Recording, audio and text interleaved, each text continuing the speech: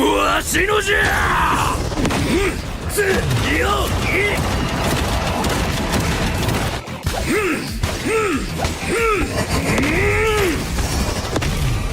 楽しいのを呪いの家。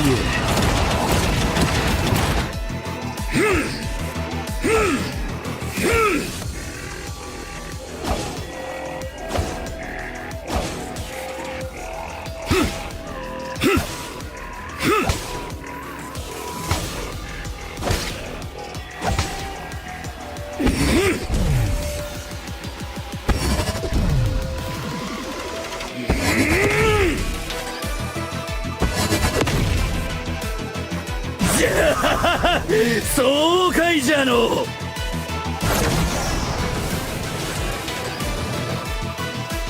見つけた。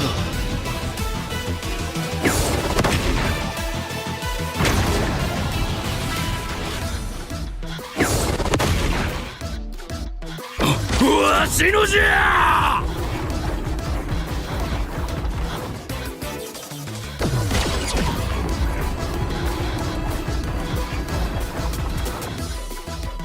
楽しいのを。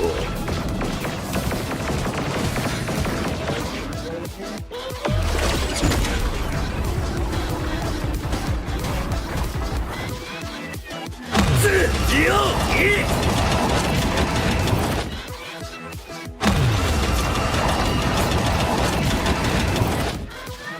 呪いの家。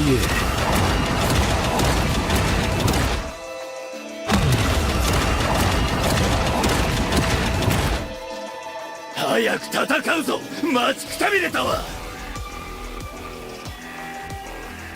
無駄じゃ。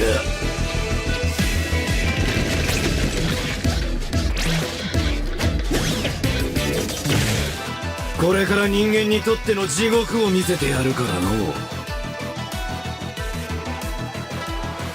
早くしろ。我は待たされるのが嫌いじゃ。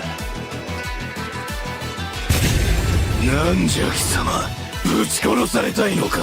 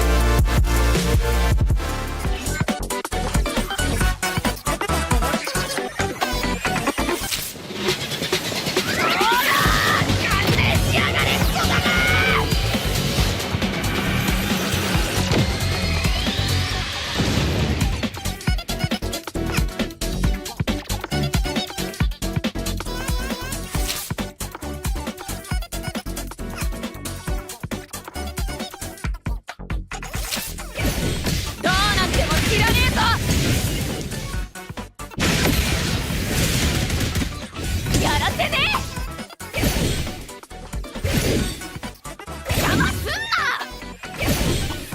行くよ行くよ。おりゃ行くよ。そこでやらせて。てめえはうちを怒らせたぜ。どうなっても知らねえぞ。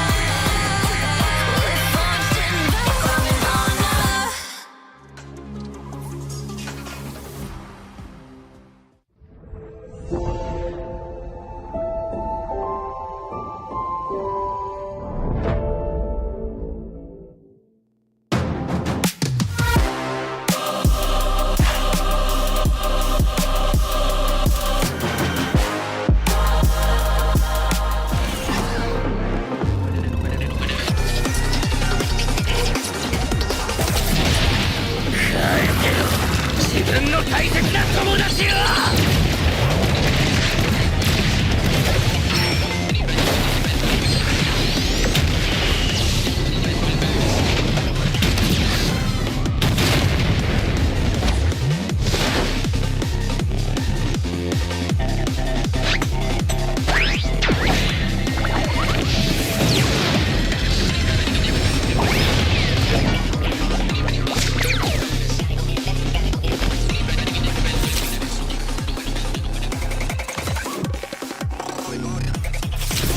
行くぜ。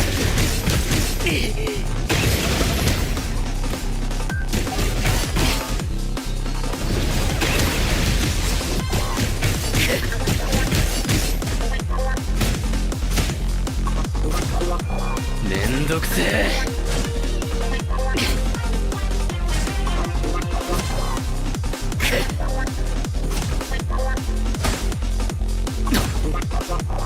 行くぜ。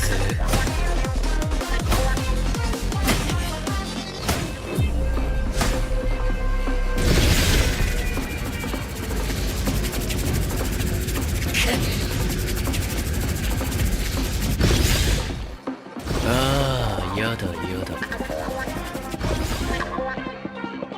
これがターボババアの力かよ。なえるぜ。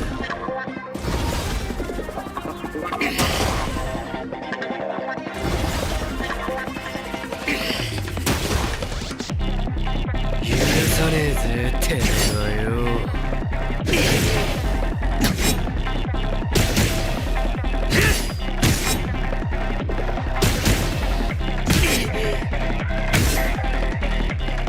やれやれ本気出すぜ。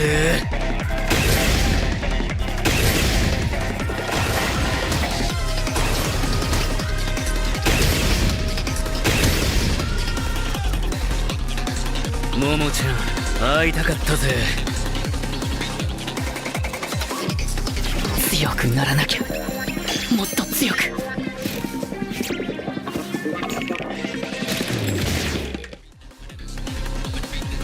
そういうことかよ。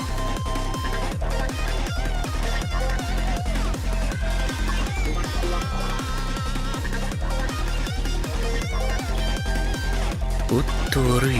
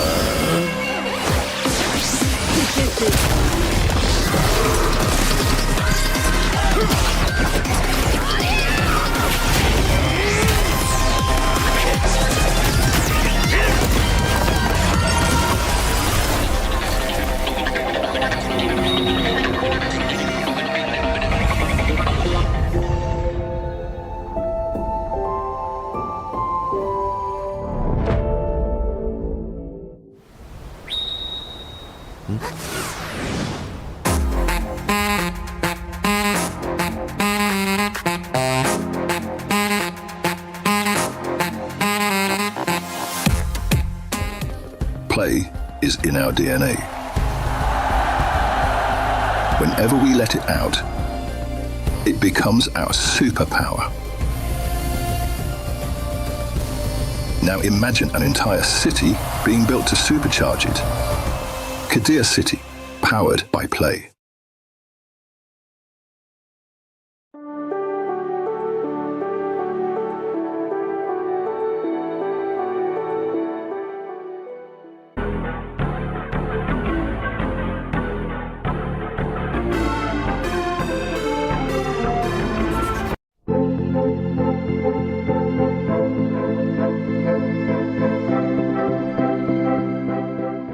The human body was built to move.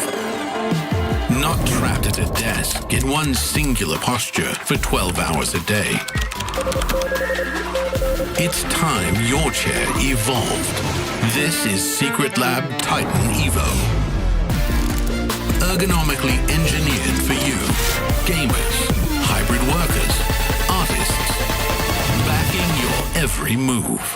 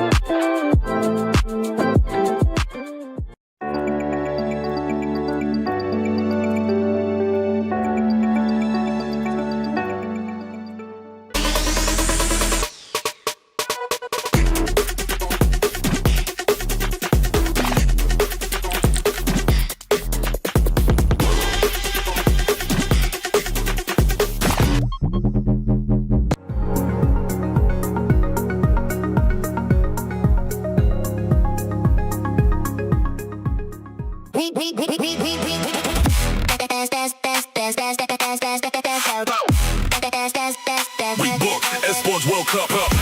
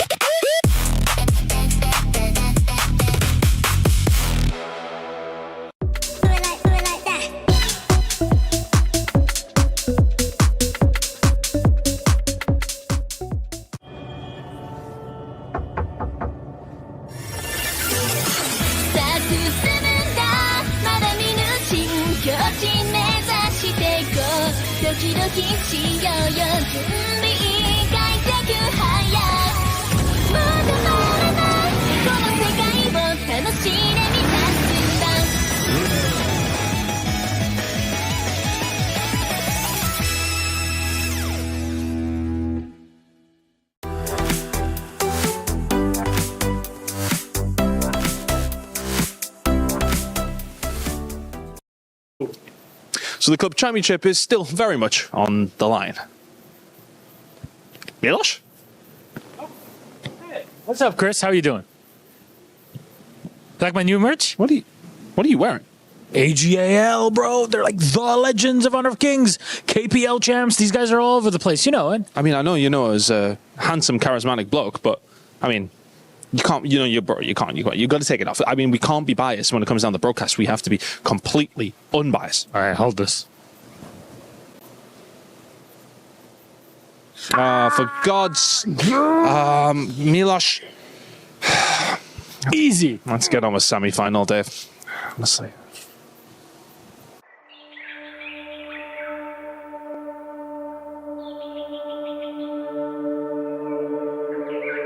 Wang Cao.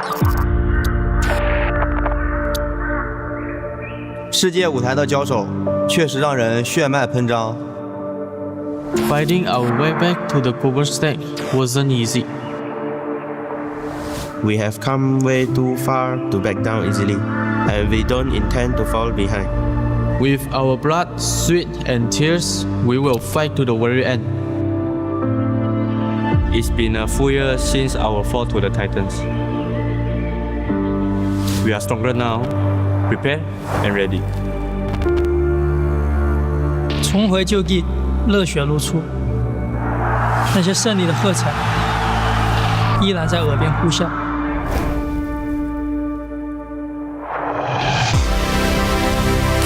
这一次，我们要的不只是过往的荣耀。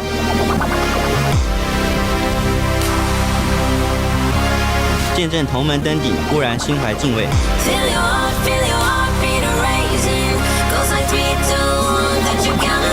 To share this stage with Enoch is an honor. 但也该轮到新王当立了。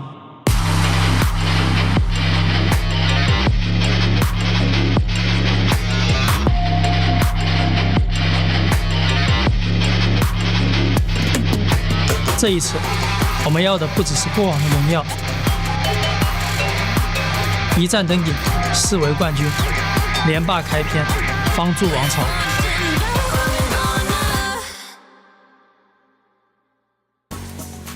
Welcome back to the Lenovo Legion Gauntlet, everybody. My name is Rainday, and I am joined by some amazing panelists to kick off what will be a historic day in KWC history here at EWC 2026. We've got two semifinals, two KPL teams battling against the regions that want to prove that they have stepped up their game and can challenge the throne defenders. But it's going to be anything but easy, as these best of sevens will test them, push them to the limits, and maybe give us stories that will rewrite the course of history. All of that on the line, and all of that coming up very soon, plus some teasers as to all the fun we're going to be having tomorrow, Saturday, in Paris, France, at our finals. It's going to be a best of three match, a best of seven grand finals, a show match in between, all of that stuff to stay tuned for. But let's get into today and narrow our vision on our semifinals, which will set that show up. Of course, I'm joined by two gentlemen who need no explanation, no introduction, but I'm going to do it anyway because I think they deserve it. Isaac and Sagi.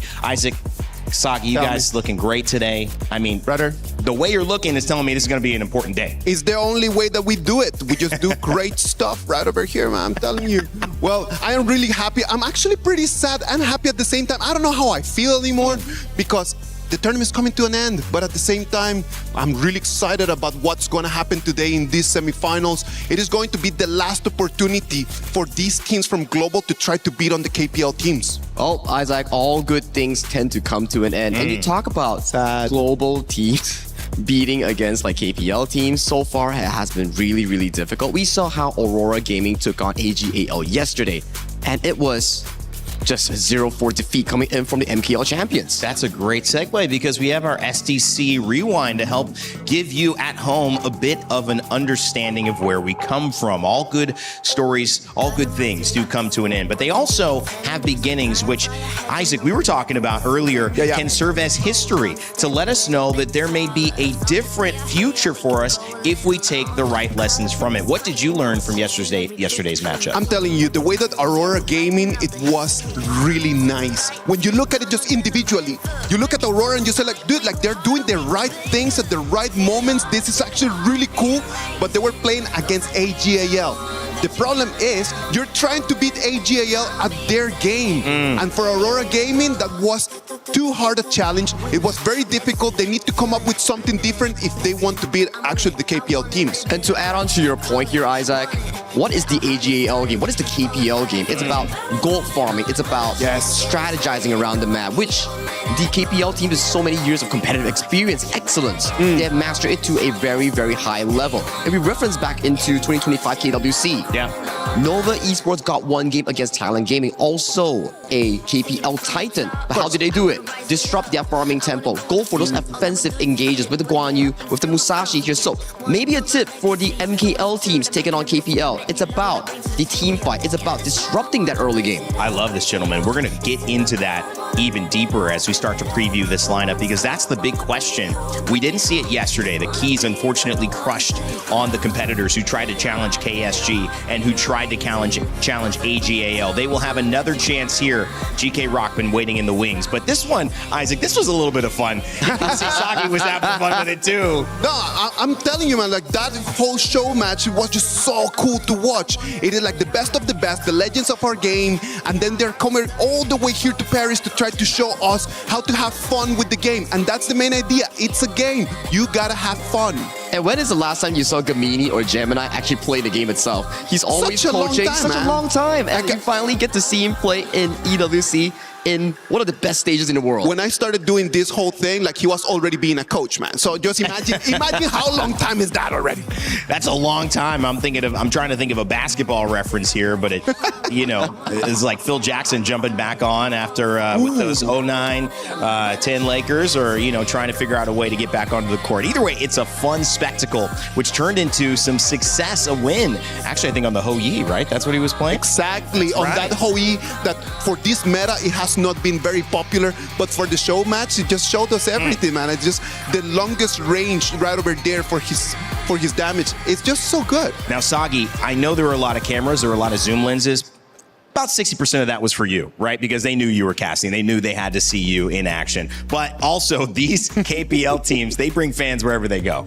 Exactly, right? You can see the crowd starting to slowly fill up everywhere. And yesterday's entire vibe in the stadium, it was just amazing. I could hear the fans cheering, the fans roaring, cheering for AGL in both Aurora Gaming right through my earphones. Yeah, it's going to be a fun one today. Expect nothing less. But we do have to give you an update on the club championship. That's why we lean on our Aramco Club Championship leaderboard to give us the current rankings each and every day. And that's Team Falcons, who have actually pushed their point total up a little bit since we last saw them. So 2,600 is the top. Not a Spincer Virtus Pro, still in that top three. Team Vitality and AGAL rounding out the top 5. Team Falcons gotta have like this strat for every single EWC, Man. just coming in, just first place in the first weeks. Like you see them a little bit shaky, but then after that, they take the first and they do not let it go. That's what defending champions are made of here. And talk about defending champions, you have AGAL coming in from honor of Kings World Cup. Yino and his squad is set to potentially topple the total points for the club championship rankings. That's why they're going to be fighting not only for KWC glory, but also for being able to get the EWC top rank. I mean, there's 3 million in this tournament. There's 70 million overall at EWC. So you can imagine what that club championship winner is going to be grabbing for first place. A lot to play for. Plus the pride of your organization. Falcons trying to do something historic, back to back to back. It's hard enough to win once, but to go back to back to back, that would be something that would be very hard to replicate in future years. But of course, what makes this also interesting is as you see teams rise to the top, you see teams fall. And in EWC fashion, that means that their keys are crushed. And unfortunately here, it was KSG and AGAL doing all of the crushing to their contenders. Isaac, it was not necessarily a close match, but there were matches that, again, we hope expand upon the literature, the footage, the film that we have on how to dissect the strength of the KPL. Like we need to understand something and just take this as educators. Understand, looking at the match and just trying to find the little details and the little points that then in the future you can actually use to your advantage. Classic for us to say like, oh, the KPL teams are just so good at these things. What can the global teams do in order to counter that? I think the global teams, number one, is what we talk about. You have to play out of the KPL way. Try to disrupt their tempo. And coming in for today, we have 2 upcoming matches featuring both KPL teams going up against global MKL teams. And this is a good litmus test. We kind of talked about this. How far is the difference? How can GK Esports, Rock Esports find themselves competing yet again in these moments? So, of course, that leads us to our first head-to-head. You might have seen AGAL yesterday. You'll be waiting till the very end of the day to see them here because KSG will be taking the stage against GK Esports. These two teams, one from the KPL, one representing the global side in the MKL, correct? Of course. And that just means that, again, you have moments to learn from, but also moments to be excited about. I know that Guayu wasn't excited to play KSG. Oh, no. But he was excited for his first pick. He was excited to be in this part of the draft because they made it to a semifinal, which is a huge thing already in itself. I do believe that for all global teams, they would rather play in KSG than to play AGAL. Oh, why is that? To yesterday, I just put a point out there that said, KSG, it is the standard that the global teams need to try to aim for because of their game style. Their game style is very dynamic. It is always out there trying to get the fights. They're really into it. thing that global teams already have in their DNA. They're quite fast, too. One of the fastest games, one of the fastest series we've seen, Sagi. And it's very hard to put kind of a stopper onto the momentum once it starts to flow from KSG, hoping maybe to get that slowed down early on from the side of GK Esports. I think to your point as well, it's more of a double-edged sword where AGAL's placed out yesterday, slow, steady, winning the race. But when it comes down to KSG, they're like, nah, we don't want that slow. We want to attack you when we feel that we want to fight you, bring that goal lead in and snowball the game out of control. A lot being learned here, of course, and as we take a look at KSG's roster and introduce them to you, these are names very much like my panelists, Isaac and Sagi, who need no introduction. We had a chance to catch up with KSG, and I believe it was Sky who got a few words before our semifinal match. Hi, guys. Sorry. Can I have one more take? 3, 2, 1. Hi, guys. Good to be back. I have Yu join me for the pre-match interviews. Please say hi. 跟大家打个招呼，小雨。Hello， 大家好，我是快手小雨。今天的比赛在开始之前来到场馆，大家整体的状态和心情是怎样 ？How do you feel about arriving at the venue here again one more time today？ 就正常吧，没什么太大的起伏。I think we would just keep it casual. I think nothing much is happening going on. I think it's a very calm day they are having right now. So I just talked to your opponents for today's game. They think that they will give a very hard target towards your jungle. How do you feel about this? 我刚刚和你们今天的对手聊了一下哈，他说他们如果说今天要放一些重点的话，他们可能会进攻你们的野区啊。所以这一点的话，你感觉怎么样？会怎么样帮助句号保护他的野区呢？我会把对面发育路打爆，然后来帮他收野区。Okay, I will crush our farm lane on the front bottom side, and I will help Juhao with his jungles. I think it will be a huge support from you from the bottom side. And more to that, what's your prediction of today's best of sevens? 那你自己哈，不知道是鲜奶还是毒奶，你对于今天的比分会有怎样的预测吗？4-0。哦，你为什么要笑得这么开心呢？是现在很兴奋吗？没有。哦，就是想笑一下。Okay, I'm so happy about that. I feel very excited, and I think the score will be 4-0. Thank you so much, 小雨，谢谢你哦。希望你们今天比赛有好的发挥。Thank you, and that will be it. 我们打个招呼，拜拜。拜拜。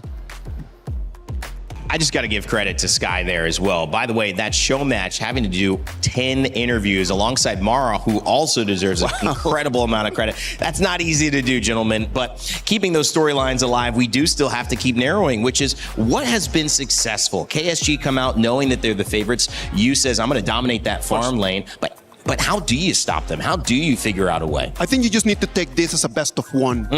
If you are a global team and you actually want to come in and then try your very best to take the one game, take the one game and then don't think about the second, third, fourth. I'm sorry. It's just a matter of being realistic. Go on that best of one, first game, everything that you have, best picks, and just get out there, just swinging. To your point, right, Isaac, I think it's really evident, right? There's evidence. We did see it before back in KWC 2025, where Nova Esports went against Talent Gaming coming in all the way from KPL. And the way that they did it was insane.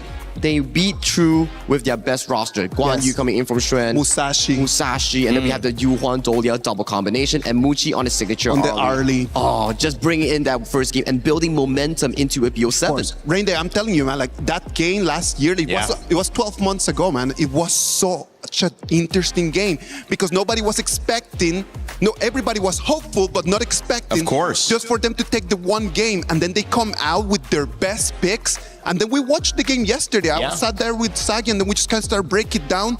And then we understood exactly the momentum. Like we understood the moments of the game where Nova Esports at that time, right now, Rock, they actually just brought the game to their side. And to your point as well, one final thing that I want these global teams to actually learn. It's proactiveness. Of course. You can't fall into the KPL tempo. The moment you drop into that tempo, we saw how Aurora Gaming in first game against the side of AGAL 3-3 in terms of score. Of course, they were losing 8,000 goal at 10 minutes. Sure. And this is going to be an important thing. All those things, lessons and maybe tips on how to approach it for GK Esports as they face up against KSG. This is a roster that has gotten to the semifinals of a major tournament in HOK. So there's nothing to slouch at, nothing to be upset about, but can they do it? Do they feel the confidence? Will they come out with those strong picks? We had Sky sit down with GK Esports heading into this matchup against KSG as well. Hello guys, I'm Sky. So I have Jem together with me from GK Esports. Say hi. Hello. 今天感觉如何? How you feeling today? 今天感觉状态还是很不错的。We feel like we have a very good state today. So compare with the one you had before, do you feel more excited here coming into the arena? 和之前比如说小组赛会上场比赛的状态相比的话，今天会感到更加兴奋一些吗？当然了，感觉打到 KPL 还是很激动的。Definitely, we feel very excited because our opponents is one strong team from KPL. So did you watch yesterday KSG performances and how do you feel about this? 昨天的比赛应该有看啊，今天自己的对手会给你留下一个怎样的印象？在昨天观赛的过程当中，感觉快手的进攻性非常强嘛，我们需要在这方面去跟他们进行一些碰撞。I think KSG is really aggressive when it comes to gameplay. So we need to do something when we encounter them with this kind of play style. I think today in game we're going to be looking forward to those combats in the gorge. So did you actually have the scrims with them during your practice? 其实我们在近期有和今天的对手进行一些比赛上面的训练或者训练赛上面的训练吗？会有吗？没有，我们都是在跟 AG 打。直接跟 AG 打训练赛的这个战绩，可以给我们稍微透露一下吗？上一场是2-3输了。Okay, so indeed, actually, we don't have those scrims with KSG, but on the other hand, we do have some scrims with AG, and the result is a 2-3 for us. It's a very functional loss, but we think, it makes a lot more sense, and we did progress a lot during that scrims. So, what do you have in mind of the scores of today's best of 7? 今天这场 BO7 应该会非常的精彩哈，你自己对于这场比赛有任何比分上面的预测吗？4-2吧。然后你觉得就是胜利会属于你们，对吗？有什么话想和你的队友说吗？我们打好自己就好了。Okay, I think it's a 4-2 for us favoring our side. And one thing I want to tell my teammates is we will try to do our best. Looking forward to your play. Thank you so much. 希望你们今天有个非常好的发挥，谢谢你。Go back to the casters. Thank you so much, Guy. 4-2 on the side of GK. Those are some strong words, some fighting words, many might say. But the cool thing about it is that we have to remind everyone of the Titan bounty, which means that if you have a win against this team, you get $10,000, literally, for winning one game. But then if you win the series, you get $100,000. We have yet to see a game one against the KPL team. Will this be it? And let me even direct the question more concretely. How do you do it? What do you focus on to get that one win in that game one? Top picks. That's it. Just go with your best picks and then just go around and get everything you can get in that first BP. Put Guiyu on the Fatih, put Mustang King on the Ogren. Just start taking just everything that you can for your teammates. I think when it comes down to those players that you mentioned here, especially for Shisan and also Ze, their Liang Frost, their Annette pick here has been pretty much amazing in winning us out some of their BO7, BO3 games. But I want to highlight what exactly went down in that interview as well. The way that Jem was saying that, the last time we screamed AGAL, it was 2-3. We lost, but 2-3 against That's amazing. Man. There you go. That's huge. It is a friendly match, right? It's just a scrimmage, but if the scrimmage, we can take that same attitude and move it right over here, straight into the stage. This is going to work out for them, and they could just go home with $10,000, a little bit more. Every single game means that, and every single game for you might mean that you move up in ranked or start to learn a little bit more about the strategies that would help a win against KSG or AGAL. That's why we want you to play Honor of Kings by scanning the QR code and joining not just the fight here on stage, but the fight in game. And I love the way that we also get a chance to look at the characters, the heroes that are making a big impact, Sagi. There's a few more that you guys have been mentioning before we kind of came back on camera here that you would love to see in game one. I think 100% I would love to see Anna and also Liang coming in from Ze. I think, yes, we highlight the FMVP players coming in from the side of Musang King, coming in from the side of Guiyu. But when it comes down to playmaking, I think LFF coming from KSG and also GK. These two players are standouts to look out for. There are players over there in GK Esports that they have already been to KWC, that they have been already here in EWC's finals. So we know that they know how to make it into the last game. We're really looking forward if they can have a second chance at it. A second shot at the grand finals is not what you can actually look for in a normal day. They've been into it against 2024 against the side of the dream team coming in from KPL. Can they do it again? Hard to say, but they have to face off KSG in this round.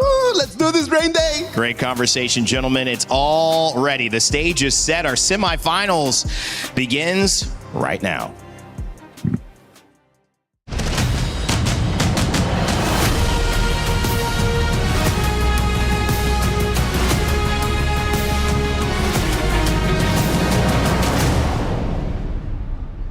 Welcome to the semifinals. This is the penultimate day of the Honor of Kings World Cup at EWC. 4 teams remain, but by the end of today, only 2 will have a chance to battle for the championship. KSG will enter today after one of the most commanding performances of the tournament. But GK Esports didn't come to admire the KPL champions. They came here to beat them. It's just part of it, right? Yesterday, we saw domination from our KPL teams in the quarterfinals.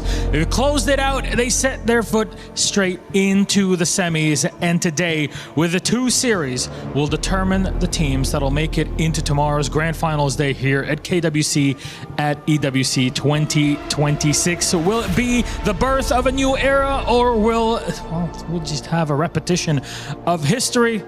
We'll tell all together. Though, let's introduce our teams for our first series. Please join me in welcoming Quishao Gaming! Flawless ever since landing in Paris, their approach has stayed as consistent as their results. Pressure, snowball, clean up. Clinical is the name of their game, and the Surgeons are buzzed on stage for one more series to propel them into the KWC Grand Finals. And facing them is GK Esports. They've continued to grow with every series. They've shown they can adapt, they can fight under pressure, and they're not afraid of anyone standing across from them. GK Esports have earned their place amongst the Final 4. And now they find themselves just 1 victory away from the biggest match of their year. Mara, to be the best, you have to beat the best. And this is a game you absolutely need to be watching out for. It can change the trajectory, the history of KWC. So please, GK, please, Quishao Gaming, you may place your keys, take your seats, gentlemen. All yours. Go ahead. Get yourselves ready and set. This one is about to be massive. I know they're all breaking it down. They're telling you what the preparation is and our teams, respect between our 2 team captains. So let's get this one started.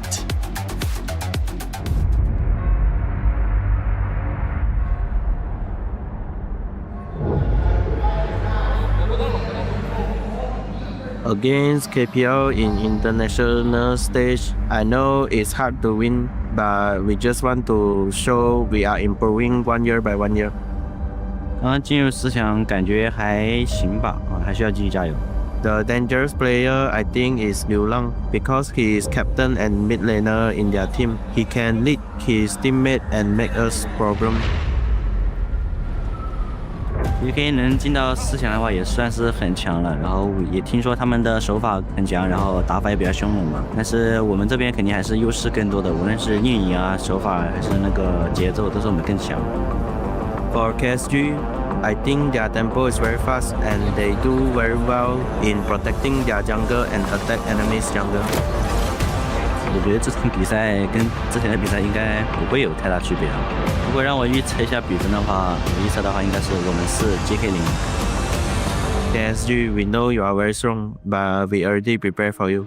希望你们努力吧，早日追上我们。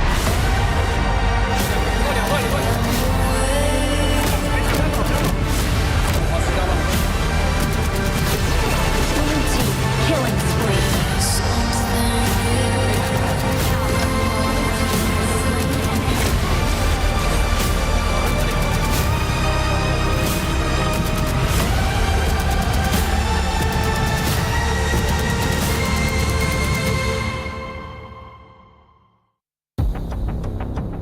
Well, KSG, they know the task. Get to the finals. Maybe have a chance to go up against their KPL rivals in AGAL. But of course, GK Esports may be the taller of those tasks. Try to get a game, maybe a series, and change the fate of history.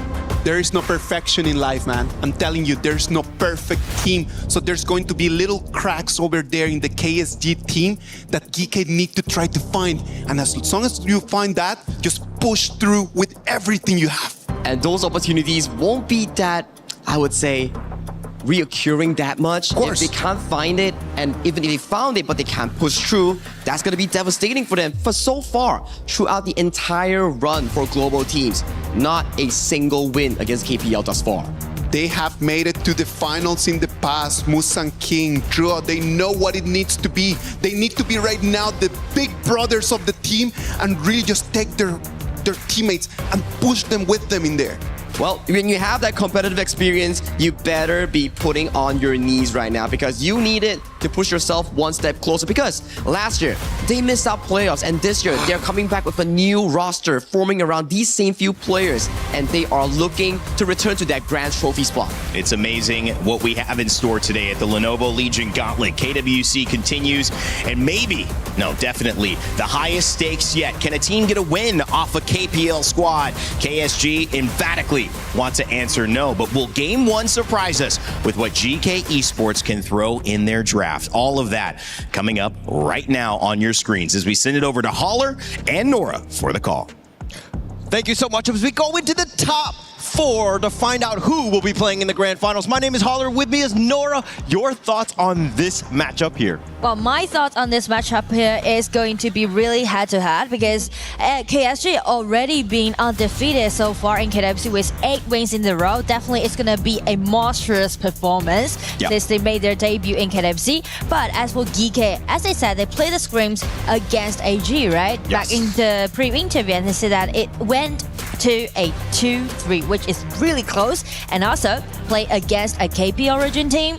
Well, I'm not that sure about today's matchup. Yeah, and actually, not to disrespect either of these squads, but I do think that it's going to be a little bit more competitive than what we saw yesterday, only because of play style. If we're talking about Kwashu Gaming, they tend to take a little bit more risk. They're not as cagey as AGAL, so there are definitely opportunities for GK Esports, who, again, like to brawl as well. They could potentially find a way into this game. I totally agree with you, because speak of the play style, KSG is known for their aggression, and so does GK Esports. So I'm looking forward to seeing a lot of early game skirmishes happening in today's Best of 7. Definitely so. And I mean, for me, it's kind of like that top lane, right? We know Silence, he's a rookie coming in on the Kwashu Gaming side. He's only 19, but if we look at the other end, GK Esports, Goyu, he was a finals MVP in the KIC 2025. He's 18. So these young prodigies playing into the Clash lane, this is going to be an interesting one to watch here. I feel like both top laners are actually the rising stars from their own region. So I do like the way how you're putting it, right?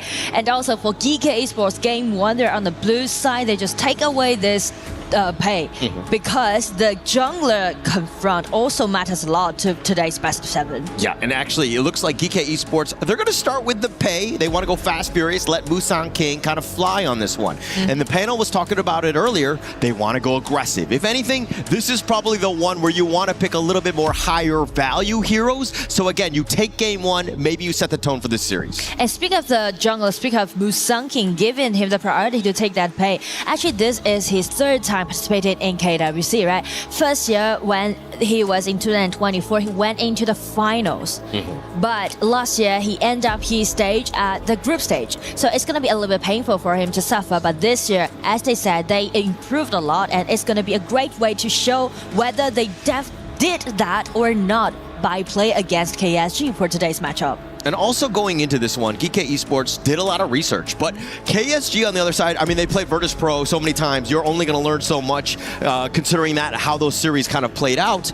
But for me, it's kind of like KSG, what do they need to do going up against GK Esports? Well, I feel like KSG just need to stick to their own playstyle, right? Being really aggressive. Already we can see by this Lapu-Lapu, Ukyo, and also this Mai. Mai is always going to be the shot caller, not even mentioned to Liu Long, is the leader and also the the captain of KSG. So definitely Mai and Yukio, this synergy is going to lead the whole pace for KSG in game 1. If they're going to go very fast as well. I think that also, like if you're talking about a Mai, this is very high flying, definitely like bursty type of damage, almost everything that you want. So again, this is also, you know, to kind of counter the pay, right? So if we're talking about early game, both of these teams really want to set the tone early. And also because of the laning also matters a lot. So that's the reason why Geeky is banning away this channel and also Flowball Marksman try to shred down Yu a little bit more. Because I also want to put Yu on the spotlight. Yu is also making his debut from this year, start with Silas, right? They started their career this year, but they made it to the final and also got their team the champion, which already shown their potential and their talent. And in KWC so far, you always did a lot of 1 versus 2 and 1 versus 3 at the bottom, which secured a really nice safe laning for KSG and allowing their jungler or their mid lane to do a lot of things happen on the top side of the map. Definitely, and it's about that space. You're kind of talking about just like trying to secure the bottom as much as possible. But if we're talking about overall, like Gem and also you, like which of these two guys needs to have a little bit of a better game early?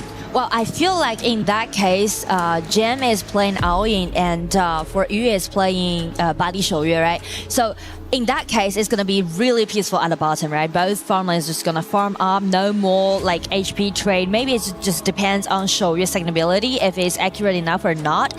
But the top side, I would say, is going to be really chaotic in the game. Yeah, actually, again, just kind of alluding to what I was saying earlier, just like that clash lane is going to be fireworks. Because, you know, again, I think both of these guys are very young, they're hungry, and they're going to definitely try to, again, set the tone and be aggressive and be like, hey, actually, I'm the one true prodigy, if you will. Yeah, you know, like the common features that these two teams are sharing, I would put it into they are young, scrappy, and want to take their shot. Yes. And it's gonna be the time, it's gonna be the first ticket getting into the final. Yeah, and here we go. It's gonna be the first series of the day, match number 1, game number 1 to set things off. And you can already see Musang King. He's gonna try to get into this proper position to, again, you wanna be threatening. You want vision as of also where Juhao will be rotating. But it's not gonna be easy one because you can see like the positioning of his rest of team members trying to guard Juhao's jungler's passing. All right, and now with this other piece, the Shoyu is going to be a later pick. What are your thoughts on this one? Is it more for the fact that, hey, we don't want to just take all of the best farm laners early, or is it more of just like, hey, we know that you want to go early, we just need to solidify the late? Well, I feel like maybe the late game is quite promising for both marksmen, but due to the lane, it all depends on the accuracy. And also, speak of accuracy, you can see a lot of HP trade happening on the top side of the map, and actually Guiyu's flash already been forced out. And at the bottom, Gem's flash also being forced out, so a lot of 1 versus 1 happened, and Kuaishou went up against their opponents on both side lanes. Yeah, actually, if Gem went down there, that would have been an absolute disaster. But look at how KSG are playing. You were talking about how they are aggressive, and they're able to take the numbers advantage and turn that into a life lead. And now Guiyu and Gem, both of them are going to feel very scared in their respective lanes. Yeah, and I mean, like, this is kind of a different level, you know, because we always mention about aggression, linked it with the team fights, with the skirmishes. But in this case, in game 1, KSG just made it by pure 101 mechanics. Yeah, not only the one-on-one mechanics, but if you're kind of seeing how they're kind of rotating, letting Juhao getting all that gold sharing, but the actual net worth lead is in favor of DK Esports. A little bit of a surprise to start things off. Yeah, because of the pay, right, and also the Angela guarantee, the vision control, so everything just being very well so far. The gold is very even.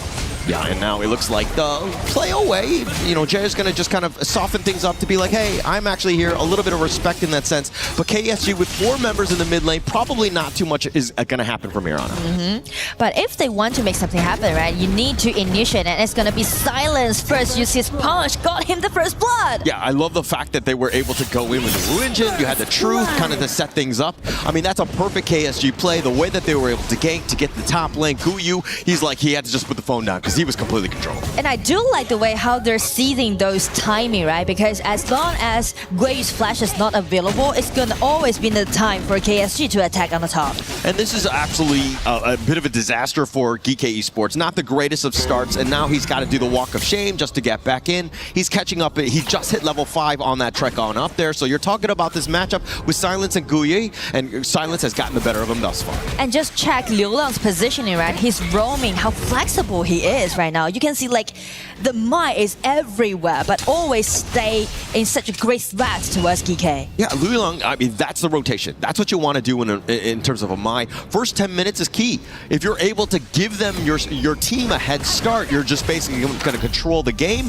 But also, one thing to take note of is the Mai kind of falls off. She's definitely very squishy, though. Yeah, so it all depends on when you're going to flash in, when you're going to knock your enemies up, and how you're going to attack at the backliners on the side of GK. Yeah, and now back into the mid lane. This is kind of the setup. If there's some sort of pick-off potentially going in before that Tyrant does spawn, this is a little bit of a worrying time because it's going to be very close here. And speak of the Tyrant, actually GK, because Guiyu already fell down once, so they might not have the priority to rotate down first, and also KSG are making some movements happening, targeting at Gem again, force out the ulti, so a lot of nice skill traits are actually happening and also in favor of KSG. Perfectly timed, right? Juhao with that potential ambush, now he has no dragon. This is going to be very risky, and it's going to go the way of KSG because, again, it was the baby steps. It's the setup to that moment, and that's why that Tyrant was easily taken by KSG. And I feel like, you know, because we are watching the game from a third perspective, so we would say like KSG looks like roaming in a quite safe way,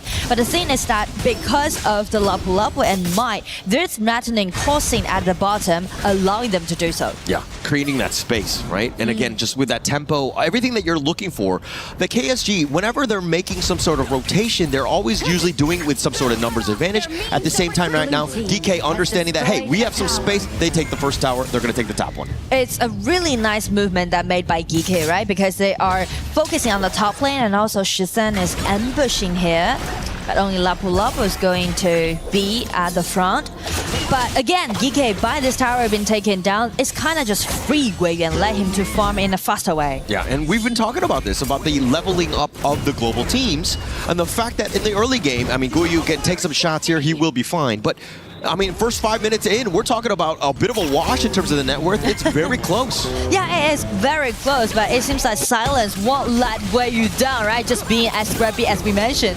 Yeah, Silence needs to be aggressive, right? And I think that when you have the backup of Juhao, it's a numbers advantage. Guiyu has to play a little bit safe, but the bottom T1 is now under siege in that sense. But GK, again, taking what KSG is giving them. I do like the way that Musangking is passing, right? Because of this pay. Oh, the truth. They have him locked up, but Gem with the shield just barely enough. Gem is off to the side. Liu Lang taking some shots as well, and it looks like Silence is going to be killed. The infinite fastness, does he go aggressive? Gem is looking on the prowl. He goes right on top of you, the flash away, and it looks like Gem is in a bad spot. He's going to be controlled, and LFF taking him down, and now with the tremor smash, but he too is a little too low. It looks like GK Esports a little too proactive at this game. So true. It seems like they already want the upper hand, but they know that it might be a window open for them, so just check Gem. A little bit hesitation, but he's still trying to dash in, but make it as a 0-2 trade.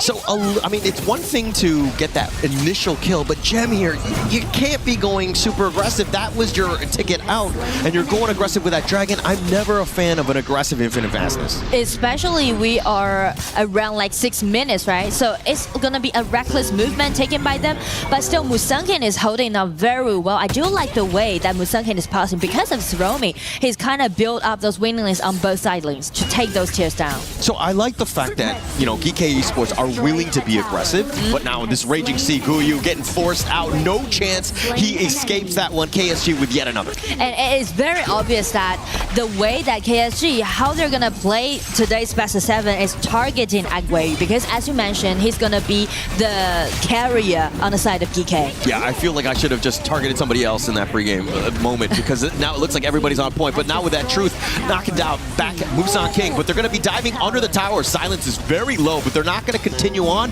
because, again, the mid T1 is there to keep him covered. But I also want want to highlight Shisan this Angela because Angela's burst of damage is definitely the most powerful burst of damage so far in 7 minutes. So you can see like after he unleashes ulti, it can easily take like all members. Neither is gonna be Dharma or this Lapu Lapu. It's too much for them to soak in those burst out damage. I mean, that's kind of the dream, right? When you have the Chaos Cinder and then you have Jhe on the Leon Poe with that Tremor Smash, right? And then you're just blazing brilliance, you just burn everybody down. But KSG right now, the way that they're positioning, they're not giving these freebies away. Yeah, but as we check the goal difference again, oh, nice burst of damage actually targeting at this Shouyue. But anyway, like from the gold difference, you can see KSG still holding a 2,000 gold lead. Yeah, it's actually starting to grow in favor of KSG, and we're only at 8 minutes. DK, we're doing the good fight, but then again, those 2 kills that they kind of gave up, you know, it's not a great spot. And now Silence, it looks like he's going to be looking to dive. Gem is all by himself, no tower as well. He gets on his dragon, he will be back. But with this Tyrant spawning, Gem needs to be very careful. Juhao over the wall, Infinite Vastus aggressively used. The Tremor Smash is on to 2, and the LFF getting a little bit low himself. But Jhe, he's going to be off to the side, and they have the knockback on the Guyu with the power gradation, finding LFF. But Musang King is going to be taken down. They did find LFF, but it's just a roam, and they knock him down. That's a double going the way of Juhao. Juhao got the double kill, and it's so crucial for KSG to do so in the mid game because at least it's going to be a 1-2 trade. I mean, again, it's kind of like the same scenario happened again, right? James hesitated a little bit, and at the end, he tried to dash in, but it's kind of like, you know, you are isolated from your teammates, and the rest of the team members try to group him up, try to back him up. But the thing is that they're kind of scattered because they don't really see that what happened. Oh, the truth. Oh, again, Jhe getting a little bit low. I love the way KSG are stacking it. The Wild Wind just barely missing Jhe as well. But the way that they're able to kind of stun lock, and I mean, it's only because of the fact that Jhe is a bit tanky and he was able to survive. But please, Nora, please break this down. Well, from the replay, we can obviously see that there's only Aoi and also Pei jumping in, but the target they are aiming at is this Lapu Lapu. You can see that either Shouyue or this Yukio, they're in such a safe positioning, right? So allowing them to do all those pushbacks. Yeah, all that pushback, all that play. But, I mean, the Infinite Vastus, the reason why I don't like the aggressiveness is that it's your get-out-of-jail-free card. And the fact that, again, if you use it aggressively, you have nothing, plus you're low, and maybe you have a flash, but that's it. You're in a bad spot in the heart of the enemy team, not where you want to be, especially as a farm laner. Especially now we are reaching at the 10 minutes mark, right? With a 3,000 gold in lead, KSG definitely going to bait a little bit more. Definitely looking to bait. I think that with this Tyrant, though, maybe off to the side, it looks like Liu Long is in that brush. He's been skirted away by that Chaos Cinder. The Tyrant getting a little bit low. Juhao has shown up. Jhe's got the vision, and now he's looking to go for that burst ramp, but it looks like Juhao is going to be taking that Tyrant, and now it's an all-out retreat. The Raging Sea is going to be used. It's on the side, but they find Musang King. Guyu looking to do some work. He finds Liu Long, but now Guyu, he's going to be focus fired, and it looks like he will fall. You finding him. The chase is on. The Infinite Vastus is now going to be used defensively, but Gem gets caught out, slowed if you will. He's going to get barely away, and LFF just not able to find him as well. It's going to be a 1-3 trade. You can see the layers that KSG is putting into their team fight. First, guarantee that Tyrant, make sure that they got enough power, capable enough to do this team fight. And after they grab that Tyrant, Liu Long just instantly flash in and knock like 2 people off and just initiating such a beautiful way. Yeah, the target prioritization, the way that they're able to take it down. I love the fact that you were talking about layers. They find layer after layer, and it looks like Jhe has to use the Tremor Smash just to stay alive. The Wild Wind does hit him, but it's not enough damage. Oh, that's scary. Oh my gosh, he's coming back to the fountain with some holes in him. Just check the replay, right? After guarantee the Tyrant and Liu Long flash in, it's gonna be the time. Got this Pei, be controlled, and by this Yu is always keeping himself so comfortable during the team fight. Yeah, the target prioritization, KSG, it looks like they want to focus on a Musang King. Take him down, maybe you find Gem. I mean, if he doesn't have his dragon, he's the next target that they've been looking for, but they've almost burned him down as quickly as they've come in. And you mentioned about burn down. I feel like GK is kind of hesitated when they're trying to initiate because they feel like the initiation isn't that enough because Lianpo is the only one allowing them to do the control ability, right? But if he dashed in, there's no come-up burst of damage actually. Yeah, and I also think that it's because GK Esports don't have that perfect positioning. KSG, the way that they're always keeping them in arm's reach. They're never in danger. They're never huddled together where, again, that Tremor Smash might be game-winning.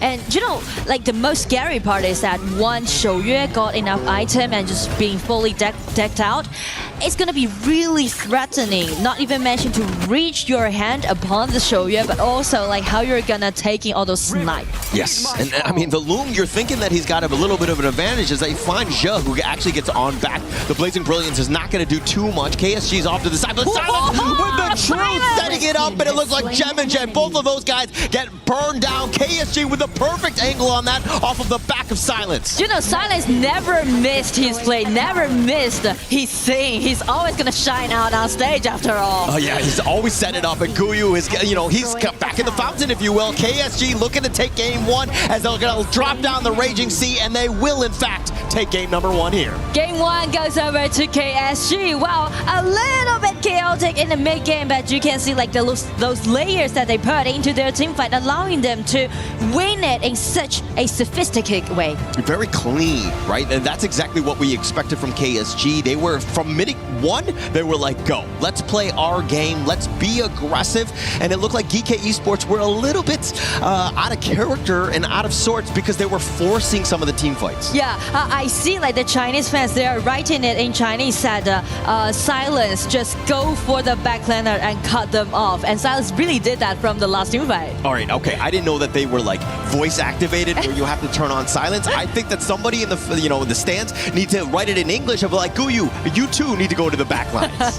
But both the top laner actually did really good, right? Because of the Charlotte also makes something happen during the team fight. But I really want to highlight these two deciding team fights that GK actually initiated. It was Gem trying to dash in, use his ulti, but kind of scattered from all his team member. And also it happened not once, twice actually. Yeah, and I think the way that GK Esports take the fights, the initiation needs to be a little bit different. I didn't like the fact that Gem was the first guy in. He was the first guy focused as well by KSG. They're like, okay, this free food is coming to me. I'm going to take that one to go. So after that, you can see like everything just being turned around, right? KSG guaranteeing the Tyrant and just getting in, snowball in the game, and just cleaning, take away the victory. Right, and KSG just right now, I mean, this is that Silence play. This was just like the final push, if you will. Once that happened, Gem and Jet, they really had no chance on this one. But of course, that was only game number one. Let's see what the panel had to say about that one.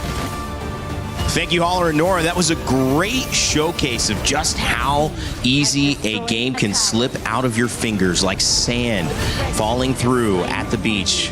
Once a full hand, now nothing less left but grasping at a memory. It was KSG who looked like they could have almost been tested there in the mid-game. Had a few fights where Shishan on the Angela was very effective, forcing Silence back, even grabbing a kill early on, but they couldn't continue into making that an actual win. And it was KSG who would take game one, Isaac, and continue on with, I think, a later game that proved to be much too strong. I think that you really make a good point of bringing in Shisan's Angela, because I do believe that it was the mid lane priority for KSG that allowed them just to be able to rotate top lane, farm lane, clash lane, like they were everywhere. And that was just the pick of the Mai. The Mai Shiranui over there allows you to rotate. It's clear that it's going to clean wave a little bit slower, but on the other hand, it just allows you just to be able to be camping over there on the bush. We had some pretty good moments, right? Especially on both the mid lanes. I think it goes back to the interview with the side of Guiyu. He said that, Liu Lang is just amazing, the captain, the main player coming in for the team. It shows on the game itself where Liu Lang found multiple engages on towards Guiyu, which we see his KDA coming in as 2-5. And then questionable engages coming in from Gem on their ultimate.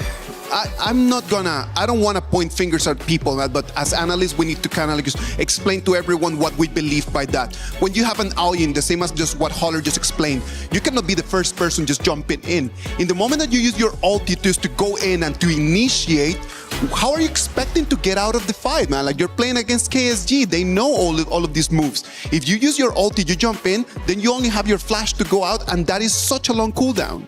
It's about, I would say, the ultimate with the Frostguard Embrace build. Yeah. 60 seconds, and you go in as a high risk, high reward. If you win, great. But if you lose as a farm lane engaging, that went really, really bad for him. He needs to read the game in that moment. Yeah. In that moment, Guiyu was already behind. And that was the problem. In the moment that Guiyu is already behind, then Gem needs to understand we will not have the Charlotte for later. We better just start to push back a little bit, change the game.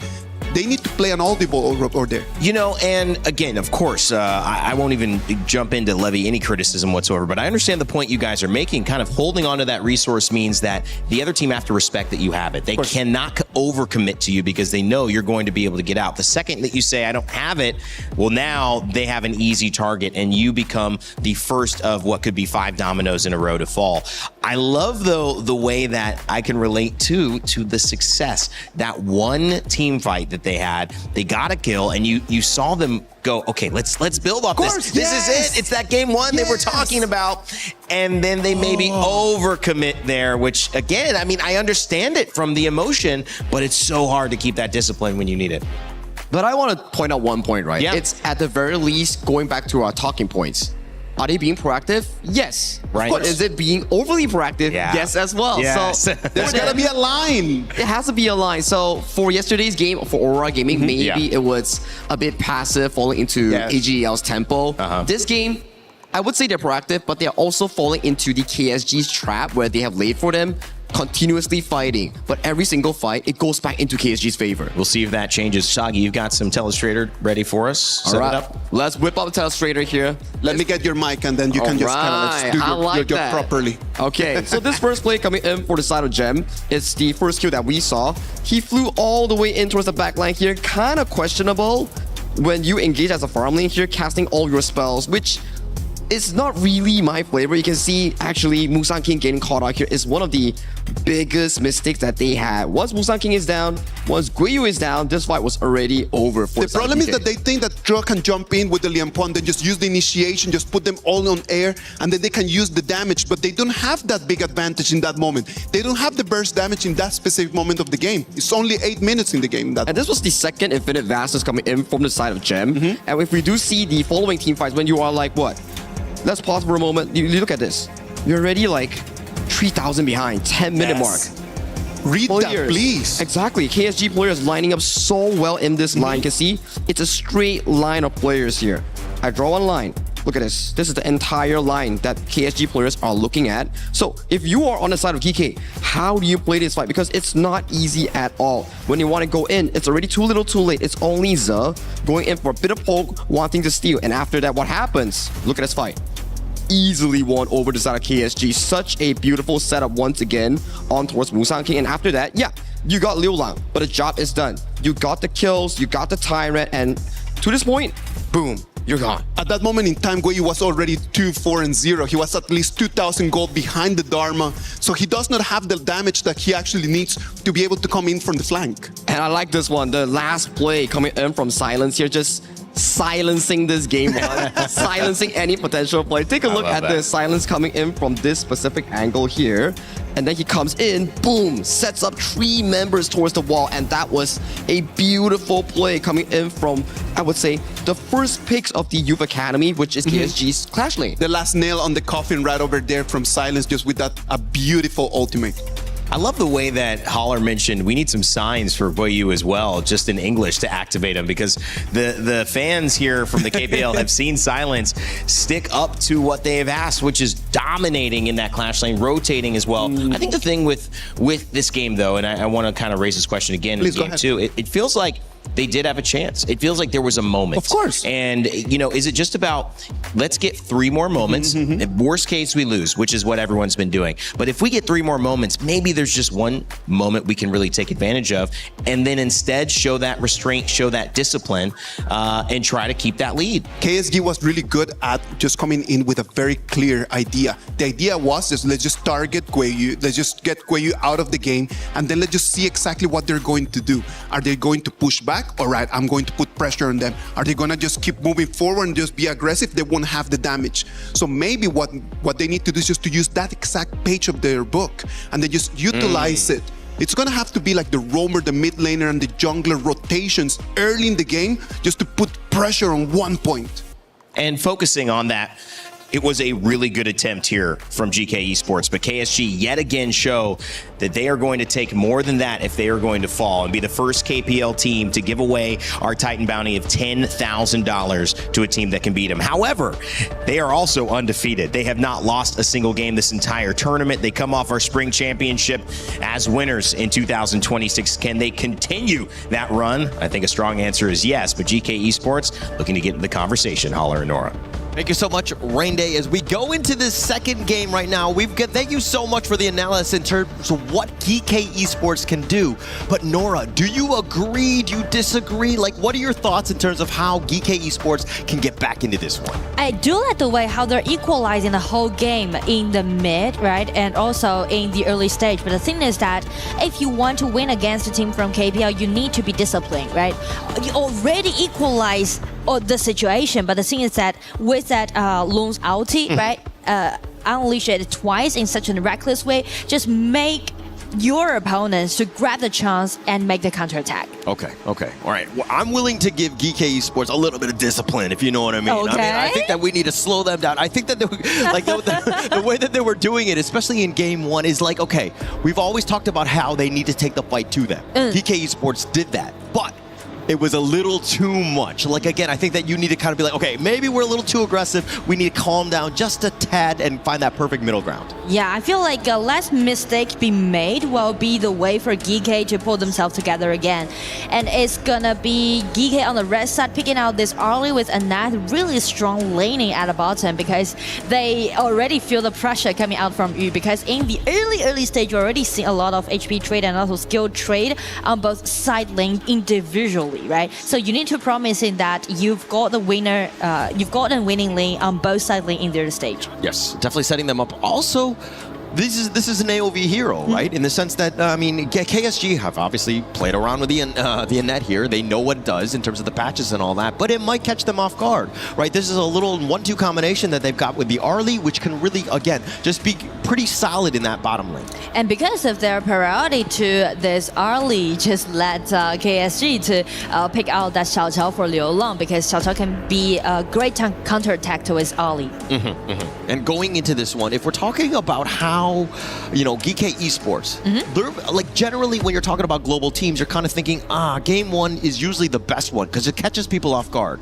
We've already gotten past game one. It did not look great. But game two, GK Esports, do they have like a pocket strat, something to, again, get them back in the series? I feel like Guan Yu is the one that they are picking and they are trying to focusing on, because Guan Yu can easily scatter the whole team fight positioning for themselves. So definitely Guan Yu gonna be a really decent pick. And not even mentioned too with this Ogren, they already picking out, I would say, like those T1 heroes in this patch. Very strong. For game two. Agreed. And I think that this is, like, you know, Musang King is one of the best on the global scene in terms of the Ogren. Yes, that hero has been nerfed many a times, but I do think that, you know, Musang King is still able to extract as much value out of this hero as possible. And now you've got Guiyu on this Guan Yu. I think that this is also a very big of a power pick because you know that they're going to be grouping up potential Razor Cavalry in a team fight. Yeah, I feel like they're trying to gain at least 1 point because they try to equalize the score. Once you got 2 scores deficit, it is really hard for you to play against and just turn it around, right? So in this game, they're picking out all those strong hero and also signature hero on the side of GK. As for KSG, I do like the In pick, you know, because I feel like it might be the most well-rounded jungler so far in this patch. Definitely well-rounded, and I think that it has a lot of mobility. I mean, the damage, I mean, it adds quite a bit to this lineup, right? So I do think that as a last pick, it's more to kind of just make sure, let Yu Hao do his thing, right? And I think that you're giving him space. He's going to be able to farm. You have the Chicha as well, also somewhat of an earlier game farm laner. I think that you have, again, a lot of good ways to kind of set the tone again early. Yeah, so because of the double warrior that KSG is picking on, it's just allowing them to do a lot of melee fights against GK Esports. So this time, I would say the team fight will be even more chaotic in game 2. Definitely chaotic. I mean, going in with this lineup, I think GK Esports pretty solid. This is, if you're talking about comfort picks and things, that the heroes that they like, almost everybody is on something that they really excel on. So for GK Esports in Game 2, it looks like they want to put their best foot forward here. And as you said, their fans are also supporting for Guiyu, as we see the comments below, right? Just try to show their support to GK Esports and also to Guiyu. Yeah, but it's one thing to show support, but they need to do it like the fans here are doing with the, Silence. They're telling him what to do, and Silence is listening. He's finding the back line. And this time, playing this Charlotte can be so dominating in the late game, especially targeting at this Nuwa. But this time in the early stage, as you can see, GK rotate very nicely, but Xiao Chao's second ability landing on first ability, HP trade that hurt. That took a lot of damage. She's got the shields as well, but now Silence is like, okay, I did what I wanted, which is, again, push Shisan away, and he's going to be very low, and I think the rest of KSG are very happy with that. Sometimes it's not about the kills, it's about that HP bar. Because once you already got HP bar advantage, allowing you to do a lot of things after that. Yes, and he can't really fight as much. He's not going to be comfortable. If you're saying what KSG did last in Game 1, which is, again, put pressure on Guiyu, they're going to continue with that as he's all the way cowering behind his T1. Doing some trades, doing some farm. Like personally, I do have my potential favorite for today's best of 7 for each team. I'm really looking forward to seeing GK play their Frost and Liang. And I do want to see Liu Lang play that Angela in today's best of 7 because he's like one of the best Angela, I think, back in KPL. Yeah, definitely. So Liu Lang, though, getting focused here. He tried to flash, but it's going to give up first blood. Guiyu with the plays. The repositioning is unreal. He's not able to find the other one, but the 3-man power gradation, they've been knocked around. That's revenge if you didn't want anything else. I mean, how could that happen? I mean, that Silence ulti with the flash got 3 members being knocked up and just make the consolation effort.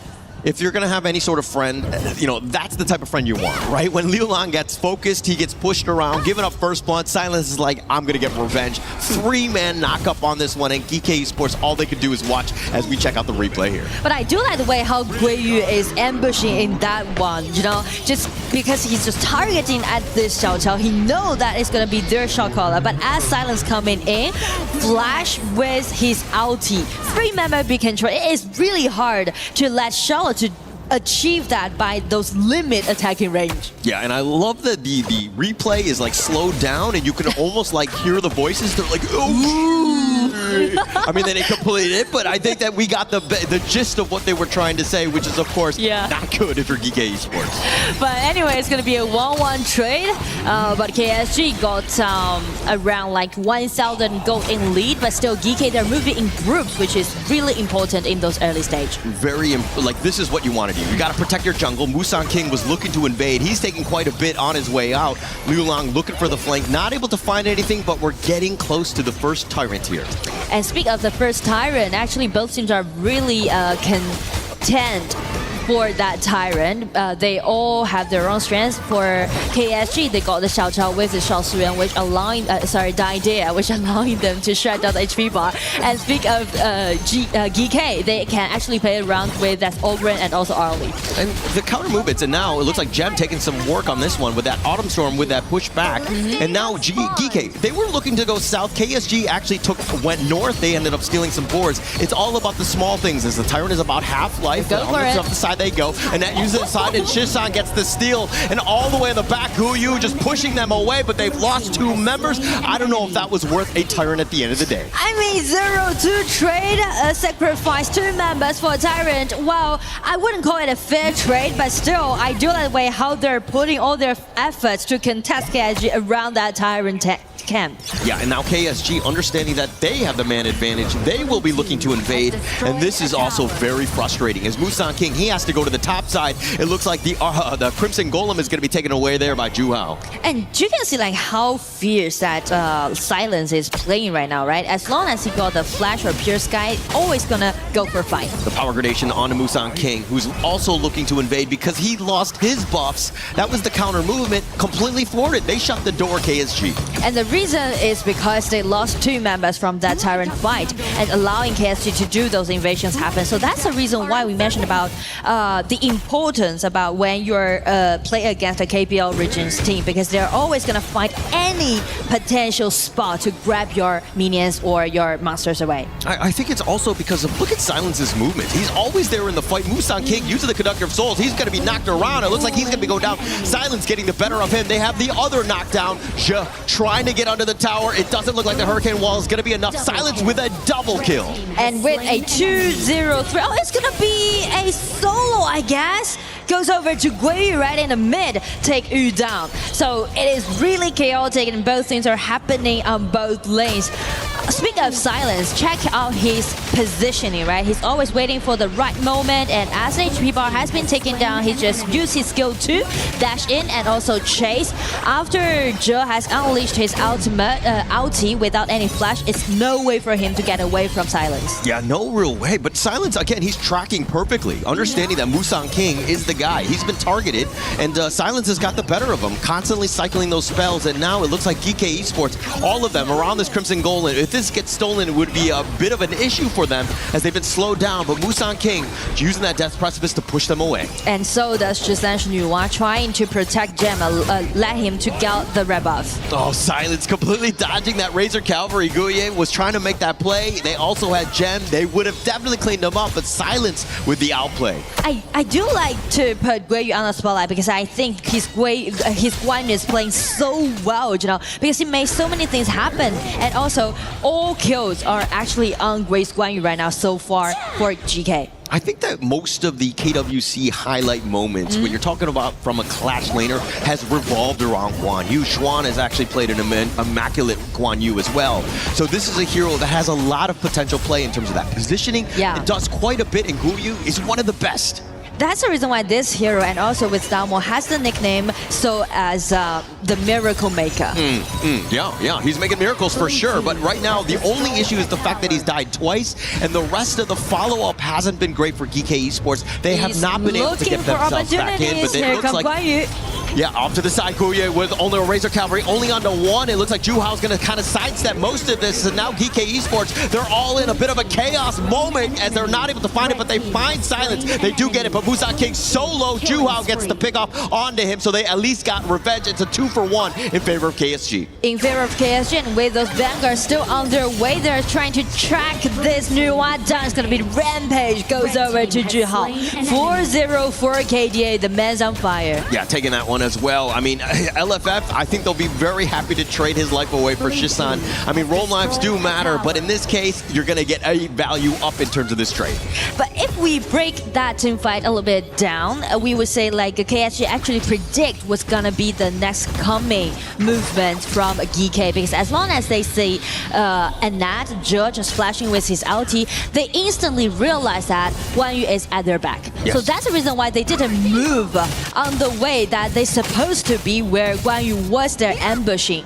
Instead, they just moved to the top side of the map. Yeah. That's the detailed movement that they made. Yeah, and also towards the back, he was just like by himself. Like he knew that if there were like 3 people right next to each other, Guiyu would have the perfect angle, and they kind of, you know, mitigated that. Having a one-man Razor Cavalry is like a feels bad moment. And that's those like certification we mentioned when we're speaking of KSG. Yes, and KSG, again, getting true value out of their picks, right? They've been, you know, Juhao, his KDA is 4-0-4, an error, if you will, but he's completely controlled this game. They're going to take the bottom T2, and they push Joe back. He can't even get to the tower to defend.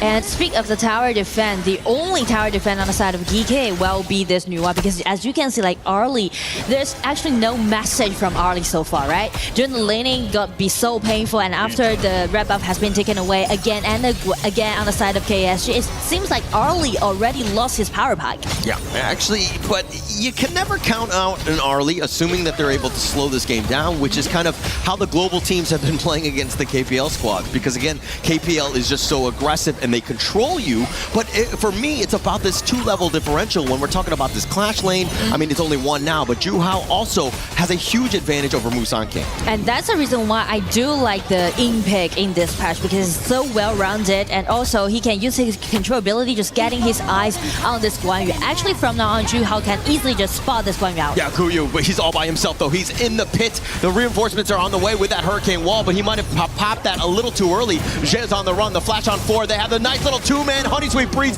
Gem is so low, but Guyu has already been taken down. It looks like Musang King is going to be left all by his lonesome. He, too, will be controlled, but somehow Musang King, he's going to pat the passing. They want the bigger target in Gem. They find Chisan elsewhere. They're going to take Gem as well. I mean, the whole team fight just separated into 2 different battlefields. Liu Lan's trying to track Musang King down, allowing him to get back, and after all, it's going to be a 0-4 trade. Chicha's also on his way. Musang King tried his best to buy more time for his teammates. Looking for this Xiao, but he was knocked up, and here comes Yu. Just spot him and take him. They perfectly play that one. I mean, everybody was going in different directions, and KSG were like, I had the right numbers to ensure that they get all of the kills. That was a long, extended fight. At the end of the day, it was an ace for the team because they wiped out everybody. But KSG right now, this is when they're firing, when they're finding that flow state, they've been able to control this game. But actually, you know, being separated is the key of that team fight, because if we scrutinize both composition, the execution gonna be a little bit different. If KSG is scattered, all members from KSG has their individual potential play because of the hero picks. But on the side of GK, it's very hard for them to do so because they really relied a lot on Guan Yu's back. Yeah, it seems like there's like a manhunt, and KSG are able to find out, okay, who needs to go for whom, and then they find that perfect place. And GK, we're fighting on all fronts, just trying to stay alive in that 1v1, but with this advantage from KSG, GK really can't fight into that. Yeah, so this will put them into a really passive situation right now because they need to guard for those vanguards spawning all 3 lanes. It's going to be very torturing, and if they can't do so, it might be the end of the game. Yeah, this is so frustrating. Like they're hiding in their T3s. They can't even leave the base. KSG's like, hey, you want permission? I need to see your papers, if anything. And GK Esports not able to get outside of the base. You, again, with this Vanguard, just putting a little bit of damage onto all of the T3s at this stage. So it's going to be Vanguards getting in, high ground towers being taken down. Actually, they are putting in a more easier way because it's really rare to see double warrior composition to take those high ground tower in such a high efficiency. T3s all taken down. Shields are on up. They're trying to defend this bottom T3, but with the Shadow Vanguard, it's going to make life so difficult. They find Guye, who does get picked off. You with a decent amount, just trying to flash away, but Gem has been focused, and you just mowing them down, not afraid to dive as they find Musang King as well. KSG rolling, pushing them all the way back into the fountain, but they will take game number 2. Game number 2 again goes over to KSG. Right now, this team so far in KWC, 10 wins in a row, being so undefeated. And you can see the flawless execution that they had in game, right? Game 2 even put it into a faster pace and even make it in a cleaner way. Yeah, this was you rightly put it in the sense that this was definitely a cleaner game. I don't know how you get cleaner from here on out, right? Because it seems like EK Esports not able to find a way back into this one. In game 1, they had a much better early game, but this is that start, this is that tipping point. The 3-man stunt from Silence, man, this guy is an absolute beast. Yeah, I mean, like the Charlotte coming in, get 3 members knocked up, and also after that, when the team fight scattered, individual potential, beautiful skills can be seen on the side of KSG. Absolutely beautiful. Play after play. The way that they're able to isolate, finding the right target, the numbers advantage. You're throwing everything at GK Esports, and GK Esports have 0 answers. It tends to be more of them just retreating back to their base. And also, I want to highlight Yu more because I feel like Yu, during this KWC, he played really well. He actually outplayed a lot of farm lanes on his opposite side. Yeah, another great game by KSG here, but let's see what the panel had to think about game number 2 here. Thank you, Holler and Nora. KSG take game 2 over GK Esports as we still look for someone to claim that Titan bounty. Won't be game 2, though, as the fans ecstatic, happy, joyful, and in some ways expecting what just occurred. KSG to continue their dominance. They're on a streak 10 in a row, Isaac. I want to stay positive and I want to have hope. Come on. It's only 2-0, and you know what? It's a best of 7. But the way that right now KSG is just kind of like pushing, it is really, really difficult for GK to have any answers. At the beginning of the game, they tried to start with the Guan Yu. good startup. Like they get the first skill, but then immediately after that, KSG just backslap to your face. I want you to stay positive too. Do we need a sing up here? You know, but I won't. I just need to.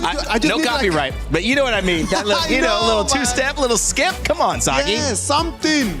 I don't think we need to sing. Someone has to definitely sing for the side of GK Esports. They need to lift up the mood. If no one is lifting up the mood, we might just be seeing another 4-0. But you know what, Sagi? Let's expand on that because you've been in these situations as a professional, as someone who now is joining us on the panel. What is it like to go down 2-0 in that room? Stressful. You need so much reinforcement mentally and physically from your coaching staff to tell you like, hey, it's okay. You trained this far. You just need to convert that scrim performance into live stage performance. I think Isaac knows a lot, right? I think that's the problem. Coach. That's the problem with stress, right? Yeah. Like when you're stressed out, then you start thinking about everything else but the important things. So it's very difficult just to say like, okay, how do I focus on the important things and then I just mute out everything else? That is what makes really good coaches. Really good coaches are able just to talk to the players in the specific ways that each player needs in order for them to focus only on the game.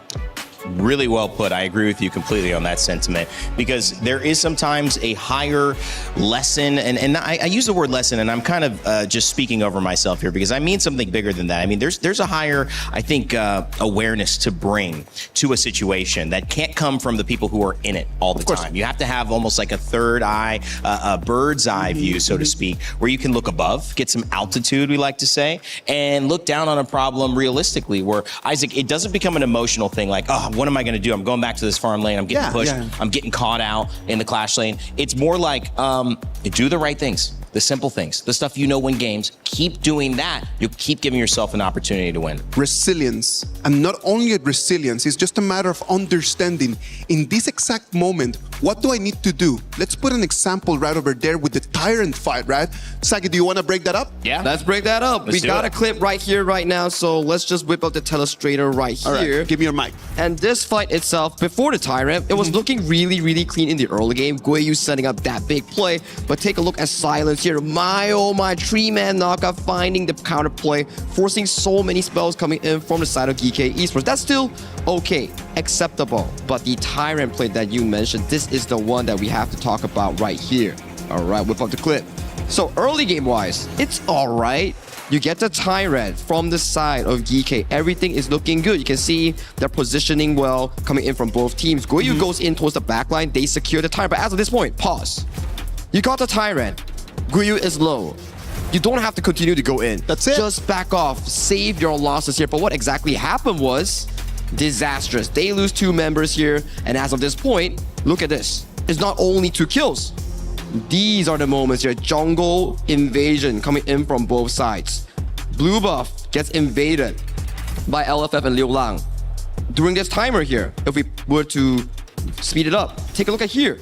Jihao steals away the Crimson Golem here. So after that play, they lost 2,000 in the span of 40 seconds. And that's the problem, right? Like you need to understand sometimes it's just a matter of a trade-off. You cannot win in every single aspect. You took the Tyrant. Okay, excellent. Let's just get out of there. You need to have an exit plan after you have these big resources. Now, if we jump forward to the final play, right? As of this point, they snowballed the game extremely hard. It's really out of control. And for the side of Yu, this is where he shines the most. He's already so fed in towards the game, immediately flashes towards the backline, just chops up everyone. And after this point, it's too little too over now. Yes, I like the proactiveness coming in from GK, which is really different from Aurora Gaming, but they need to find a balance and equilibrium if they want to have control over the series. Balance and equilibrium, I would dare to say that it is exactly what we need to see right now, Rainday. I do believe that right now they have the right strat, but the problem is that they are jumping in way too many times. They're jumping in a little bit too much for my taste. I like the fact that they're aggressive. Guiyu in both games has tried to do movements, has tried to make some plays, but right now we need to know one for me, one for them. So when it is for them, I need to be a little bit more defensive. Well, it's a great showcase of what this team could possibly do, but we actually have some footage on what this team did. We had a chance to speak with GK Esports, and they took us through their Aramco tier list earlier before the set. Let's check it out. Hi guys, I'm GK Shishan. Hello, I'm GK Guiyu. I'm Musang King from GK. I'm GK Zhe. Today we gonna to do team tier list for EWC Honor of King. I think VP is B. I just see their jungle and mid lane have performance in last day tournament. I think Vitality is B because they only have jungle is strong is thank you. So hard to secure to playoff. Our C can be A because they are good team in our Malaysia. I think it's S because they have Danny, the best jungle. Cannot be S. No. I think Danny can do this. Danny can do this? Yeah. I think MIBR is D because in Scream we always end them before 10 minutes. DCG is A because we just fight against the team. I think Sun is very strong. In our match, they give us very big pressure in game 1. Bomb, I think, can give them D because they are I think they have teamwork, but they personally play in game are no good. I think Bomb also cannot go to playoff, but D is too low. Of course, it's D. They are personally play in game very bad, I think. They're already leading in the early game, bro. No, I don't care. No reason. I think AUR is A because they are the champion for MKL. I think Aurora can be a surprise in EWC. Maybe they will send KPL back home in the quarterfinals. I think AGL is S because they come from KPL. But AGL will scream with them. I see the interview from Ino, he said he want to against us in EWC. I think BLCK is B. They always give us very big pressure in Scrim. Philippines is best team. I think BUR is C because they almost quit the EWC. GK will be A+ because we are the strongest in Malaysia. I think KSG is S because they also come from KPL. I think Revenant is D because they are new team and their performance are bad in the match. I think Nemesis is C because they are very strong in AKL. He say the teams is very strong, but he gives C. When we against them, they let the match go to 28 minutes, and I think they are the most hopefully go to playoff in our group. EC, I think is D. I think they will lose in EWC. This is our tier list. Thank you for watching and see you in the playoff. Bye bye. Well, you've seen the tier list there, but all that gets thrown out the window when you get on stage. And Saki, this is one where GK Esports, in your words, have done a lot to be proactive. They need to restrain it though, and once they get a little bit going for themselves, find a way to keep that discipline. But that's the thing, right? If you restrain yourself, you keep yourself in a loop. It's like, oh man, I'm 0-2. I don't want to keep on playing proactively. But then you become passive, and then KSG adapts towards your playstyle and puts you behind. There's no win in passiveness. That's it. Passiveness is not an option for today, maybe for a different day against a different opponent, but you just need to be active and you need to be proactive. Go out there, fist up, protect yourself, but try to send some punches. You're playing against a champion in KPL Spring. They're looking to continue being undefeated. A win would guarantee $10,000 on the side of GK Esports and send us to a 2-1. Or will it be KSG who makes this 3-0 and finds themselves on match point after this game? Let's send it over to Holler and Nora for Game 3. I'm looking at Game 3 as a must-win for GK Esports. As the panel rightly mentioned, if you're down 0-3, looking down the barrel of a gun, if you will, that is a terrible spot to be in. But Nora, what are the weaknesses? How do they break into KSG here? I feel like GK today's matchup, they play it more like they restrict themselves mentally. Do you know what I mean? Like, because we are doing a single elimination and this is a semifinal, when they play up against KSG, I feel like they are holding back. Because as I said, what they did in Screen and also their achievement back in MK Origin, right? Yeah. They did very well, and also so far with their journey in KWC, before they play against KSG, they only lost one game against Nemesis, right? So they actually are capable enough to make something better than what we see in the previous two matches. Yeah, and actually you were talking about the fact that they've beaten them mentally. I think that is the worst. Like, beat me up physically, right? I will accept that any day of the week, but once you beat me mentally, I mean, I'm completely lost at that point. And if they want to, you know, just brought themselves together back, I would say they are looking for a potential Leon and Frost combo for this Game 3. Because as you mentioned, if you go 3 games behind KSG, KSG just gonna destroy you. You can see like those individual play that they made, right, in the previous 2 games. So definitely this is going to be the time for GK picking out their signature Frost and Leon. That might be the main reason why they're taking this Guan Yu away. Okay, yeah, it definitely takes that away, right? And definitely a counter to it's also the Lorien, very difficult to deal with as well. So it does make sense, and I do like that combination, but I like it later. But it seems like GK Esports running out of time, right? You have only 2 more games to potentially play up against KSG. You gotta find something that clicks for them. So the click, I'm looking for the Frost and Leon combo, but I don't know if they want to do it or not, because the Leon and Frost combo originated from KPL origin, right? So this time they're trying to play in a more safer way. That's the reason why they're picking out this channel as a counterattack towards Yu's Aoying, and also paired up with Zhang Fei. Really solid bottom lane. But we mentioned about the bottom lane again, and I do want to praise Yu for his performance so far in KWC, because I think Yu played really well. He's holding his priority at the bottom and make sure that like even upcoming to like 1 versus 3, he can win the upper hand. Oh, it's funny because you were like, oh yeah, I'm going to praise you. And I was like, oh, you're praising me. And I was like, no, oh, it's the player. It's actually the farm laner, actually, who's completely dominating in this series. He's been amazing on this one. But now with this Garuda and the moats to kind of, again, you've got that long range lockdown. You have a lot of damage as well. This is looking to be very formidable, which is why the other side is looking to be, you're talking about big old bruisers, right? In terms of the Dharma and the Zhang Fei. And now you've got the Chano, which kind of looks at it to be as a counter to this Loon here.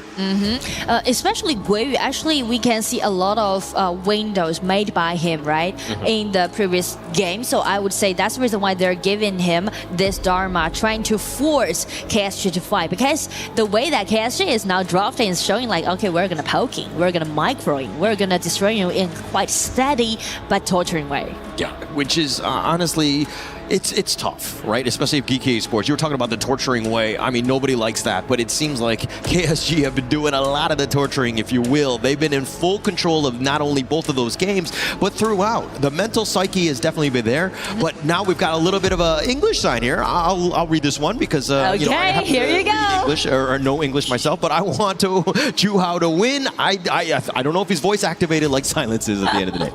Well, Zhuhao, well, in that case, actually, you can see like KSG always prioritize Zhuhao to have the opportunity to take the counter pick, because they always let him to pick at last. And this time I'm looking for Ogren pick to deal with this Zhang Fei or this Dharma, because they really need some tankiness on the side of KSG. Yeah, I think that also if you're looking at GK Sports with the Zaqiao, this is something that they're looking again against the Ogren as well as the Loon. If they potentially were to go that direction, that Honey Sweet Breeze is control, but GK Esports, it's all out just team fight, CC, and let Gem shine on this Chano, which always kind of worries me when you're putting more pressure on one guy to do everything. And also the pressure is on their accuracy about initiation, right? Because it really forced them to play in a more aggressive way. But whether they can do it or not, it depends on this Nerja coming up with this ulti, targeting at this Garuda or Aoying very first before they initiate the team fight. So initiation, that's all they're asked for. And on the side of KSG, as we mentioned, Zhuhao this time play this Ogren, building the tankiness on the side of KSG and allowing them to push forward. It's going to be a slow but steady way for KSG to micro to secure their match point in Game 3. But as for GK, well, they push back in a more fierce way. Yeah, and also I love the fact that you're being very humble about it, but you've brought in the insights onto the draft here, onto the English desk, if you will. You called out the Ogren in the beginning. You didn't let me know. Just be like, haha, I'm predicting all the right heroes here. I'm like the reader. Anyway. But I do like the way, that's the reason why we mentioned about those experience that we are accumulating right now. And it's going to be the time for Game 3, and we are getting closer to the result of today's very first semifinal. This is a must-win game. Game 3 for GK Esports. If they were to be down 0-3, that would be too insurmountable of a mental mountain to climb, if you will. So if we're talking about the best-case scenario for GK Esports, it's to come out firing. Find a way to stymie the growth of KSG early. Yeah. And now into this bottom lane, as you see, LFF just making a little bit of rotation with Zhuhao as well, and they're just going to make sure that they get this Firehawk to take that away. Only time it's going to spawn, so getting maximum value as they rotate. And top lane again, when Guiyu play against Silence, they're just going toe-to-toe. toe-to-toe, if you will. And that's been the aggression, or that's been the matchup, if you will, throughout this entire game and series. But Silence has come out on top. He's been very impressive, and Guyu has looked like a, like a mere mortal, if you will. And also that just relies a lot on their initiation, and also it's going to be Musang King getting in. Oh, and another mechanics due to this Nurture is that his ulti, when he landed on Ogryn, can kind of restrict Ogryn's HP recovery, which will be very helpful to shut them down. Yeah, sustain, right? And I think if you're looking at also Fatih, Silence has ways to sustain as well. So it's more of like that last pick, counter pick, if you will. But the Fatih and Ogryn, still very scary. If they get to a mid-game where they're kind of 50-50 or slightly up, it's going to be tough for GK Esports to kind of, again, fight into that. So true. So they need time to farm up. And speak of farm up, actually this time in Game 3, we definitely need to concentrate more at the bottom because of this mods with Aoyin can easily allowing them to use the poking damage and build them the winning lane. That's the reason why GK, right? You can see they rotate down more frequent than the previous 2 games. And you could see that GK Esports, this is something that they haven't done, right? Where they've just been like sticking together. Maybe somebody gets out of position. We get lucky with the pickoff. And again, just set themselves up for that first blood here.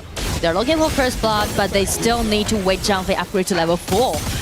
Yeah, they're going to be... Before that, there's no interjection can be seen on the side of GK. Not finding anything. Musang King dodging most of that. But the aggression into the top lane. Silence trying to fight for this one, and it looks like he will give up first blood. It took a bit of a village to take him down, but finally Silence goes down now. I do like how Shisa is always rotating up, just trying to back up for Guiyu because the trustworthy Dharma pick always gonna grab them, these kind of things. Oh yeah, but now the box perfectly lacking in share. The umbrella outburst countering all of that. Now LFF is too low. The Stampede is on point. The Dragon to the skies he goes. Liu Lang is all by himself with the infinite fastness. It looks like they get the snipe. Jen with the soaring signal from downtown. Jen is a little bit low. Might have stuck around a little too far, but I think that GK Esports will be very happy with that one. Well, I mean, this is a 3-1 opening on the side of GK. It might be the most favorable game so far that we see they play against KSG in today's best of 7. Definitely the best start thus far, but Nora, please break it down. Well, from the replay, we can see the rotation made by Xiaotao's skill 2, just unleash it directly and take Silence down. At the bottom, I do like the way how Zhang Fei is pushing back, using his ulti just kind of distract this Mozi and also channel. This time, Gem is prioritizing his positioning and allowing them to do a constant output damage. Yeah, and also Je here, that was the perfect play. This is why he loves the Zhang Fei. He just like completely set up. The truth, I think, was actually expended as well by Guyu. Knocks him on the wall. Silence shaking most of this off. Musang King will show up, but it looks like, Silence doesn't want any of that action. And actually talk about just Zhang Fei. His Zhang Fei is really good at initiate because a lot of Zhang Fei players tend to play in a more passive way to push back using the ulti. Yes. But now, the 4-minute Tyrant, that pushback is going to be required here. Je has the madness. If they want to go for this, it's going to be started here by GK Esports. KSG, they spot this out. That Cannon Blast was very, very short range at that point. But the Tyrant, okay, that was a little bit close, but Musang King will secure it with that smite.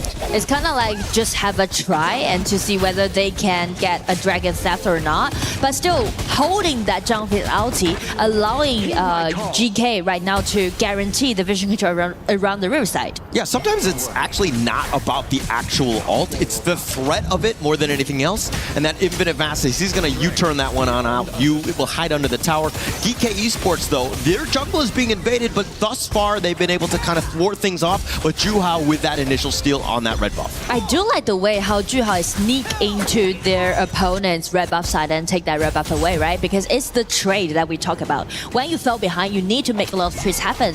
Make sure that you're still gonna equalize in the whole situation. Yeah, but you're also, when you're looking for trades, you're looking for a slight edge, right? And I think GK Esports right now, losing a little bit on that side, but you're kind of letting Juhao get a little bit out of control here. This Ogryn could be very scary in that mid game. So that's the reason why they're trying to concentrate and pushing at the bottom. It's going to be the stun coming out from Woods, coming up with Yu's burst out damage.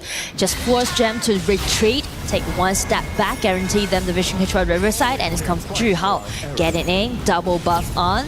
I do like the way how they're trying to poking down the damage, and because that's the main reason why they're taking all those compositions. Oh, the Conductor of Souls all the way in the back. Juhao understanding that, hey, I'm very tanky. I can get on out with my path of passing. Musang King has showed up. KSG are like, okay, the numbers slightly starting to favor. Don't want to get into that fight. But now with Guyu looking to make his way into the mid lane, this is a potential ambush here.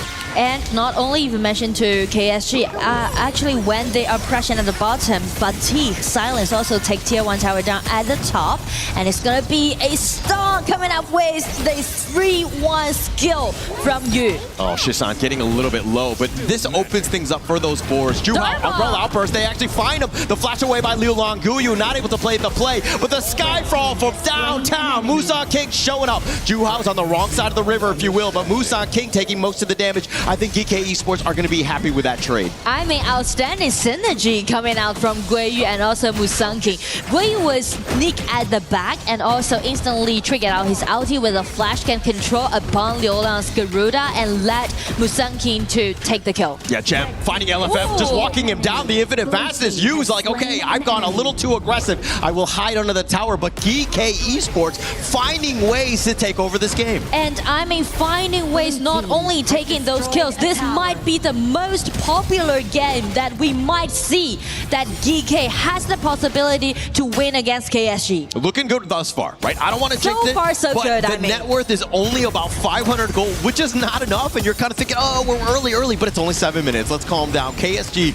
still can take over this game at any moment. Yeah, I mean, like, the possibility is there, right, for Game 3, because we've seen, like, in the previous 2 matches, actually, KSG just nailed it down in quite a one way. But as for Game 3, GK is trying to hide their visions and trying to make a lot of things happen. Yeah, and cutting the creeps here, this is very smart by Gem.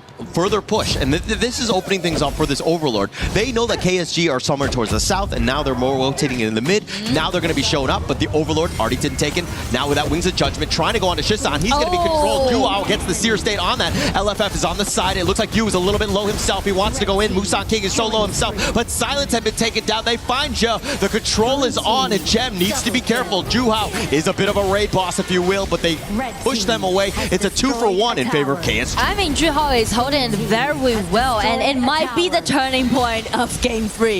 You can see, like, there's so many ways for KSG to figure out when they fell behind what they're gonna do, right? First thing first, they let Silence to farm up at the side lane, make sure that Fatigue won't fall behind, and allowing Fatigue to have enough damage out upon the shelter and also channel. And just check Liu Lang's ulti, shred down Zhangfei's HP instantly, and allowing this Ogren to get in and to track them down. Yeah, and if we're also looking at the kills here, I mean, first off, break this one down. Well, I mean, from the replay, we can clearly see that Garuda, right? Liu Lang just take that Xiao Chao's HP bar down easily, and just after Juhao break out his ulti chasing in and check that Neja down, is just turn the table around. Yeah, and if we're talking about these kills, it's 6-4 in favor of GK Esports, but the net worth is still very much tied here. And the reason for that is because Juhao and Yu, the main 2 cores from KSG, have not died a single time. And at the same time, as we mentioned, Silence's Fatigue is farming up really well at the side lane. So I would say it's quite even matchup so far, and it seems like we are reaching a deadlock.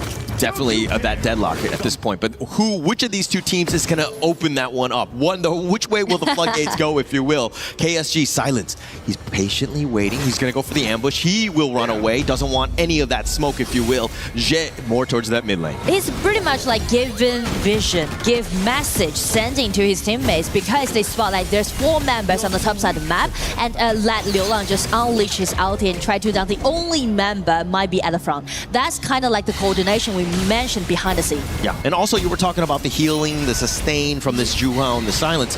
Shisan does have the Venomous Snap, so if they're able to kind of get that, that debuff on, and now with his leader stance, the Crimson Golem being pushed away, Jen getting a little bit low himself, but Guyu on the flank, tried to go for LFF, is not going to be enough. It looks like they're going to have a 2-man stun with that Cannon Blast. The retreat is on both sides, not taking any casualties. But I mean, speak of the skill traits, KSG, this all-in has been taken extremely low, but as Juhao is still being there, stay alive, KSG is vying for this 10-man dragon. Yeah, but Ja, he's the only one pretty much with an ult. Yes. Juhao has been pushed away, the Tyrant, thinking about going a big leashing back into his lair, if you will. Look at how Silent, looking for that long flank. So this is a layer that they are doing right now, that presetting for the possible Tyrant drag fight. They just first send those mid lanes getting in and check Jules' positioning, hiding at the side. He's being stopped by LFF, and it's going to be Nerja getting in. Goes in, he's about half life here. Guyu on the top side. Silence is going to control him. The Conductor of Souls completely whiffing. Juhao's going to be taken down. GK, Unbridled Outburst onto 2, and they want to go for you, but he gets on his dragon. Silence is off to the side. It looks like GK Esports are kind of pushing them away. The Soaring Signal, even more damage onto Silence. They're going to look to disengage and maybe take the Tyrant instead. I mean, like, I do like the awareness that they are, right? After they spot that KSG trying to send the minion waves in the mid first, they just directly targeting at Juhan. They deny the jungler on the side of KSG before the Tyrants begin. Yeah, and now GK Esports are like, actually, we want to be over there. They push KSG away. They were starting the Tyrant, and they're like, actually, I think at this stage of the game, the Overlord is more valuable. What are your thoughts on that one, Nora? Well, the reason why they turned over to the Overlord is because they denied KSG's Dragon trade. They're not allowing KSG to even it up. That's the reason why they're turning their hat to that Overlord. Yeah, but now with this Primal Bond, I think the Shadow Tyrant is something that they can hold off for a little bit. I think that the initial push, they need to take out this mid T1. So I think you're absolutely correct here. And also, they need Zhang Fei to let his ulti be ready again. They might unleash the biggest vanguards on the top side of the map and trying to play around this Tyrant camp. And now the push from the bottom lane, this is something that's going to open things up, right? Once that Primal Bond is gone, they can then just look to take the Tyrant because this initial space that they're creating is for that next piece. Red team. Here's come the pushing at the bottom again. Gem is doing really well for this game, right? Check his KDA, 3-0-2. He might be a little bit reckless in the previous 2 matches, but speak of game 3, so far so good. Okay, I feel like you just jinxed him. I was like trying not to say his name because he's playing so well. It is 3-0-2. The leader stance is going to be used here, and it looks like the Conductor of Souls, Juhao, is going to be picked off. But Gem, again, Nora, you cursed him on this one, but Guyu is on the run. He's trying to stay alive. The Infinite Fastest, the Unbridled Outburst on point. Guyu looking to turn this onto Silence, but here comes Skyfall coming in like a wrecking ball. Wusan King with the plays, diving the mid T1. Jay is so low. They're all taking so much damage, and Jen will go down. Guyu is on the run. Well, first and first, I apologize for Jen, right, to saying that, but I do like the initiation that they did, and also I do like the way how KSG is pushing back because, well, Musang King getting in, right, and everything just turned to another side. First take that Juhao, W's burst damage is definitely sufficient. 4 members pulling all the damage that they had, denying Juhao in the first place, and after this, channel has been denied. Also, Musang King comes in, but it just make it to a potential tower dive, which allowing this motor to land this stun. 3 member being controlled, be stunned, and let KSG to push back a little bit more. Oh, that stuff is absolutely massive. They don't get that. I mean, Zhe gets away on this one, but now off to the side they go. If we're talking about the kills, we're at 6 and 9, which is a really nice number. But now we go into this Tyrant here. It's going to get solo. Juhao taking the smite, and it looks like, again, that's a big neutral going the way of KSG yet again.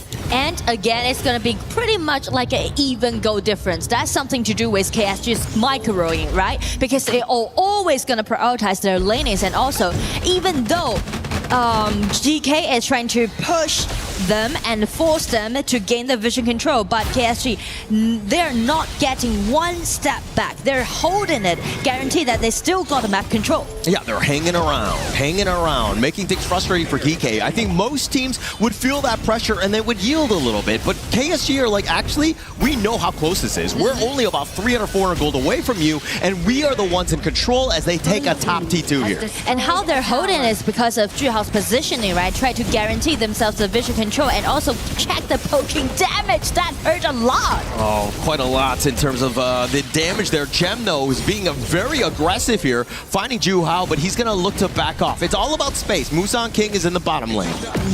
And Musang King, because of this ulti that he has, allowing him to, you know, teleport or kind of like back his teammates off instantly.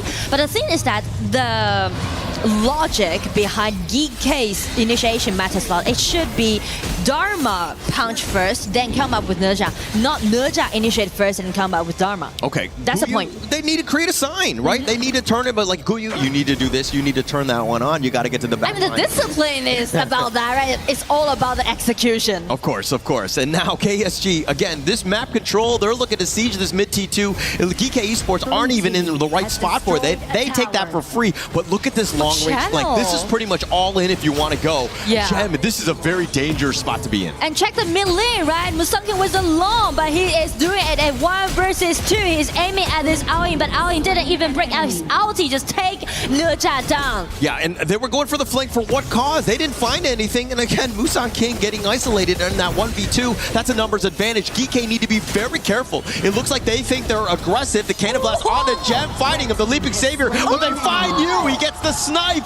Oh my gosh, we even down a man. They were like, okay, Gem is gonna be that man. As they try to go back in, Silence trying to do a little bit of work with the Umbrella Outburst. He's gonna be there with the Flood Rage. Silence completely baiting it out, if you will, and now he turns attention on to Jay, who's taking way too much damage. The control is real, and Juhao will take him down. Cannon Blast not gonna hit onto Guyu as he will run away, but the Overlord being taken by KSG. It's gonna be a 1-3 trade. So many things happen in this 1 minute, but after Silence coming in, just put all the Rumbos into Silence. Everything being thrown at him, and they thought that, okay, they would take him down, but the Blood Rage can completely catch people off guard. He was so low, but again, DJ Nora, break it down. Well, I mean, like, after Fatih just jumping in, he was instantly pushed back by the Zhangfei, but breaking out his Pure Sky and also the item he got, granting him extra shield, allowing him to deny Gem after all. And that's how you just take over this game, right? And I think that Musangking, you're seeing him like scratching his head. He's like, oh my gosh, right? That was a moment where you're thinking, oh, we got these guys on the ropes, and now they are on the ropes. The tides have turned, if you will. Yeah, I mean, especially Musangking was denied at the first place. He was actually observing all the things happening, right? Because he was like waiting for like revive again. Yes, and now it looks like KSG taking the bottom T2. Now they're looking to go high ground on this one. But look at Musangking, looking for the flank. Maybe you take out a Vanguard, but the bottom T3 taking quite a bit of damage. It doesn't look like GK Esports are ready to go with this initiation. They're enclosing. Looking in around. These Vanguards still there. That's going to probably spot out Musangking. He is again going the long way around. They're enclosing and trying to make something happen, but Zhangfei without the ulti, he has been taken extremely low. Oh, but now it looks like he's going to get on his Dragon. You spotted out by Musangking. He's been thwarted with that one. The Cannon Blast on top of him. So if anything, they've stopped it. And now with you, without that all infinite vastness, this is a potential opportunity. Mid T3 had been taken down though. But you can see like KSG, when they're pushing, they're not in rush, right? They're trying to bait, they're trying to kite, and also they are always going to be so alarmed by the missing point outside of GK. Yeah, and taking yet another Tyrant here. This is a game that is kind of completely shifted in favor of KSG now. I mean, it's only about a 1,000 gold lead. GK Esports still have a chance, but they're losing their jungle. They're losing the small pieces that will help compound KSG's growth and potential victory in this one. And also the most scary part when you're playing a composition with Garuda is that when Garuda wins the upper hand, the vision is all wide open for this hero to landing all those long attacking range, poking your HP bar down. Yeah, doing quite a bit of damage. I mean, if you're looking at this net worth, he has a 2K lead over Shisan, and mind you, Shisan is on this Achiao. This is more of like a secondary support. He's looking for those stuns. But the damage from the KSG side, that is what has been able to kind of chew through all of these big, shieldy, big dudes, bruisers, if you will, from GK. And I do like the way how Gem, this channel, is building up his final item with that Siege Breaker, right? Make him squishier, but like more explosive.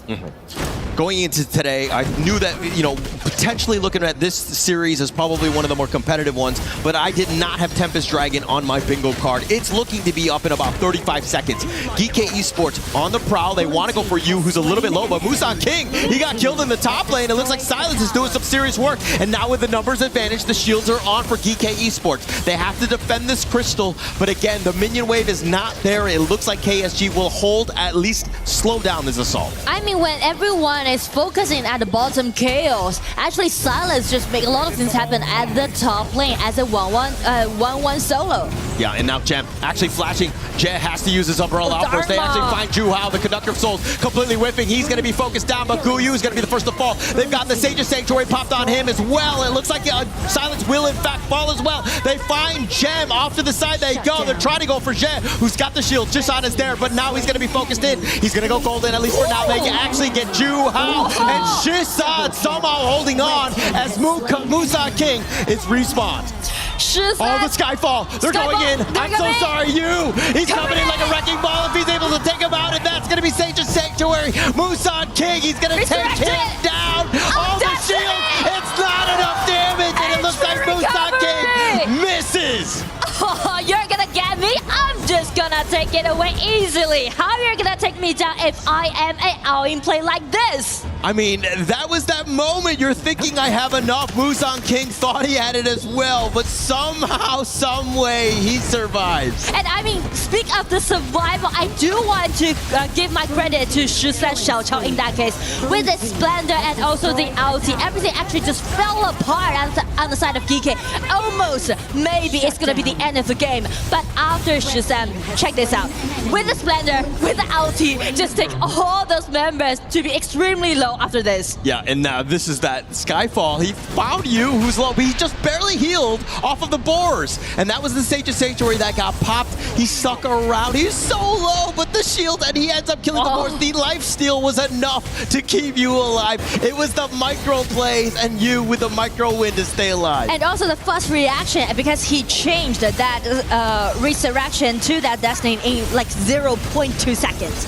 Allowing him to get extra life. Yeah, actually, that was just perfectly used. Infinite Vast is off the side. The Umbrella Opera is on to Silence. But how they get the pick off. LFF is doing some work, and they find Jen, who's going to be killed. LFF uses the box with Shisan. He's going to go down. Silence is doing some serious work, as well as Musang King, who's looking to go for you. He wants that revenge. I let him go the first time, but it looks like Musang King will fall. That's going to be Sage of Sanctuary. Off to the side they go. Guyu, he's trying to knock around Silence. Jen, trying to keep him alive. But Sage of Sanctuary is going to be popped for Guyu. He's trying to just keep him alive with that Forbidden Domain. Guyu will fall, and now Silence working off of the minions. It seems like it's too much KSC. I mean, this fight is so fun to watch, and it's really accelerating for KSG to do so. After it's because of the individual outstanding performance they did, and also Silence still keep chasing. The man is not definitely in Silence, right? Everyone's concentrating on Silence performance, and Rana's gonna kill his spree goes over to E. They are on fire. They're going rampage. It's gonna be the end of the game. Silence coming in again, aiming directly at Xiaochao, taking him, force him. It's gonna be the knockout coming out from Xiaochao, but the minions are on their way. It's gonna be game 3, match point. Explosive way goes over to KSG. Just really well played. I mean, this is how you're like, okay, how do we play from behind? Well, KSG showed you, right? It's about that map control, getting those picks, and trusting your cores to get that farm, that net worth, if you will, to take them over the edge. And come these team fights, they were so close. The micro plays just enough to keep KSG in the lead here. I do like the way how they are equalizing the whole game when they fell behind, right? Speak of KSG, and also check out the side laners' performance. We mentioned like either Silence or Yu, they just started their career this year. Yeah, starting so young, so potential, so talented, and just check out Aoyin's play in this game 1 versus 2 again at the bottom lane, right? Just holding himself very well, and just check Silence. The man is always in silence in the early stage, but after he's fully decked out, he's gonna shine out on the stage. Yeah, if there's ever a game where I was just like, okay, I'm proud of the effort and the impact that GK Esports had, that's the team that we were looking for. That's the competitiveness. We are not that far from the KPL teams, and I think that a lot of the, KSG is going to watch that one back, and they're going to be like, actually, it came down to the micro wins. We don't win those, we lose this game. Yeah, and I do want to highlight the last big team fight, because the fatigue coming in again directly denied Jim. But everyone just enjoying the whole game, so does we. And also the Splendor that Shisan has for this team fight also hold them back a little bit more, buy them more time, but it seems like a bit too late for them to turn the table around. An amazing game 3, but unfortunately GK Esports on the bottom of this one, 0-3. But let's see what the panel had to say about this one. Well, we looked at the difference between experience and maybe expertise, and the idea, the question that echoed around the Lenovo Legion Gauntlet, which is, can a global team take down a KPL team? With that performance, despite it not going GK Esports' way, Isaac and Sagi, it certainly is a resounding yes. That could have been the game. It wasn't, but wow, the energy has shifted, and you certainly feel like there could be hope once again. Every single KWC, I always look for the one game, the one moment that is going to be remembered by everyone. And this game is going to be remembered as just telling us exactly we are not that far away. It is not crazy thinking about taking the game, taking a couple of them, because you pushed all the way, the KPL champions, you pushed them to 23 minutes in the game. I was here with Sagi, we were looking at the game. There were so many different things that GK did different in here against KSG in this one, Sagi. I just hope that they can bring this performance and go into that potentially final game later on in game 4. Because this is really, really close. Out of the entire tournament, we have not seen a single global team push a KPL team into 23 minutes of game time. And we saw Aurora Gaming yesterday playing against AG, and they did not look this close in yesterday's 4 games. And the way that GK just played right over here, they just solved the problems of the early game. They decided themselves, you know what? What about if we start making those 3-man rotations instead of making the 1v1s, the 2v1s? Let's just make 3-man rotations and they start opening the game in there. And you gotta wonder, right? What exactly happened later on that really allowed for the side of KSG to really come back? It was one word: silence.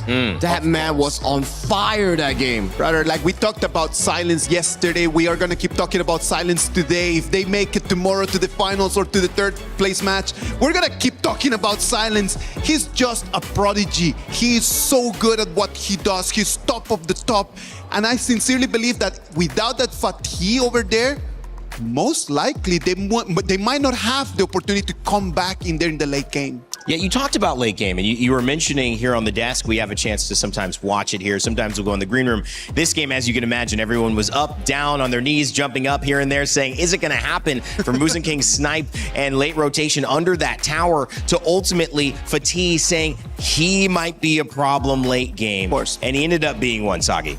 They were calling it out, right? Especially I remember going on towards the broadcast segment with Nora and also Holler. They're saying that, okay, this Fatih is not going to be doing so well in towards that early game. They were punishing him really hard. But come the late game, he was always finding Shisan and also Gem towards that backline. And if he couldn't, that could be potentially Global's first win. But he did, and Global was silent again.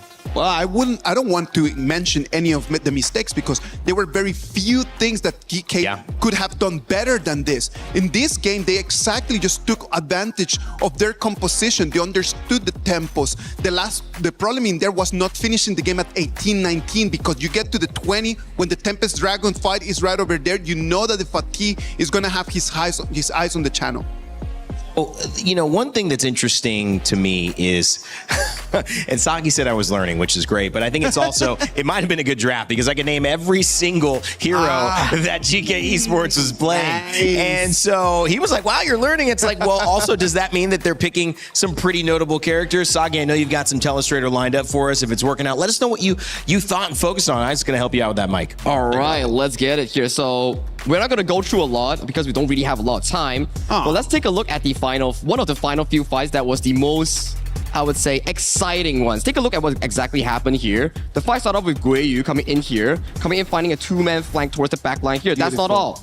Towards this specific play itself, you were thinking that, oh, is this game over because we have Guiyu down, Musan King down? Then you take a look at Shisan's position. This man was just hiding every single one, and then the final splendor to catch every single member from the enemy team. When Musan King pops up, he comes in with the Skyfall and charges straight towards the side of you here. And I remember what Nora said on the broadcast just now. This is the excellence of pro players. Item swap first from Say Sanctuary to Destiny. And then walking away, nice cannon blast, and consistently life stealing and saving You're himself. telling in that moment he item swapped? Yeah, exactly. Yeah, Just in that specific moment. And that's why I love the fact that we're highlighting this one. Because it was not only used Aoyin, it was Shisan's Xiao Qiao that just showed us when you're really good, when you can get to this level and become a professional player and be able to be here at the KWC, that is the standard. That is the level that we need to be aiming for. That was an exciting game. That was what you came to KWC to watch for. And if you're watching at home and you say, I want to get on that desk, I want to talk about it, there might be a few steps for that. But immediately, if you join our creator program, you could start streaming and gaining watch time and earning chances to be a part of this conversation. It sometimes just takes one play, as we mentioned with GK Esports versus KSG, to turn what seems like nothing into potentially $10,000. It could just be one stream that takes your start of your content career into something big. And if you're a big creator, you're watching, you have something to say, we already know that. Join us. You're gonna earn some really cool stuff based on how much watch time you accumulate. Still a lot of days of KWC and still 2 great days of KWC here in Paris, France. When we come back, we'll talk more about what GK Esports can do to potentially be the first team to take a win off of the KPL. But before we do, we wanna let you know there's a brand new EWC Princess Frost skin that could be yours.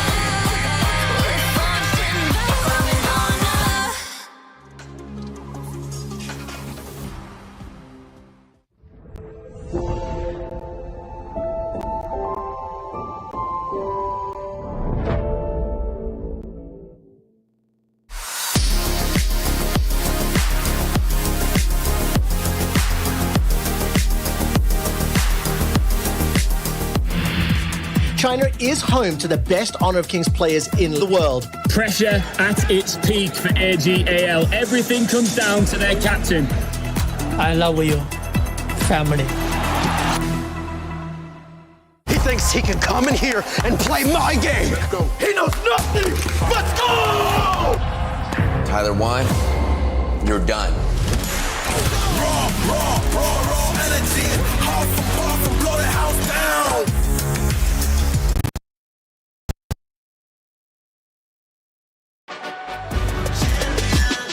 This ain't no regular thing. I came for the ring, you know what I mean. You see my name in the lights, better get right, I'm champion.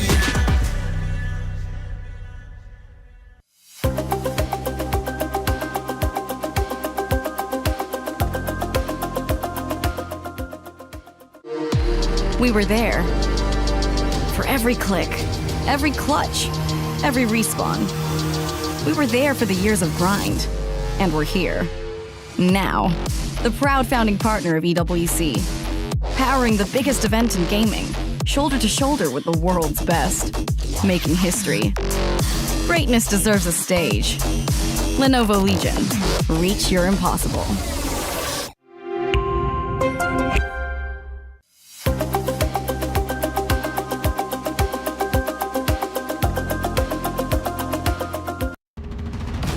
You know, that's an appropriate last screen. Reach for the impossible. Well, that has almost been grasped here in the middle of the Lenovo Legion Gauntlet, where impossible is possible. One game, maybe 23 minutes, could have been the difference between $10,000 and making history here in Paris, taking a single game off a KPL team who have traveled here to China, from China to make their way to the grand finals. On the flip side, KSG have found themselves undaunting in terms of taking on an opponent and finding a way, no matter what, against the odds, to find a win. They are 10 and now 11 wins in a row. If they go 12, they will have a spot, Isaac, in our grand finals tomorrow. I love the momentum that GK has going on right now, because right now you understood that you can actually do it.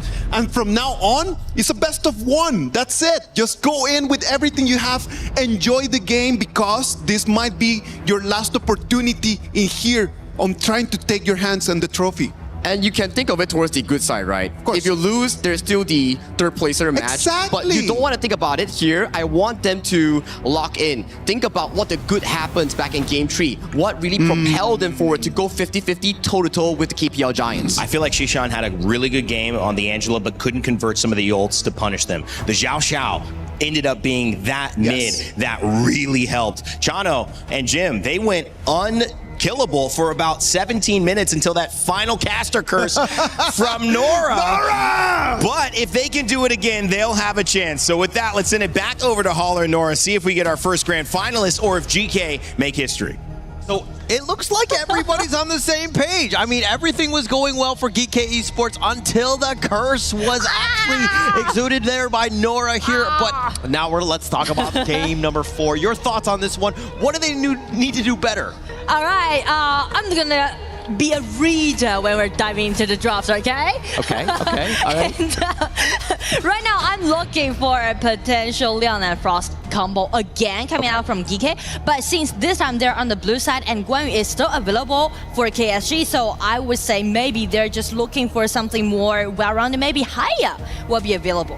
But speaking of that Haya, KSG also had Zhang Fei in their hands, so that's the reason why KSG are drafting in this kind of way when they're playing best of 7, right? Always saving cards for those potential counterattacks towards the signature heroes coming out from GK. Yeah, it looks like they're going to just go with the Guyu Fatih to kind of start things off. Just set that up. Plus, it doesn't really show your hand in terms of how this draft is going to go. And I like it how what Isaac was saying, when the sense that, hey, you got to look at these things as best of 1. I actually think that you don't even think about this, like what you need to play, how to move on, the trophy, all of that stuff. At this point, if you take down KSG, a single game is going to yield you $10,000, right? That's the Titan Slayer, and that bounty, that should be what you're looking for right now. And just making some money, and then hopefully we can build a little momentum into the series. Yeah, and I mean, like, speak of their states, right? I mean, last game they did it really well when they played against KSG. That was a really close game when they played against KSG. So this time KSG are also looking for some stability at the bottom, right? They're pairing this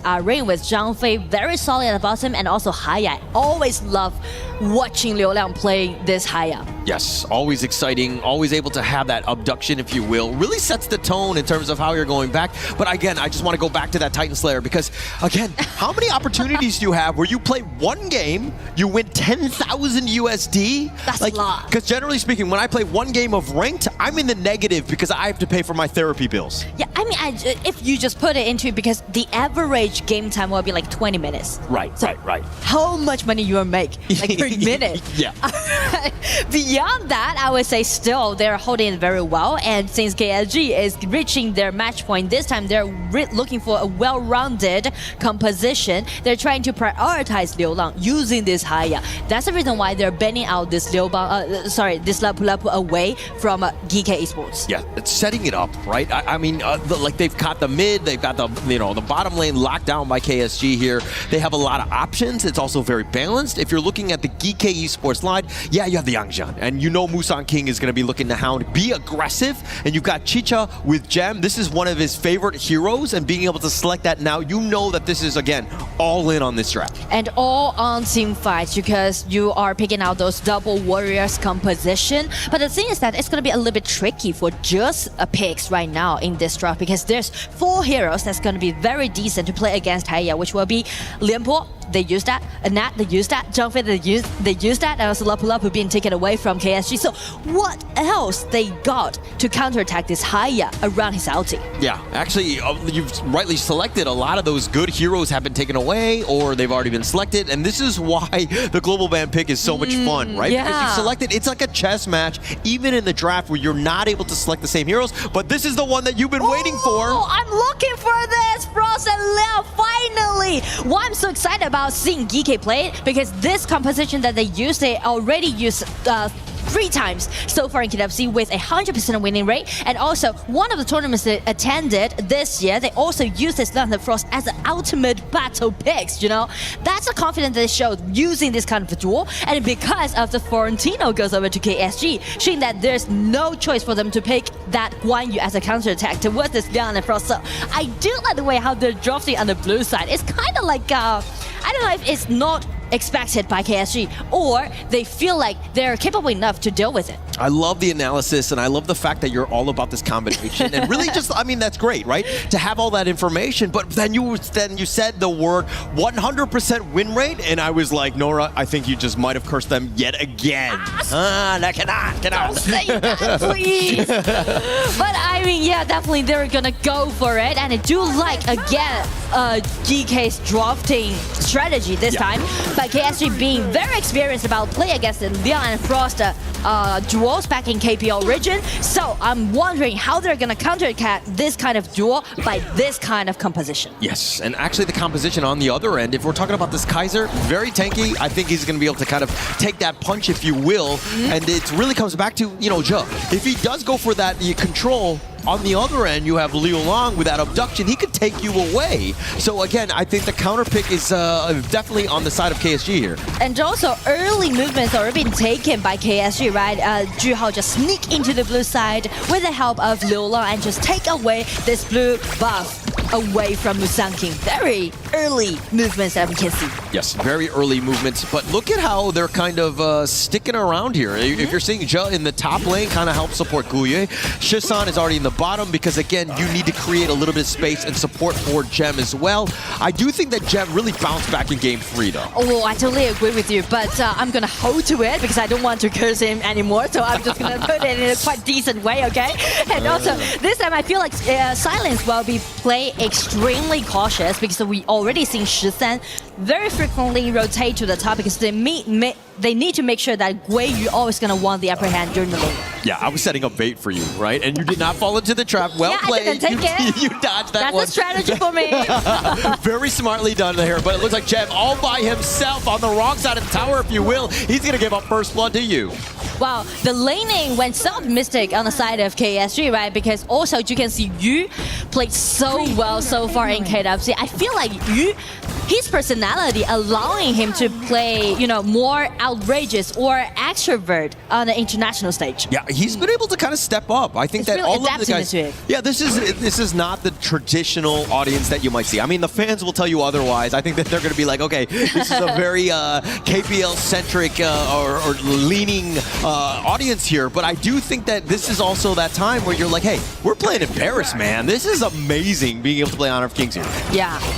And GK, actually, they are trying to, you know, focusing on Musang King's farming pace because, as you mentioned, Yang Jin can be so dominating in the mid-game as long as he got enough items and go lead. Yeah, you got to play to your win conditions. Guyu is definitely one. Musang King is the other one. Once he gets going, he's got enough farm. You know that, hey, Liu Long, all of these guys are definitely vulnerable. As long as he doesn't get thwarted by Zhu Hao, his big brother, I think that they have a potential to, again, get themselves into this game. And speaking of the potential, you can see like how secured that Silence spot is, right? Because of the map awareness that Silence has, he just find out that, alright, Zhe, this Leon already upgraded to level 4, capable enough to make those ganks happen on the side lane. So that's the reason why Silence is just being so behind of his tower. Yeah, agreed. And I mean, Zhe is looking for the target. LFF is probably not the greatest of targets because he's going to be able to use that Umbrella Outburst to kind of break himself out when that it does eventually expire. So he's looking for, again, whoever, you know, you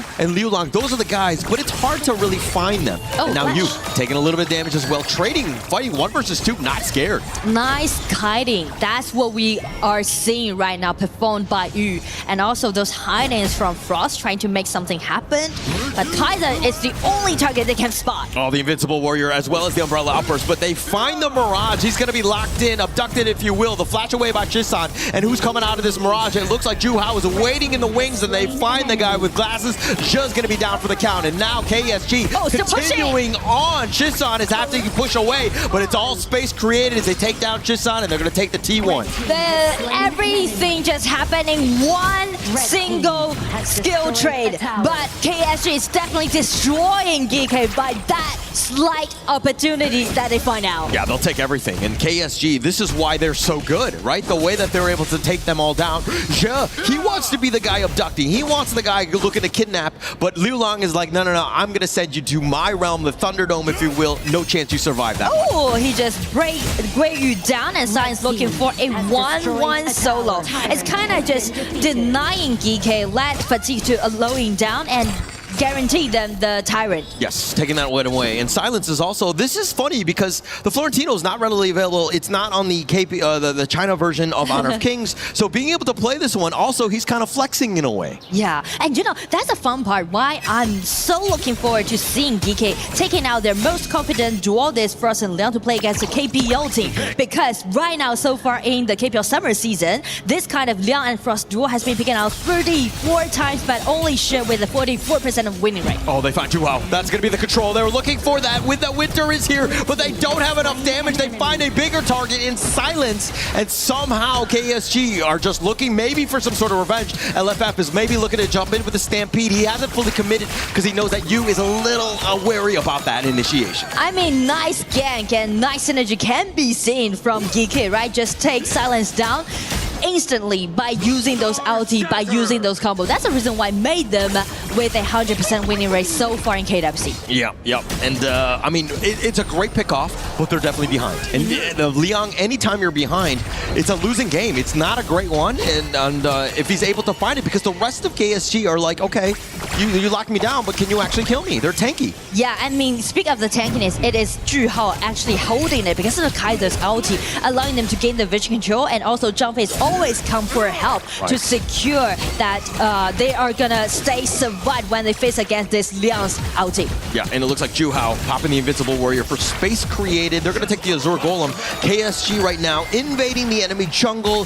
DK Esports right now, they're on the defensive already. And you mentioned about the jungle contest again, which is really crucial in this stage, because you mentioned about the only best advantage coming out from DK's composition while relying on Musang's Yangjian. But since Juhao is constantly doing those invasions happen, so the goal difference is definitely out there. Yes, definitely. And it's like the perfect counter pick, right? This Kaiser has just been like, you're all offense, we're kind of defensive. We're able to kind of withstand the storm, if you will, and they've been able to fight. And if you're looking at this net worth, I mean, it's more in favor of KSG, way more difficult of a game for Keygang. I mean, how could this red buff happen? Is this like a skill 2 that Leon landed on around that camp? I'm not sure, because the red buff are actually on just Leon right now. Yes, on this point. Shisan looking for maybe some sort of catch. LFF not the greatest of targets, and this is why the Zhangfei so difficult to deal with at times. But the bottom teleport, it looks like they want to start some sort of fight. Maybe they look to hold this, but Musang King, he's going to be under the tower. The Invincible Warrior being turned around by Juhao. He's fighting 1 versus 2 with that umbrella offers. They find Zhe. The Stampede is on point, and now KSG with this man advantage,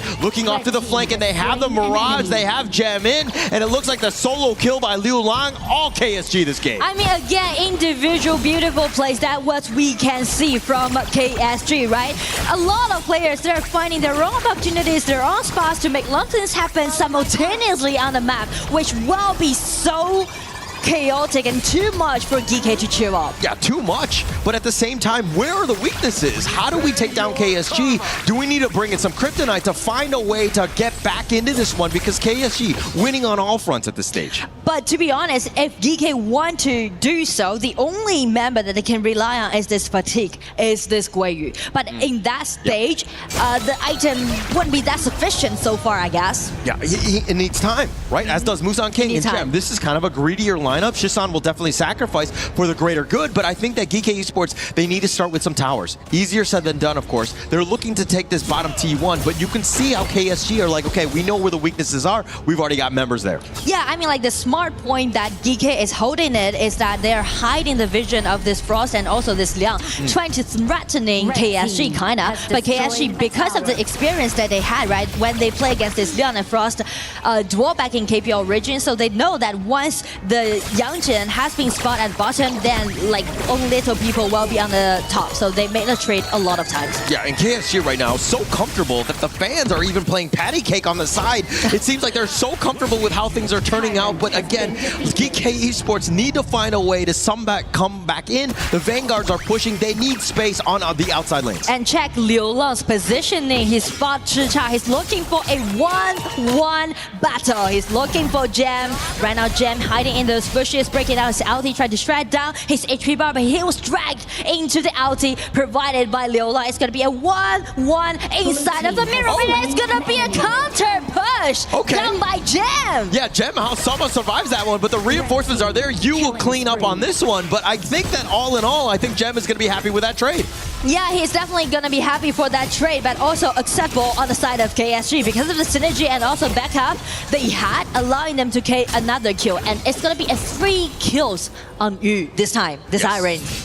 Which is starting to be a little scary, let's be honest. Liu Lang going down, I think that he's going to be okay because in the end, it fed that kill into Yu.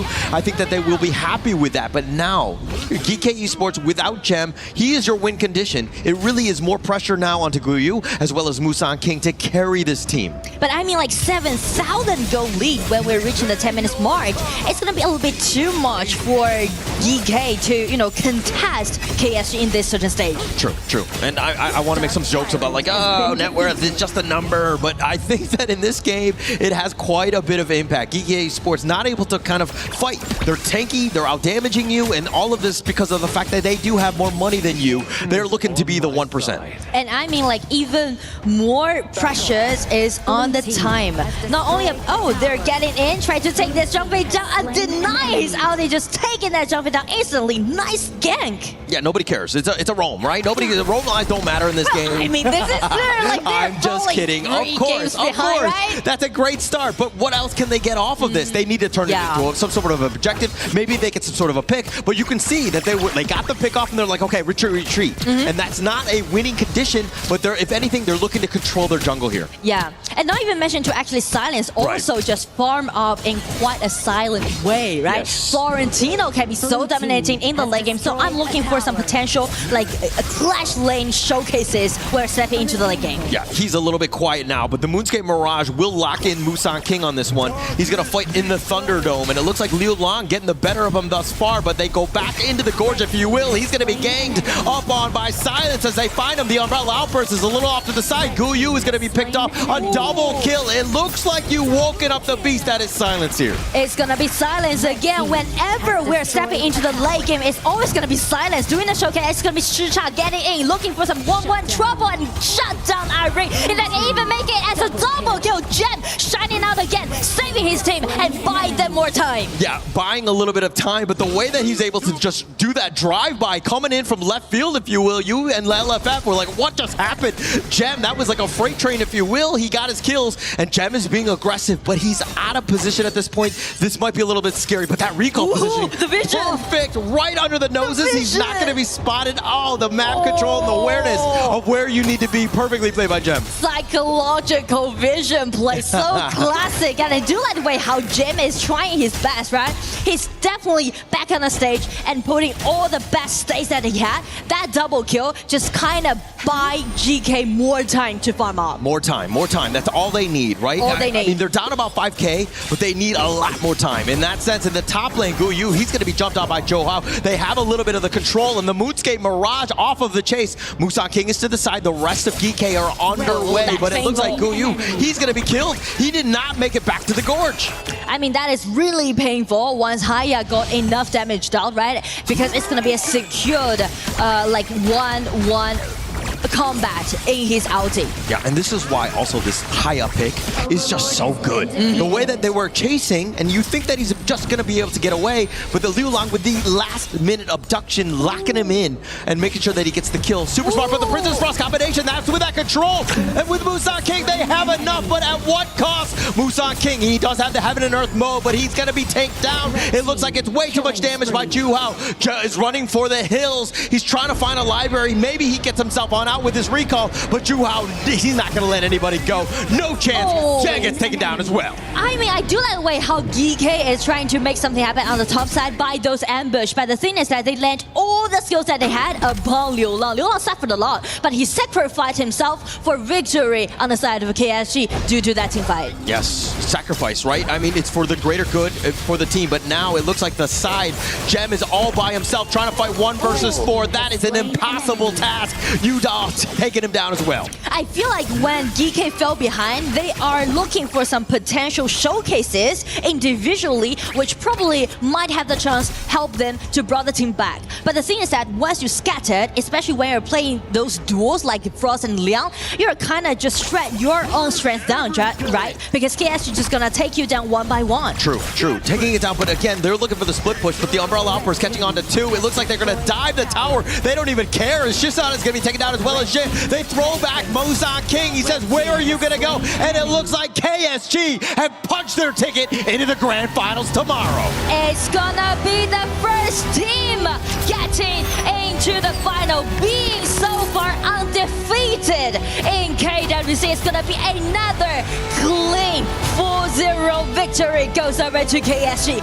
We're so amazed about their performance, not only KWC, but also so far in this year's journey, because they, as the new crowned championship back in KPL spring season, they made their name crowned in the history, and right now stepping into the international stage, being the first one getting into the final. They are trying to be the new memorable team in KWC. Yes, and a valiant effort, if anything, by GK Esports. They actually had a decent amount of fights, showing us that, hey, we're getting closer as a global team. We're just not there yet. Kuaishou Gaming, just too much in the end. Too strong, too clean, everything going their way.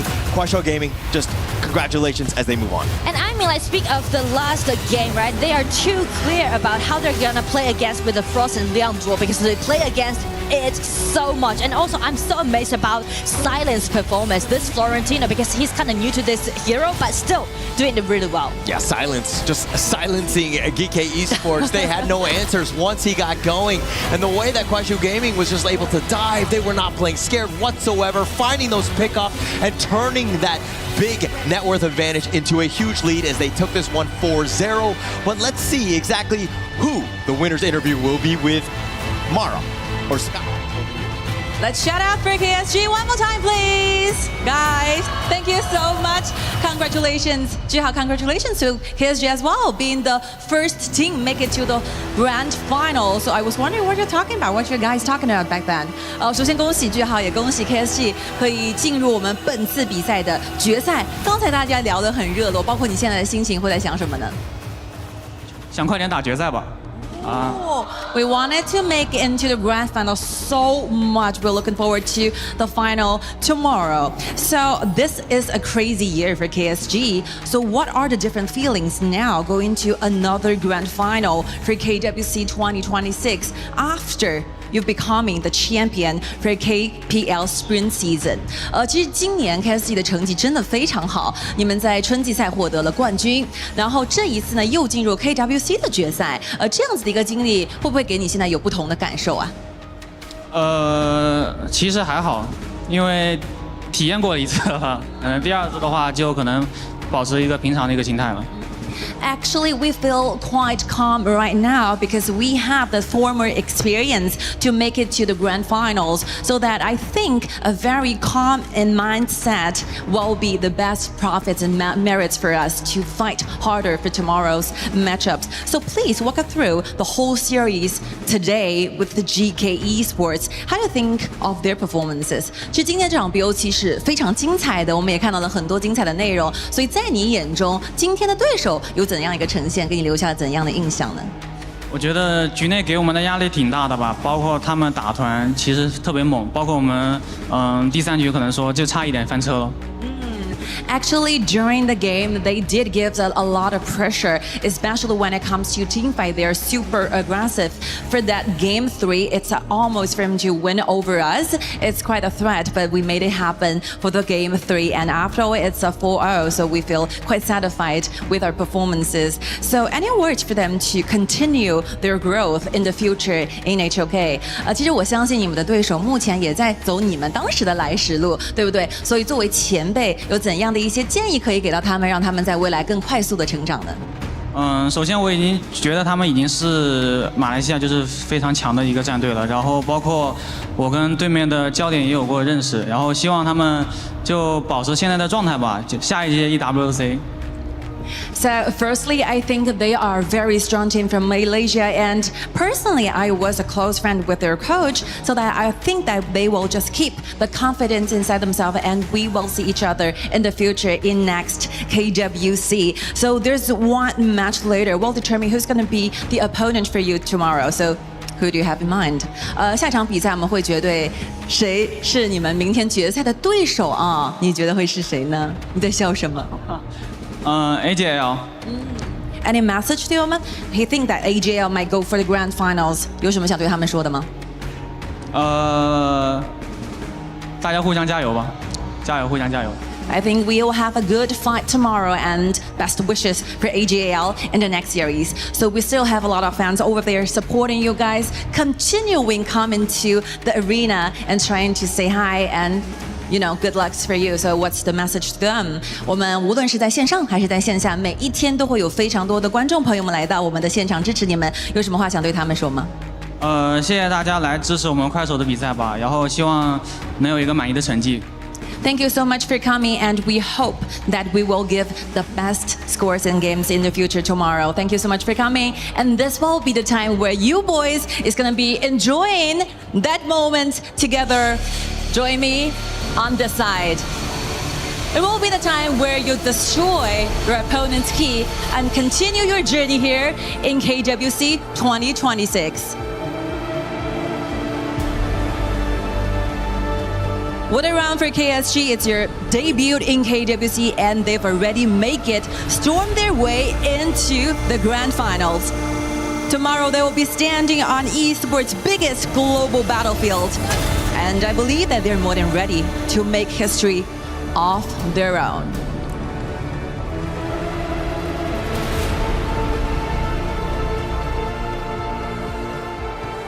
Well, when it comes to history, it has certainly been made here. We've seen KSG punch their ticket to the finals. Coming up in France, you will see them tomorrow go up against whoever challenges them on the other side of the bracket. It could be AGAL, it could be a KPL matchup, or it could be Rock Esports if they find a way to do yet again what GK Esports were so close to doing but couldn't quite capture. It left us with a great moment though, and something really exciting to talk about even as we close and say goodbye to GK Esports. Their run was great, and I would say, Isaac, it was probably the closest that we've seen a team come to beating a KPL team so far. I've been very blessed to be able just to be commentating and analyzing for Honor of Kings for so many years, and just to see always this discussion about like the global teams, the KPL teams, the distance in between them. And I can tell you that this game right over here for me is one of the top 3 games that we have ever had between a global team and a KPL team. So I'm actually really happy for what they've put out there. GK, they need to go back home and then just try to become better, stronger, and come back next year with a better plan. It's all about growth, right? And at the very least, their journey doesn't end here. There's still the third placer match coming in next day. That's for the grand finals here. So at the very least, for GK Esports, they're still awaiting for potentially an MKL rematch or a KPL rematch if we do see a Cinderella story coming in for the global teams. And I'll get the numbers specifically on this, but I believe that it's like $280,000 that you get for third place. And I actually think it's close to $300,000 for second place. So weirdly enough, there could be some serious money on the line that's almost comparable to making it to that grand final. And why shouldn't be? You were just one step closer if you win that third place. Plus, it's not going to be easy either way you look, because you'll have Rock, which will be a challenge globally, or you'll have AGAL, that would be a fun set to see. We have all our hopes on Rock and AGAL. and if this whole idea of beating the KPL teams is really going to happen, our last hope is Rock Esports, man. So I hope that everyone who is a global team fan right now can just send their energy and their positive vibes to Rock Esports. I did get some information. It's 280, as I said, for third, but it's 360 for second. So you still get that 80 bump. So that makes sense. I think getting that grand final certainly should give you a little bit more. But 600,000 for first place. Sagi, though, taking away what we've seen, there were exciting moments, there were ups, there were downs. What did you, from your perspective, look at as the impact KSG continued to make again and again, and how GK Esports did their best to try to stop them, stall them, and still play their own game? If AGAL yesterday was about unity as one and playing according to your own tempo, slow but steady in towards that late game, today Kuaishou Gaming coming in for their specific set, it's about individual performances and also aggression towards that early to mid game. And did those individual performances do enough to say, wow, when I go into the grand finals, and Isaac, I'll leave this to you as well, because you've had so much history with these players, they could be a favorite? That's a different conversation, because then when you have another KPL team out there, like when you have AGAL in front of you, if that is the case, if Rock Esports is unable to do the impossible that we have never seen before, that is going to be not enough. Yeah. Individual performances when you're playing at, like when you're looking for little mistakes, it's never enough. It's about a clash of philosophy if AGAL makes it towards the grand finals here. AGAL, slow but steady mid to late game team. Yeah. For the side of Kuaishou Gaming, early to mid game, hyper aggressive teams. And individual performances, silence that game. He silenced the MKL second seed, which is GK Esports. But you know what? Who gave us individual performances last year and made the impossible happen? It was the players from Rock Esports, man. That year as Nova Esports, they were able just to come in with individual performances, able to take one game from the KPL teams. I love it. Me too. I'm here for it. I am really counting the minutes for that second game just to come in and to start, man, because I am really going to be looking forward for that. I'm going to take off my jacket and just jump in there and become just one more of the audience. You got to be ready to, throw it over your face, though. Oh, man. I'm telling you. We don't want to know it's you. We want to think, is that Isaac in there? You got to give us your good impression of a fan. I'm gonna just get a marker and just find myself something to write on, and then I'm just gonna be sending messages to everyone like, I'm not here. Yeah, you can't get yourself caught slacking off, It's like, you told your wife you're coming in for work and not on vacation, Exactly. We're going to clip it. We're going to send it to Isaac's wife. We're going to say, he's not working. You didn't see that first. He's in the crowd. All right, let's take a look at the schedule coming up here at our Lenovo Legion Gauntlet. It has been a gauntlet of games so far. KSG taking down GK Esports just like that. 4-0 AGAL and Rock Esports will be coming up next. And that is a matchup that many are looking at as the hype bringer of this day. AGAL defending champions. Will they book themselves the second ticket that is available to our final slot? That's going to first put them against KSG, of course, but they've got to get through Rock Esports first. All of that coming up in just a moment, guys. Isaac, Sagi, it's been wonderful having both of you. Thank you very much, Rain Day. I will go and watch the games, but I'll see you tomorrow for the final. I'll see you guys as well. It's going to be a blast. All right, coming up here, we've got a little bit of a hiatus, but when we come back, we've got AGAL and Rock Esports taking the stage. In the meantime, we will keep you entertained with my friend Sagi's Confessions. Is in our DNA. Whenever we let it out, it becomes our superpower. Now imagine an entire city being built to supercharge it. Kadir City, powered by play.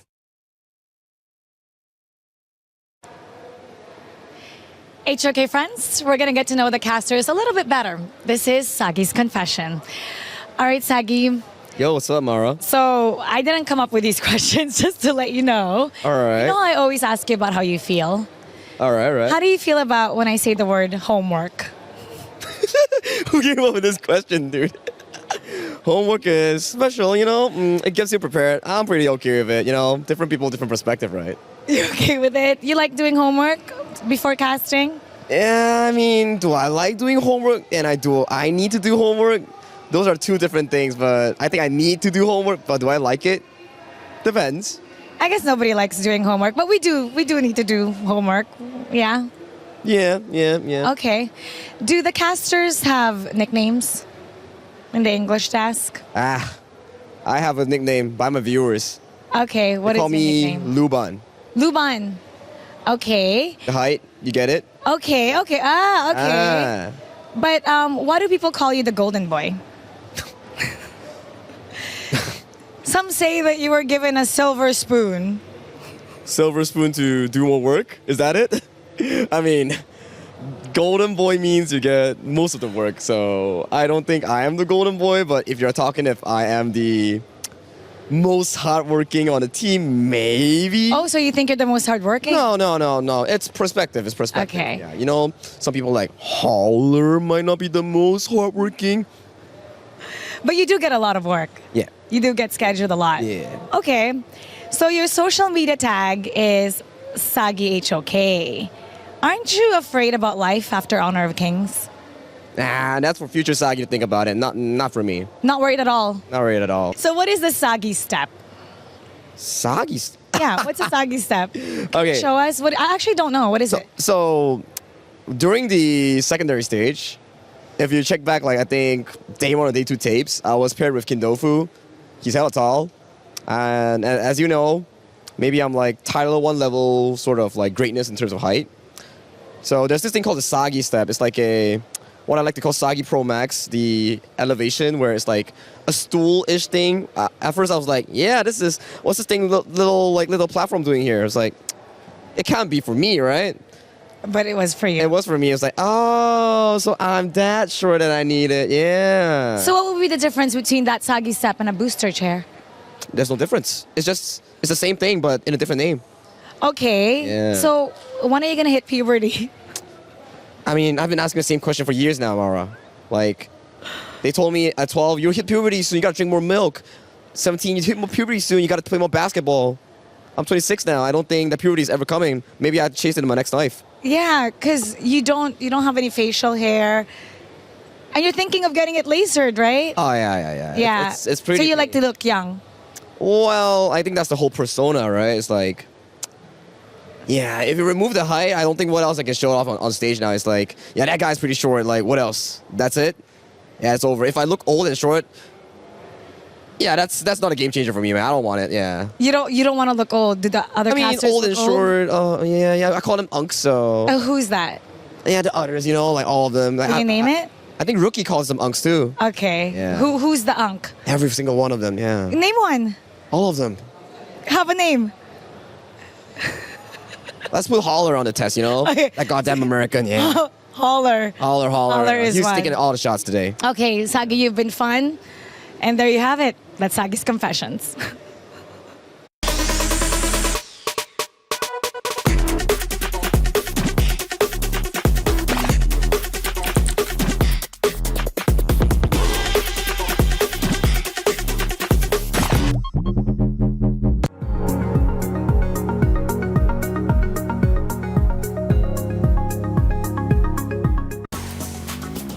What's up, Unk? How we doing? It's Unk over here, old and short, Sagi. You're throwing some heat out there, man. But I like how you didn't name anybody. I mean, you did say Holler, but I feel like you were just still trying to include everybody in being an Unk except you. And I will give you that. You do have the young complexion, Sagi. But of course, two people with young complexions, young attitudes, young vibes. We've got Chantel, we've got Ken. Welcome back, guys. That was a great set. What was your thoughts? You're watching, getting ready, like, man, KSG in the finals. Yeah, definitely for KSG, it was a great showing again, but definitely for GK Esports, they've shown up a pretty good fight. Yeah, I was actually very riled up. That last play, game number 3, it was so close. I mean, he even made it to the all-in, right? And I thought, oh, this guy's gone. And we finally have a chance. But yeah, it is KSG and they're so strong. So good. You know what? Because of that performance from a GK Esports, maybe for this match, we get that bounty. Hopefully today. You feeling like you wore bright pink, which is great. We went off of our green. I still got green. Yeah, I want to brighten up your day. For everyone's day. And you are. And you're matching hair and tie, which looks great, Ken. I mean, this is a matchup that we need to bring some style out for because style points have been on the side of KPL. Rock Esports, though, they have a tall test, Ken, to kind of compare to how GK Esports, in even just that one game, pushed KSG to their limit.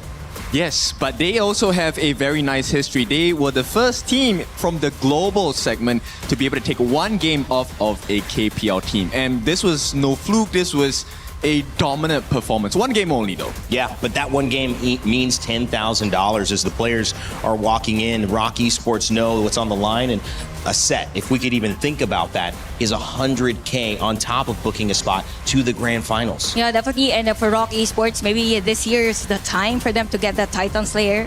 Just a wishful thinking, but it's not impossible. Yeah. Knowing that their run all throughout KWC has been very steady. A lot of upsets for some of the MKL teams because they weren't really the champions of their region, but they're showing that if they're playing in an international stage, they could play in a different level. Well, we'll have time to kind of dive into what they're bringing to the table in a moment, but when you introduce these teams and you talk about AGAL, it almost is a squad that needs no introduction. They are defending champions of KWC. They've been to EWC here and they've conquered. They did it in Riyadh, now they're looking to do it in Paris, but standing in their way is GK Esports. We talked to AGAL before the matchup to see what their mindset was like heading into what could be the only series before they're back to defend their title.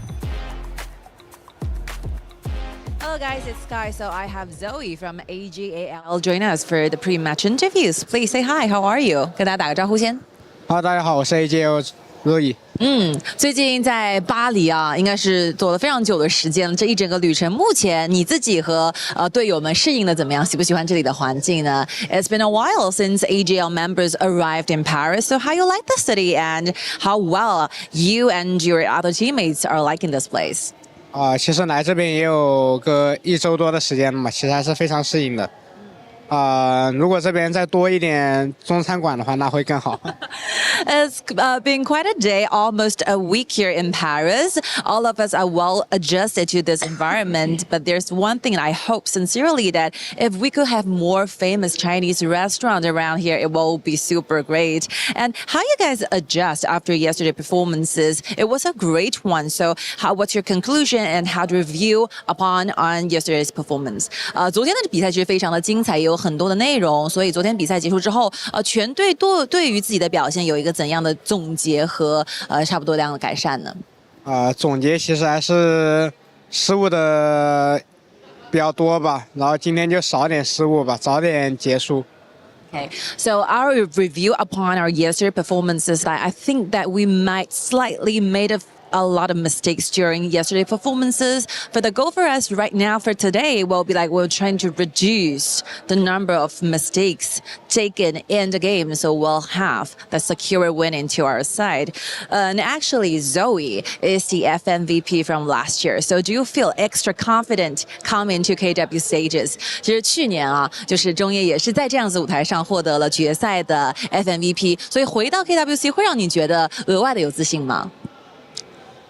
感觉格外的有自信吧，因为这里面的打野英雄其实都是非常厉害的嘛，所以说玩起来也比较得心应手。I feel indeed extra confident coming to KWC, especially in this current patch. The junglers are super strong in the game, and I feel so confident playing them. And one thing, like Shen from your opponent today is super great. He has such a strong performance using that Guan Yu. Will he be the target of you? 其实，在上场比赛，你们今天的对手Shen啊，他们的对抗路，他的关羽玩得非常出色，他也是个很厉害的选手。所以你们今天会对于他会有一些针对吗？其实对于对面的对抗路轩嘛，还是比较了解的，因为从去年就跟他们有过训练赛的交手嘛。但是其实他们这个战队，可能能吃分的英雄只有一个关羽吧，所以说针对一下就好了。All right, we have a very deep understanding and acknowledgement with this Shen because we are very familiar contesting opponents back in the days 1 year ago. But we think that Guan Yu will be one thing they're looking for and will be having the chance to win us upon. So definitely that Guan Yu pick is going to be our target for today's matchups. Thank you so much, Zoe. Thank you. 要和大家用英文感谢一下吗？不用了吧。Thank you so much for your time. We're looking forward to see your play in today's matchup. Thank you. Bye. Finals MVP Zoe gives us some answers as to what he's expecting heading into this one. And, you know, confidence is there, respect for the jungle and his role is there, and looking to repeat what he did last year here at EWC. So I think we all sat through the interview, but the one thing that really stood out to me is he's hungry. Right? Yeah. He wants more restaurants. There's plenty of In-game? buffet No, down here. out of game. Yeah, Oh, okay. they wanted to try some of the Chinese food here. But there's one restaurant I think that I want to try also, the one with the large noodles. I think I saw that online. Hopefully I get to try it with them, hopefully. But yeah, with that interview, you mentioned about respect. And I really love that even after that game, it's almost them playing very clean. But they mentioned that they had a lot of mistakes. That's right. Yeah, that was weird. Like, what kind of mistakes are we talking about here? But that's true, Ken. I mean, I think that's the pressure that they apply to themselves, right? The ability to know how much better they can be, the level of focus and efficiency that they bring. That is a signature of these KPL teams. They make one move, but they turn it into four. And that is what, over the course of several minutes, gives them that incredible lead. And it makes me think now that I guess for majority of the KPL teams, that's the reason why they are very clinical when it comes to their games, their executions. They do this housekeeping that whenever there are the timers, let's focus on this, wait for the power spikes, and just continue on being aggressive against other teams. You know, Rock Esports have a big challenge ahead of them. If it's not AGAL saying that we made mistakes, so meaning they're even more focused on playing perfectly today, Rock Esports, having done it in the past, also maybe have more pressure coming in when people know that last year they were the only team able to take a win off of our KPL teams. If they can do it yet again, that would be history starting to unfold differently. We had a chance to sit down and catch up with Rock as well before this match. Hello guys, it's Sky. So I have Wendy by my side joining us for the pre-match interviews. Please say hi. 大家好，我是2C 的中单 Wendy。 How you like everything in Paris？ 然后我们最近来到巴黎啊，有一段时间了，喜欢这边的环境吗？挺不错的，塞纳河畔很美。 Wow, very nice. The view here, it's so great. We enjoy our time together. Since last year, you actually have a very good performance here in KWC. You had got one game away from TT Global. So do you think that this thing might happen for today? 就去年我们有非常好的表现，在打 TTG 的时候也拿下了一局的胜利。所以今天的比赛，你觉得你们也同样会用这样子的方式获得胜利吗？我觉得今天的比赛只要让我们拿下1小分就算赢了。 I think for today's matchup, if we won one game, that will be considered with a great victory to our side. Actually, talking about game winning, we have that Titan Slayer project here in KWC, which means that you will have $10,000 if you win a single game. You have $100 if you win the whole series. What do you think about that? 其实你刚才也提到了赢一小局你会很开心。其实我们这一次会有一个荣耀试炼赏金计划，我相信你知道嘛？就获得一局和一整场比赛都会有奖金。你觉得你们今天希望获得怎样的奖金呢？ 我觉得一步步来吧，毕竟他们也是非常厉害的队伍嘛，我们都不好说拿不拿到1分。I think we will take this step by step because they are really strong as a team. So we hope the best thing could happen for us and we will try our best. What do you think of your opponent today, AGAL? Who's going to be the biggest threat from your point of view? 其实在你们的眼中 ，AGAL 最大的一个威胁点和你们今天想要处理好的一个点会是谁，或是哪一块呢？我觉得是射手和打野吧。 有任何原因吗？因为他们就是个人实力非常强的选手嘛，然后我们对付他们的时候，可能需要一些战术上的方向。Okay, I think our biggest threat will be the marksman Ino and the jungler Zoe as well, because personally I think they are super great and powerful players from my own point of view. So getting target in will be our gaming strategies and in-game plan for today's matchup. Thank you so much for your time. 谢谢 Wendy， 谢谢 Wendy， 好久不见了。Good luck on your play. Bye. See you guys in the caster desk. Even Wendy, with KPL experience, understands how important it would be for Rock Esports to just take one game. And of course, that leads us to our Crunchyroll story of the day, which is a crossroads. It is this new potential destiny that we might end up seeing, or a new era. And that dynasty that I mentioned, not destiny, from the KPL could continue with AGAL finally getting back to the grand finals. We'll see what happens, Chantel, but you know, there's always that chance. This is that moment that we could see something shift. There's always this hope, definitely for our MKL representative, because they're the only ones who has this chance for the championship. It's not, we can't really say that it's a pressure on them, but at the same time, it's more of a challenge to show everyone what they can give in a tournament as big as this. Yeah, I really like that, right? Because actually, to me, the pressure is on AG. You already have won this once. So fans are expecting you to kind of take this in the stride and make sure that you dominate your competition. So actually, I feel like for the side of Rock Esports, it's not about putting pressure on yourselves. Why don't you throw that pressure over to them? Yeah, I mean, there's a lot of, art thief. There's art here in some of the classic films are about taking paintings or the Declaration of Independence or something like that if you got Nicolas Cage involved. And the idea of how you actually steal something that's so heavily guarded is you make people think you didn't steal it. You replace it with something that looks similar. So is that kind of the approach that we can see, although it doesn't have the perfect fit, what Rock Esports do? How can they surprise and almost sneak a victory out in this game? Because the last panel, Isaac and Sagi Chantel thought game 1 is your win. But it was actually game 3 that was the most contested. I think for Rock Esports, it's more of them putting pressure on, same with what Wendy said on that interview, because is a type of player that rarely overextends. So if there are cases where they force a team fight or maybe a flank on him, then it creates that pressure on the side of AJAL that maybe there will be other lanes that will be focused by Rock Esports. Yeah, just be disruptive, right? Yeah. I think everyone knows KPL teams as like a full structure. It's very clean. So just create chaos and hopefully you get the goal in your favor. And with that mess that you make for them, maybe that's your formula to make, the perfect cake. Yeah, and you still have to play perfect, right? It doesn't have to just be the ingredients, the oven right. You have to do every little thing right, even if you can somehow sneak a little bit of gold back and start to lead this game. So a tall task for Rock Esports. You know what's an easy task, though?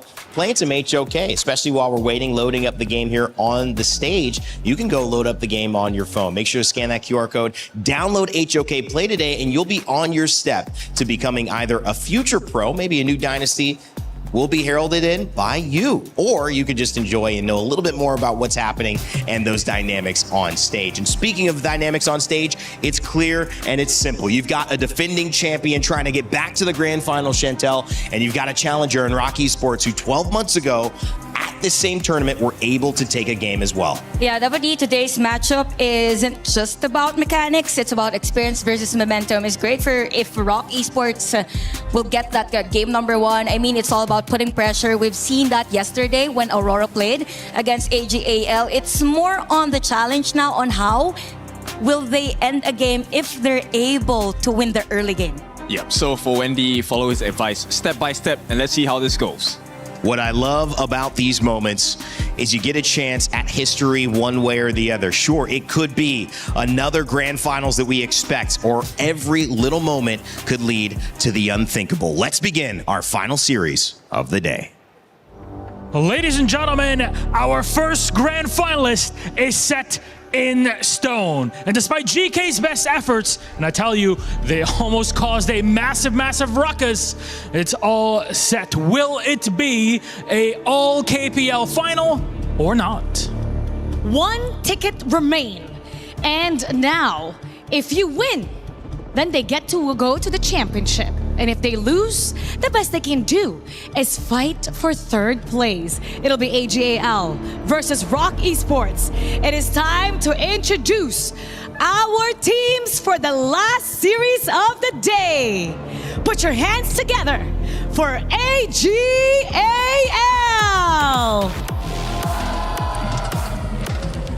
The KWC title defender. They know what it takes to reach the grand finals. They know what it takes to win this stage. And now, they're just 1 series away from having the opportunity to defend their trophy. A big matchup regardless. Will it be time for an upset? We'll have to tell with their opponents, Rock Esports! For the MKL challengers, it's steady as she goes. Sails of half-mast, yet braving the roughest seas, they cut a clean line from groups into eliminating Vitality in the quarterfinals. Today, a real storm is brewing ahead. It's all hands on deck for a shot of flipping the script on the KPL Tyrants. Now, players, you may now take your seats, and captains, you may place your keys. And remember to shake your opponent's hand. 2 teams, 1 final ticket. AGAL versus Rock Esports. Who will rise and who will move on? Panel, lead the gorge.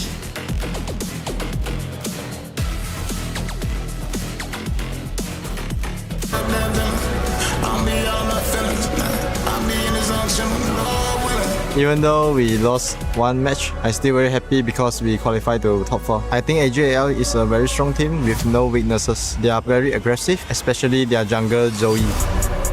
He play very fast and make things difficult for us, but it's good for us because we love to fight.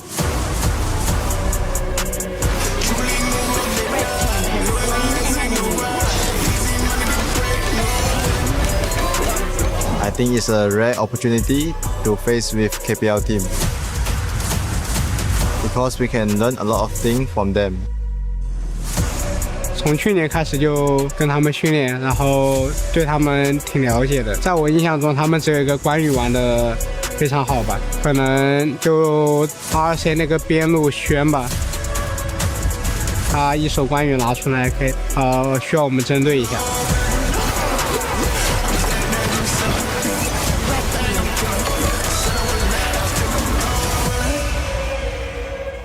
We learn a lot from the bootcamp. This is the time to show what we have in EWC. 我觉得我们队伍一起并肩作战了这么久了嘛，最大的优势就是团结吧，因为我们5个人一条心嘛，做什么都会成功的。所以你们能来到4强已经是你们的极限了，我觉得我们早点4比0下班吧，别耽误大家时间了。AGAL, we will be giving it our all. So let's give the audience a good show.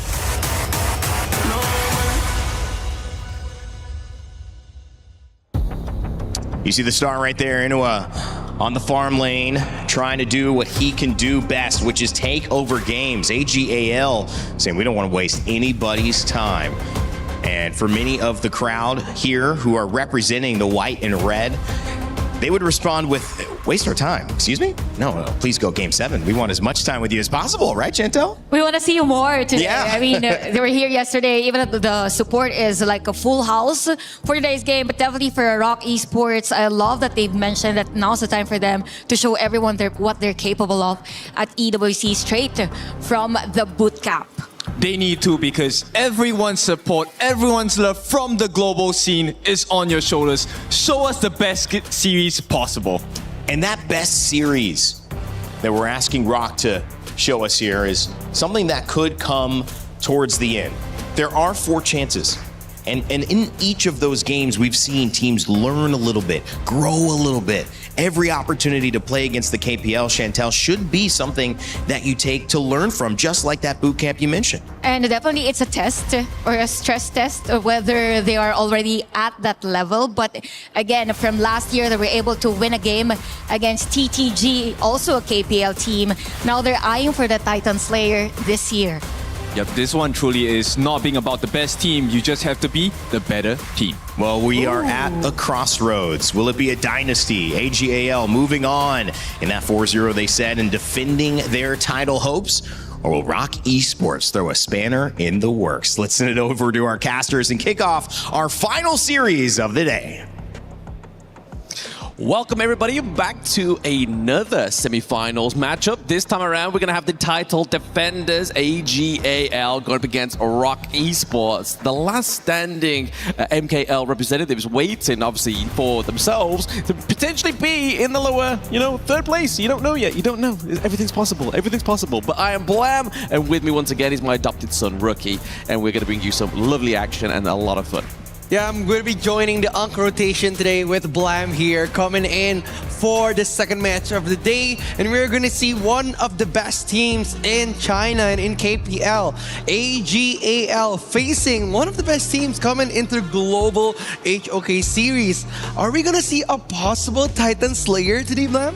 I mean, I can only hope so, right? I only want to be seeing any kind of real upsets because I'm just that kind of person, right? I don't want to see happiness. I want to see upsets here. And happiness for the global scene, I have to say, obviously, with these teams here. And Rock Esports is going to be the last attempt here at a global defeat against a KPL team. But it's not just any KPL team. This is AGAL, rookie. This is the top dog. Yeah, it's going to be one of the best against the best of the best here.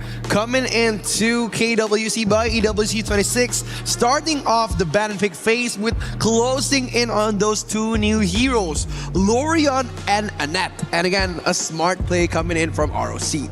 Yes, Lorion being one of these top 5 heroes that's been played so far within KWC, right? Obviously, he follows the likes of Aoin, Chano that we've seen a lot as well. And speaking of which, there he comes. When you're on the blue side, it's generally a good prio blue pick here for the side of Rock Esports, but it means that, oh, okay, game number 1, rookie. AGAL Inua is getting his Arlie, the guy with the FMVP skin on this hero. And again, like Yino and Arlie has been such a good combo coming into KWC, performing amazing against Aurora last match. And even though they respected one of Chansung's best hero coming in, Lorion, but they have still a lot of options coming into the first game of the match. And replying to Zhangfei and also Arlie, they are getting another catch and shoot hero. Lapu Lapu and Dharma is such a good combo for ROC. Massive combo here in terms of team fight potential. That's what they said in the interview, right? They love to fight and they feel like AGAL are going to give them that fight. Rock Esports with the Dharma, with the Lapu Lapu here. Obviously, we do have the late game assurance, which is going to be the Aoin and burst damage potential. But for me, obviously, looking down to the bot side of the map, these two going head to head. Obviously, it's going to be Muchi going against Inua on the side of AGAL. Generally, the Arlie's a good counter towards that pick, right? Yeah, Aoin getting deflected by Arlie's skill 2 is one of like the most utility and utilized skill that we've seen being used by RD. But again, the Fatih pick is going to be interesting coming from AGAL. One of Swanran's favorite hero coming in from the KPL and coming into the Global Series. Even though Fatih hasn't been performing the best throughout the tournament, but in the hands of Swanran, it has been amazing. Absolutely amazing indeed. I mean, we saw a great Fatih earlier, right? It was silence. Silence, exactly. Yeah, there we go. The pause was meant for the whole case. Not to even say his name. It's kind of like Voldemort, right? Like, if you say his name, that's it. It's over, baby. But speaking of being over here, we do have Zoe on the Orgrin as well. A lot of big picks for the side of it. Noticeable, like, with notoriety. Yeah, it's like what he said, right? He wanted this game to be 4-0. He wanted this to be a quick match. Coming in with the 2 power picks on the first game, Algren and also Arlie, bringing the tempo for the early game. We know that AGAL tends to play the slow game, playing it a bit late after the 5 to 10 minutes. But looking at how they are starting to get the Algren pick, they're gonna go probably aim for that quick match coming in. ROC, they need a stopper here. They have the Lapu, they have the Dharma, the Menki pick is going to be good, and that's what they chose. Menki's been a funny one, right? Obviously, we've had a lot of good, great Menkis within the tournament thus far, but I mean, a good thing to counter that is going to be this Angela as well, right? Like, if you get the Dream Roll come through, and then you're kind of just placed at the front part of that team fight, and you've already got such great front place here on the side of AGL, you can be able to use that Blazing Brilliance just to completely mount down this Monkey, because that's one thing that Monkey really suffers against. If you have any form of anti-tank, and we haven't really been seeing DRNG within this entire tournament, but Angela's definitely a good substitute. I think it's all about the burst damage coming for AG. They're going to try to play the quick game, bring in an Angela and also Algren is going to be very dangerous, especially when they conquer the early game. As we said before, Zhongyi or Zoe have been playing such a fast-paced jungle in the first 4 minutes. That's why ROC, they're going to be wary about that first stages of the game. Absolutely. We've been seeing a lot of signs there in the audience from the fans. We saw one earlier that said best farm lane, but they spelt Blam wrong. wrong. Again, I think that's your glasses a bit blurry there. Is it a delusion? Is that what you're trying to say here? But yeah, I'm gonna be hoping for a close match. Coming into the first game here, the Titans coming in from the KPL stage. AGAL. They're gonna be facing one of the giant teams from the global HOK esports scene, Rock Esports. Absolutely, AG fans can log into the game right now and get that signed sticker also as well. So if you fancy having that as a little bit of a freebie here, playing HOK Global, definitely log in now and play. But we want to be looking at that Overlord pit as well, right? We want to see the votes. I can imagine where it's going, but we may have a little bit of difference there. Never mind. But Hype or Rose is here, forging ahead through the gorge. Our original passion unchanged. Together, AG and Inua, we march towards glory. That is fighting words put in chat.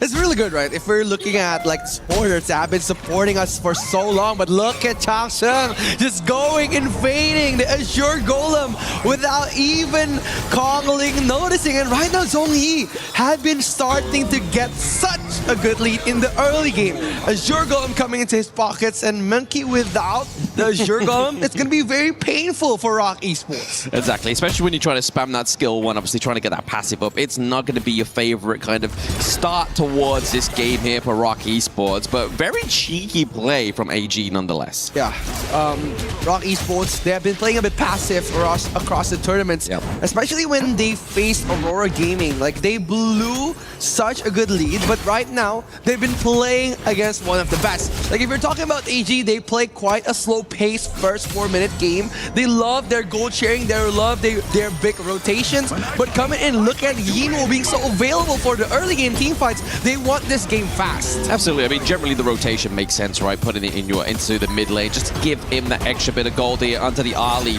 But once more, we're just seeing just a lot of resources being funneled into Zoe here. We know that Orban needs to scale into the late game. You want to get him online as much as possible, so you do have that itemization to be the tank that you need him to be. Yeah, he needs his early jungle items for Zoe coming into this tournament, because he's going to be playing a lot with the tank and mid lane rotation. Rapish's Bite, the big item jungle, is going to be appearing so well, especially for Algran, a jungle who is very fast-paced and gets through the jungling phase very quick. Absolutely. Just completely dominates through that jungle, using the Blazing Brilliance there just to make sure we're ushering in the minion, just to keep that minion wave crashed in there. So we're seeing a little bit more of a priority for the side of AG, top side of the map, making that Space Sprite acquisition a little bit easier for them to claim here. Yeah, they're just going to try to play a bit safe here, coming from Rock Esports, but Wave Pit a bit shadowing over the farm lane, trying to get as much as vision as possible. And look at Ran coming in. Oh, yes, Ran, he's able to do this 2v1 right now. I feel like he is level 4. He's able to actually do that, but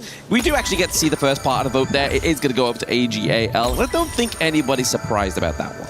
I think as the fan favorite team and as the champions of KWC by EWC 26, they have been performing amazing in this tournament. Absolutely, absolutely. Flawless run so far up until this point, whereas obviously Rock Esports, they have fallen around every series that they have gone through here, but Zoe just putting pressure onto Kongling. Kongling's actually not going to take that much damage right now, because Monkey, once again, he's one of those heroes that has great base stats. Yeah, Monkey has been really good against jungle like Algran, because just based on the base stats, how he manages his shield and also the amount of HP that he has in the early game has been really well. But what's interesting is coming in for Zoe's Algran, he's making more of like a defensive build with the Blazing Key first item on the hover here, but Shanran just going head to head.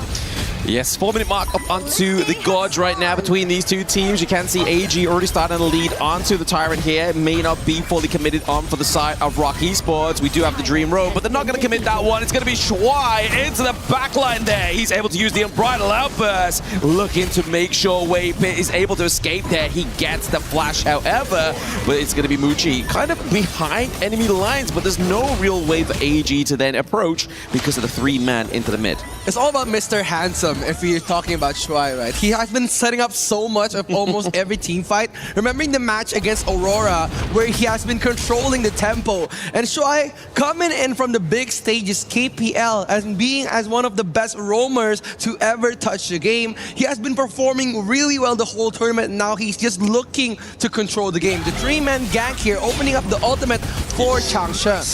I mean, already taken a lot of damage. We do know that Mushi does have the infinite vastness here, so he could really take flight, but at what cost would potentially be this T1 down bot side of the map here. We are seeing a rotation from Rock Esports. Mid lane as well. Sheng is looking pretty low. He gets the first blood onto the side of Rock Esports, but maybe more can follow through here. The infinite vastness has been caught out, but it's going to be a first blood for almost the first turret here. Ron is just going to finish that one off with a bit of poke from the side of Bhakti. Conling has to use the Dream Roam defensively. Yeah, he's just going to disengage here. No more risks is going to be taken coming in from Rock Esports. They got the first blood, which is a better advantage than getting usual kills because first blood gets more gold. And with that in mind, they're going to start to take over the jungle coming in from AGAL. They're just taking the first T1 on the bottom lane and they're aiming for the top lane tower.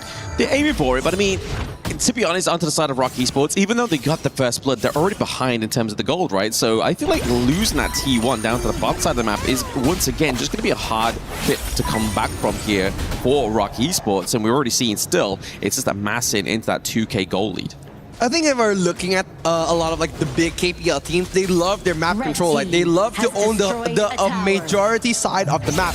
That's why it's very difficult, especially for Conling as all-in jungle to like roam around, get those free jungle picks when he's facing a very fast-paced jungle like Zoe. Zoe has been dominating the whole jungle, taking so much resources, eating up so many of the minion waves coming in from Rock Esports. That's why we're talking about gold gain. They have been going ahead not only by the team fights, but also the gold sharing momentum. Yeah, we do see there Sheng is able to actually just defend that minion wave very well. That's another good thing about the Angela, just so much great wave clear on the side of AGAL. Just a bit of tit for tat into the mid part of the map there. But if you look at top side here as well, obviously they've unfortunately onto the side of Rock Esports lost their T1 there as well. So it's already like from the game go, we saw the AG were encroaching onto the enemy jungle, but now because they've lost that side lane, it just means that they have more of a go-ahead there. It's like opening a pathway to your own jungle now, and look at Zoe eating up so much,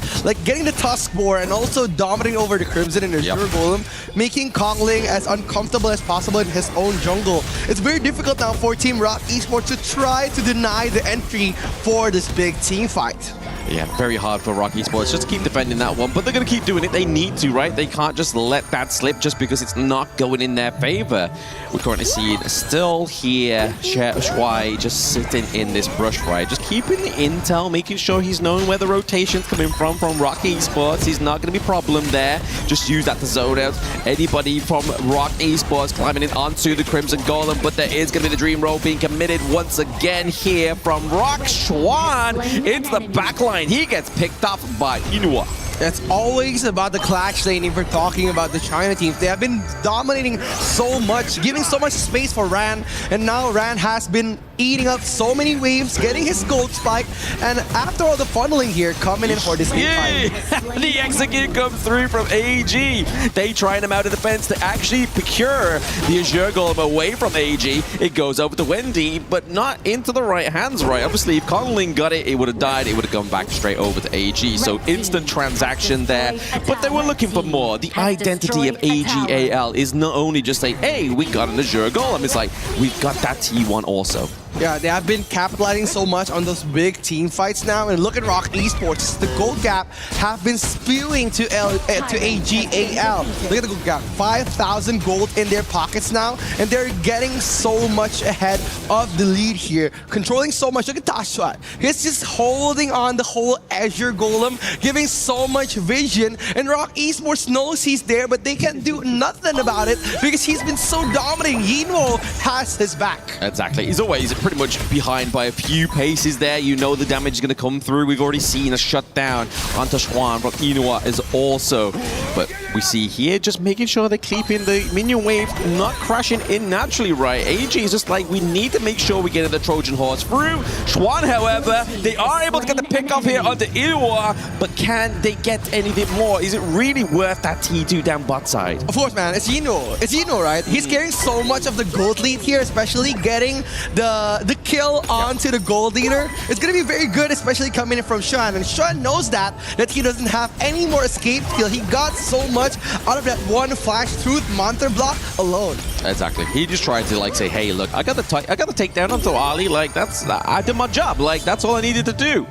But they weren't aware of the greater effect. The greater effect was obviously the structural damage here that AG has caused. Obviously, you've seen the minions down bot side of the map already putting pressure on. Means that Wendy has to be away from this team fight.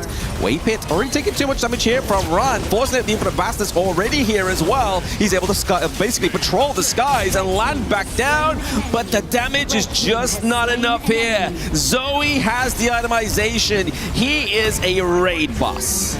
It's very hard. If we're looking at the gold gap right now, look at AGAL dominating so much of the gold lead here. They know that they have the control of the game. And Rock Esports, if they are willing to engage in another risky team fight without any more setup or farming, it's going to be very difficult. Kongling was forced to jump here because the ultimate from Tashuai and also Zombie committing to those big team fights. Muchi hasn't reached his gold spike yet. That's why the damage onto Zombie wasn't the best on this big team fight. Too risky coming in from Rock Esports. Yeah, they risk it all for a chocolate biscuit, and they don't even get down to the side of Rock Esports. They're just looking at more gold slipping away from their favor, and just even, not just the gold, the jungle, everything else that follows. It's a real snowball effect here for the side of AGAL.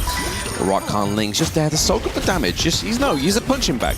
Yeah, but again, that move was a bit risky because you know that Tashuai still has the ultimate, the amount of pressure that he can bring, he can reverse the situation around. So a bit dangerous coming here, but Zoe just opening the moment, trying to gain as much of a lead that he could, but their focus is going to be Muchi and also Shred. Yeah, we're just waiting in the wind here. Use the Path of Passage just to keep him away from that T2 there as we see the Vanguard able to get that takedown, forcing the flash there from Schwan. He's not going to have that combo available to tame the tides here. But Conling, he gets a consolation prize. He gets run, but at what cost? The base is already being encroached here by AGAL. They still have 25 seconds left onto the Tyrant also. It's going to amount for a defense here. I don't feel like they got the damage onto the side of Rock Esports, but Waypit is going to give it a fair share. He falls. Conling is looking to be the next victim as well. Muchi is just trying enough to keep away AGAL. But it looks like this game number one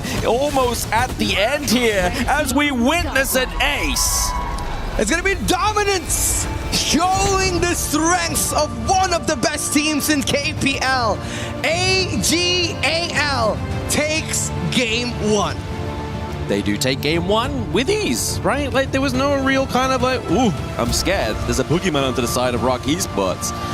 It was literally just from the word go, like you saw with Shang into the mid lane, or just contesting Rock Esports Azure Golem. At that point, like, is there any level of confidence higher that you can attain from a team within HOK? It's all about the draft, right? Come in for AG, they've started with a very good draft. They have countered that Mankey with the Angela pick, and also two strong heroes for the players of AG. They got the Arlie, they got the Agran, making them so viable for those risky big team fights, and how they funnel gold to Ran and also Yinwo in the early game makes them viable for the mid-late game control. That's why they haven't been able to fight back. The amount of sheer pressure that AGAL gives Rock Esports is so difficult. So we're going to talk more about that with Rain Day and our panelists.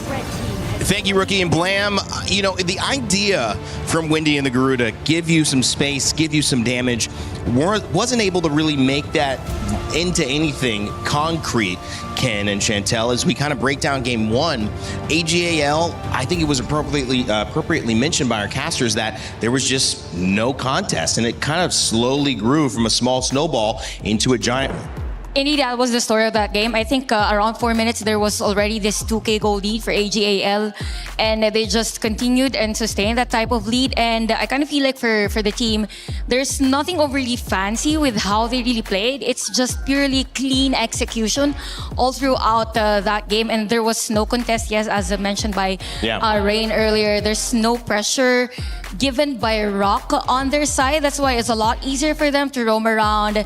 I think it's more on AGAL just keeping things by the textbook. Very much so, and we will take a look at the lessons we have. So welcome to tuition in a little bit. And I'm going to just walk through a couple of the points here. I think one of the things that we must have and notice by now is the draft actually is pretty okay on the side of Rock Esports. This is something of great value for them, right? They wanted to balance out the draft with tank v tank. Let me press this here. Okay, need some help. Okay, there you go. Okay, there we go. So Teamwork, with the baby. Menki as well as the Ogren, right? Yeah. So match tank for tank, and here's where they're supposed to get Xuan off the armor to catch the rest of the backline when they actually jump in.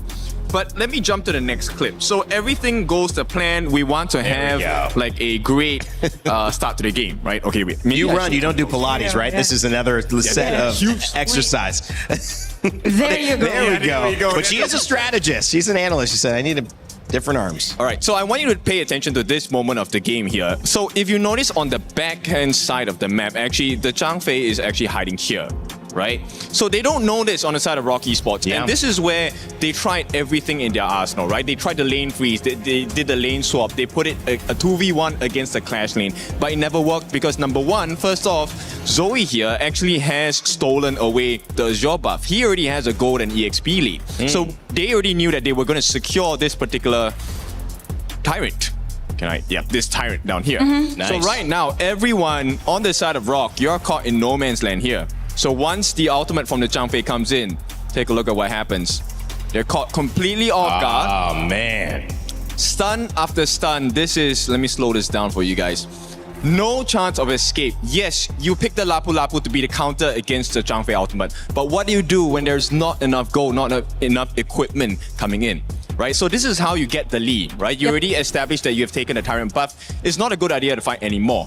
Now, next question we have on our global teams is, all right, so let's say we have the lead. What do you do with such a lead in the later parts of the game? Great question. This is where you start hiding into the different portions of the map. You can see Shuai, they know that Shuai is over here, right? Shuai is hiding in the brush. Kongnei actually uses his Dream Bubble to kind of suss him out in the brush itself.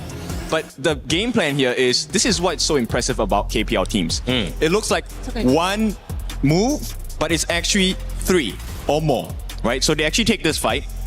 Let me put it up to speed. And during this portion, the whole objective here is not to get the kills. The kills are a perk. It's about getting the buff away from the opponent jungle, right? And like I said, the kills are perk. They get one kill. And this is on to Xuan on the backlines, right? This is why they have the stuns. It's all about control. Once Xuan is out, the next move is actually to go for your other buff because you can't fight anymore. Yeah, and also at the same time, we also noticed that prior to that, Inoue was trying to be part of the team fight. For the side of AGAL, they knew that the Tarmo wasn't available or isn't seen or being shown at the map. So they know that there's a potential threat on that backup damage coming in from Inoue. That's why there's a shift on Shuai's position earlier, because earlier he was at that specific bush near the red buff, but then again he needs to protect Inoue. So at that moment there were a lot of skills already used by Rock Esports, but because there's another layer of damage or pressure from AGAL and they were able to support that, it became a 4v5 somehow because there's no available resources anymore or skills on the side of Rock Esports. So there were a lot of moments wherein even that first clip, first highlight, Xuan was at the clash lane still, but you already have that setup play from the Fatih. So there is moments wherein Rock Esports was being outnumbered for every team fight. Yeah, and you know, for the vision on the Rock players itself, it will look so difficult because you kind of think, hey, I've almost done everything right? We made the correct choice to have a 2v1 situation in the clash lane. We wanted to make life difficult for run, right, in the top lane. Yeah. But even with that, they still lost 2 of their side towers, T1s, really quickly in this game, which is also one of the reasons why AG is actually able to step into the backlines in the jungle, and you can't see it because you have no vision, right? So the draft, perfectly fine, but the execution was just shy of what AG had to offer. Yeah, definitely. The draft is okay, and it's kind of different from each other. The one is heavy on engages, other one is front to back. So the weakness of Rock Esports lineup is whenever there's going to be a struggle on the initial engages. So if they're not able to win the engage that they wanted, it means that AGAL is bound to win that team fight. And there were a lot of moments seen on that game that it actually happened. Again, it's classic housekeeping for AGAL and just prioritizing what's needed to be done on that specific moment. Is it, I think all those points are really interesting for me listening and kind of trying to solve the problem. Front to back, that's a very common way to play a game like this. But if you have a team that's constantly taking advantage of it, is it worth trying to find something a little more flexible? Because I think that the key is AGAL are just dominating as a team. Whole is greater than the sum of its parts is something I've noticed as a KPL first-time viewer, that they just operate as a unit. It's a system. And so that stun turns into 3. And you will see moments where Rock Esports are isolated, trying to get their jungle, trying to farm their lane. And all of a sudden, it's like this insurmountable feeling, as you can see. No problem there. Inoa's dad and family in the crowd in Paris, ready to support him. A good thing that they are there because they're seeing some great action from their son and their team. But yeah, I'll open it back up to you guys as to now looking at game 2. Where do we go from here? It's easier said than done, but it's more on prioritizing the side lanes, like defending all possible resources against AGAL. Yes, and I want to run back to your quote there about using the equipment itself, because look, you can have a spoon, but you can use it in many different ways. So I think right now they just need to understand that, hey, AG knows about the strength of your heroes. Can you bait them into thinking that that's your only available option at that moment of time, right? The Dharma can come in from many angles, and playing against RLE, this is why AG shines, because RLE, yes, you show yourself, but you're going to reposition, and that's the bait that Rock Esports fell for. So take a page out of their book and use it against them. Can the fish become the fisher? Fish? I don't know. I can't say fishermen because then that'd be changing what they are at their base. But can't we see the hunted become the hunter? That might be a better one. Blam Rookie, what do you think about that?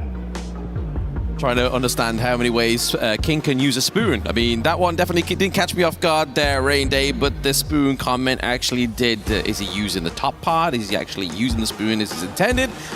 I'll have to watch him in the green room and report on you guys.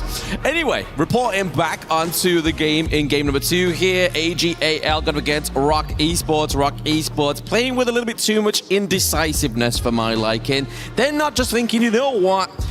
It may be like climbing Mount Olympus, but I'm going to literally grab every rock with a full fist. This is a very confident pick coming in for that Kaiser onto AGAL, because they're looking at the full CC compound from Rock Esports here. The Lorion pick and also the Lianpo, the setup and the catcher coming in for Wendy and Wei Pit. So it's going to be very interesting how AGAL would answer these 2 strong picks. And again, I like how they start off with that idea and also Yino on the Arin. So it's going to be very dominating, playing the kiting and poking game in the early phases. And I think Rock Esports, they need to set up their podium on each side of the map, playing a strong clash laner and a farm laner to base them on those big early game pressure. Yeah, unfortunately for the side of Rock Esports, they're not going to get the Guan Yu. Obviously, we saw in the starting interview with Zoe how he was talking about Xuan's Guan Yu, that he doesn't really want to play against that.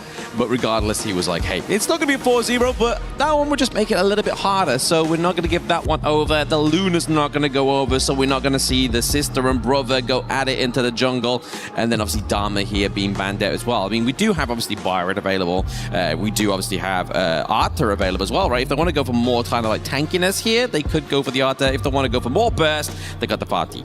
It's going to be very interesting, especially if you're talking about AGAL's mid laner, Sheng. He has been performing amazing the whole tournament, especially with that Nula pick yesterday against Aurora. Yep. Did you see how he covered the whole map with all of his skills, bringing pressure not only in the first minutes of the game, but those annihilation beams coming in for the backline. I mean, that's the beauty of the newer pick, right? Like, it's the whole point. She's got a long-range kit, is the fact that you don't really need to be there to have that massive impact, and you don't always have to commit the emergence to get anything from it. You can still get a little bit of that. But hey, you're right, Rookie.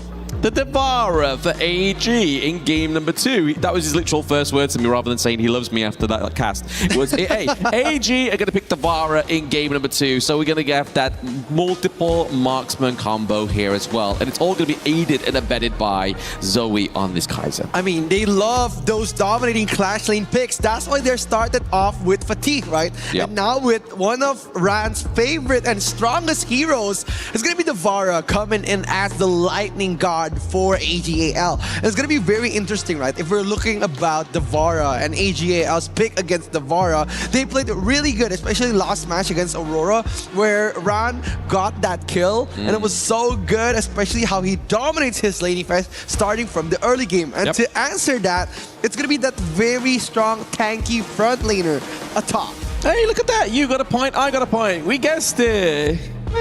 Yay! what is it again? What is it again? We got Arthur. I said Arthur, didn't I? But then they went Yukio and then Arthur, so I still was right anyway. But we're going to get into game number 2, ladies and gentlemen. The drafts are here. Onto the side of Rock Esports, obviously they do have a lot of sustainability into the team fights in terms of their tankiness, but no real eels coming through here, right? Like, if they are going to fully commit, they need to be able to kind of like tear apart the side of AG. But the problem with that is you have the Kaiser, Invincible Warrior, taking the charge. You have the Destiny counter from Diadea dealing damage, healing up everybody, but then it's that burst, a long-range poke as well from the Garuda.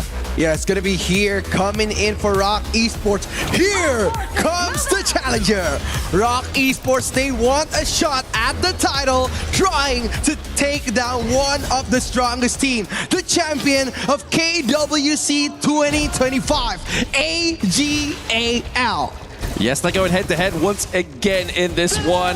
AGAL have the votes into the pit once more, so everybody is voting for them in-game. I mean, I don't know if you've looked at the player votes as well, right? Like, Inua is literally leaps and bounds ahead of every player. So clearly, not just only in the KPL region, but in global, he is an all-star. Dude, I can't escape Yinwo in Paris. Like, I've seen him in buses, in subways, in billboards. He's everywhere, and he's one of the best players to ever touch HOK. That's why he's one of the fan favorites coming into KWC. People haven't tuned into my streams. I mean, they're still sleeping on me, clearly, but just a lot of poke being used here onto the side of Rock Esports, just to kind of gain some kind of priority here, but it's not really working for against AG, right? Obviously, they have that long-range poke here from Inua onto the Aaron. It slows them down. It makes it really hard to actually try and get any kind of semblance of a real dive here in the early game. Yeah, they're going to try to pressure this out.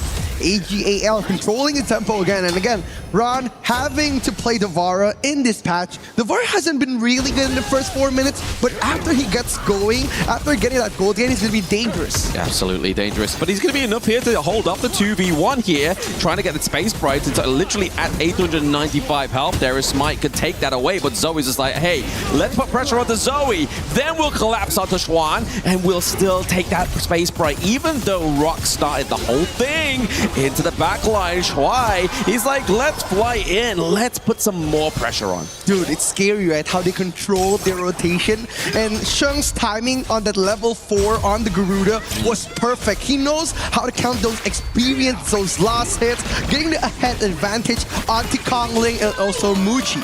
Yes, we saw that Kongling was just trying to get a bit of burst and poke there onto the front line of AGAL. Wasn't quite successful within that attempt, but still an attempt nonetheless. It means that they're able to neutralize that minion wave into the mid lane here, able to go back into that jungle, farm up once again. I think it's very hard if ROC are still playing this very passive of a game. Like, they need to try to make a move within the first 4 minutes, because AGAL, they love to rotate together. That's why Rainday said that they're working and moving as a unit, right? So they need something to disrupt their tempo. They need a movement. They need a brave lead coming from Rock Esports. If they're playing passive, against passive, it's going to be very hard to close in on those skill gaps from Rock Esports. Exactly. Rock Esports maybe getting dived here in. Obviously, we've seen Shank use the Wings of Judgment just to kind of zone out to the side of Rock Esports. Has completely split apart this team fight whilst Inua's at the T1 territory doing a lot of damage pre-4 minutes. Means that once that 4 minutes hits, right, that turret plating is going to completely drop. And if they play correctly, which I know probably will on side of AG, just they are, like top side of the map here, Conling taking far too much damage. They go over the wall here, but Shuai, he uses the bit of farewell. He clings on with the enhanced base attack, but speaking of Klingon, it's Conling with his life. Wow, surviving with a slither of health, and Tashua is such a good roamer coming in, closing in the gap not only from the front side of the team fight, but coming in from the side,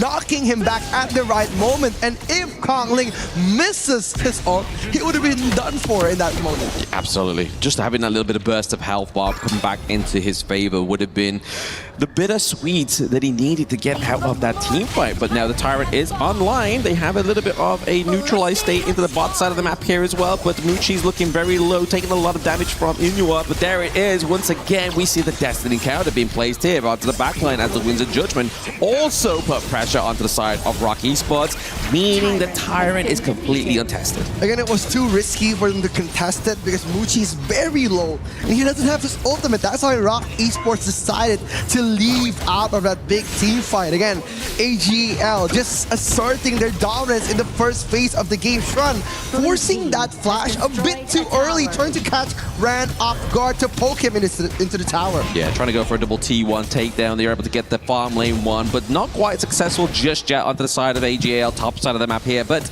it's all within a moment's notice, right? Obviously, it's not the only thing they have a position of power in. The gold lead once again does go over to AGL. I feel like Rock Esports is having a really hard time to match the gold, the farm pace here of AGL. Again, they're just playing a bit safe here, trying to play the long game. But again, you're facing AGAL, one of the best teams to come into KWC, the ex-champion of last year's tournament. It's not wise to match their tempo, right? They're just leading you to their trap. And now, Rock Esports is blowing the lead, 3,000 gold gap coming in from AG. And not only that, they're bleeding the lead into the top side of the map as well, right? They freeze the minion wave. There's nothing going to be there to catch the one that's currently encroaching that T1 top side here.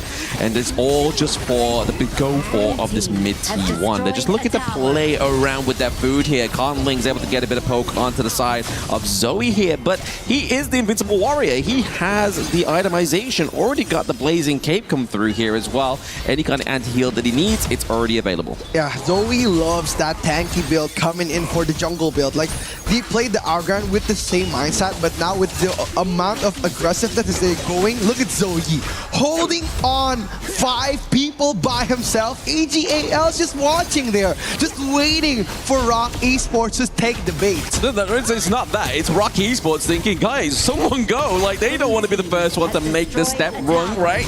Like, they don't want to be the one that they blame back in the back room. Like, guys, why did we attack Zoe? Why did we take that bait?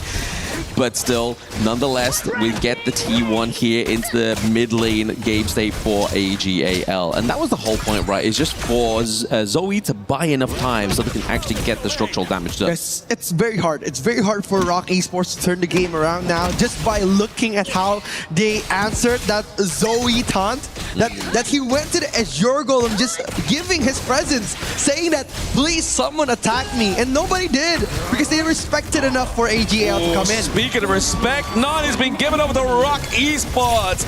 Wendy gets annihilated. Wei Pit as well. Right. It's going to be Schwan trying to put pressure onto the backside there. He gets a takedown of the marksman on AGAL, but Muchi falls as well. That's a 4-2 trade now. Conling, he gets stunned in place. Can he get shut down here? I don't think they're looking to commit to that one because there is so much more to be gained here. Yeah, it's so scary, right? Looking at AGAL just dominating the whole team fight, like the setup coming in from Zoe and also Swan was amazing how he knocked back Swan. And we're gonna look at the replay here where Ran just heads in and Wendy getting knocked back by that melodic swing.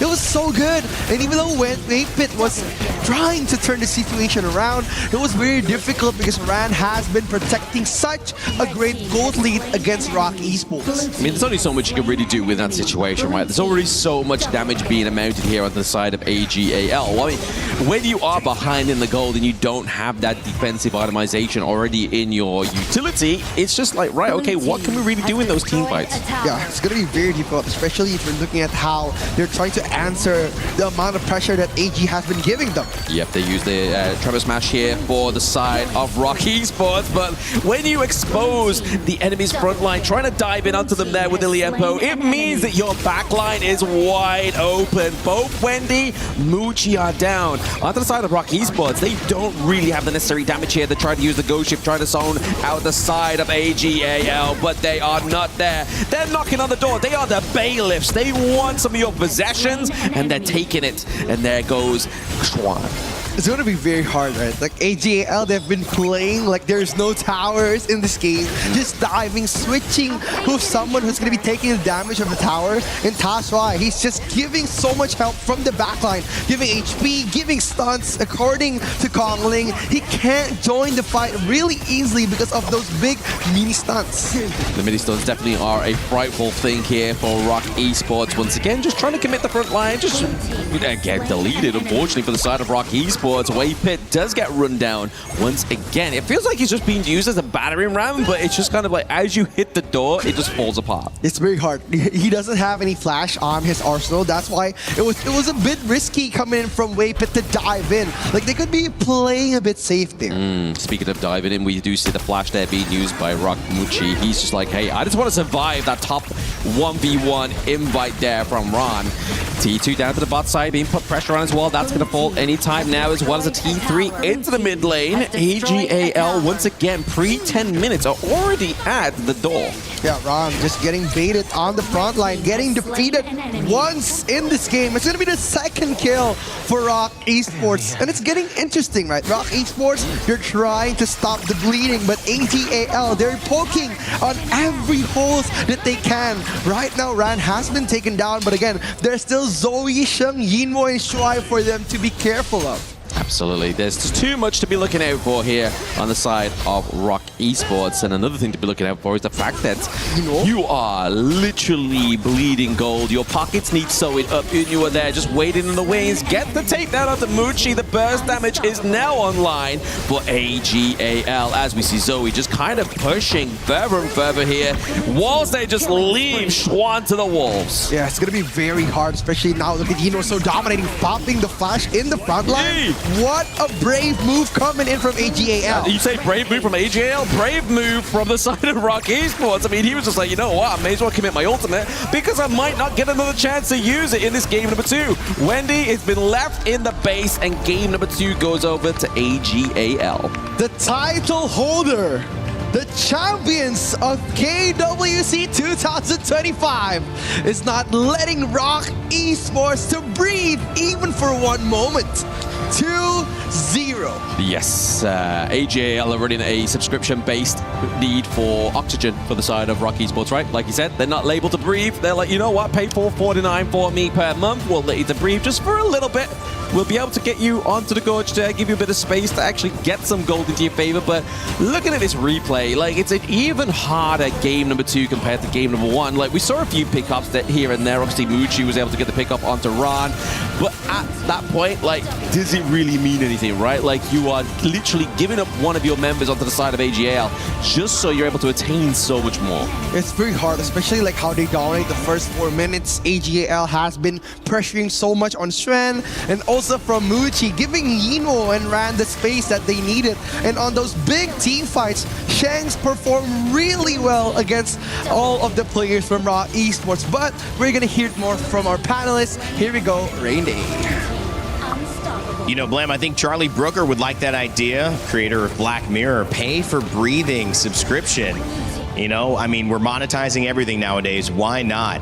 And it's AGAL who have no problem with that one, cutting off the oxygen and the potential of a comeback here. They are our Qiddiya City title defenders, as so named by the piece we showed yesterday, leading into their first matchup on this stage. And now it seems like they are doing enough to keep up with that namesake. Rain Day here with Chantel and Ken back on the desk. Chantel, what do we say about that one? Because AGAL, they truly cutting off pretty much all forms of oxygen there. You know what? I'm a bit surprised because it's as if Rock Esports isn't playing their game. I mean, they have been too reactive for every game, even on that game number 1. There were moments wherein it's like a domino effect that everyone's just going in a specific lane. But then again, the other lanes are being compromised. So again, too reactive, and at the same time, they're just waiting for AGAL to create mistakes. But AGAL is, again, clean on their execution. Actually, I like that. I like that you say reactive because I think they were reactive this game, but I'm on the opposite camp. I think Rock Esports are not reacting enough. Right? So my concept for this is, look, I think they did learn a couple of lessons, which I will show you later on. Yeah. They tried to counter the buff steals, but wasn't really successful, and it did cost them. So while the mistakes were still as painful as game number 1, I think they are learning. The question now is, can they learn fast enough? Because that's 2 more games to go before the series is done. Yeah, definitely. I kind of feel like also for Rock Esports, they're playing a little too safe because we don't see much of the flanks from Xuan. They're just waiting for the power spikes. But then again, AGAL just taking majority of the resources. I think during that first blood, it gave AGAL 1,000 gold lead already, and there was no trades. So the problem here for Rock Esports all throughout this matchup is more about the trades, because we normally see them at least have a gauge whether or not they want to push more on the team fight or go for a split push, something like that. I think that's what's lacking on their side. You know, can you take anything away from Muchi getting 3 kills, having a moment, going even to positive KDA, at least up until that very last fight, where pretty much everybody died, Ken? Is there something to take away from that, or do we need to look at something else? I mean, the concept here for me is just keep trying, right? At least you're getting some kills, which was kind of impossible last year, right? So changes have been made. I think they're growing as a team, as an organization, and as players as well. Right now, it's about, okay, you have the growth. Can we piece it all into one, singular pillar and try to put up a fight? Yeah. All right, well, let's take a look at what you've set up for us for Telestrator. Okay, so thank you very much. Let's go into it's a team effort here, guys. Lesson time. All right, wait, do I need to monetize this as well? Maybe you can. A Telestrator paid for subscription. I like that. Okay, I'm going to skip the BP.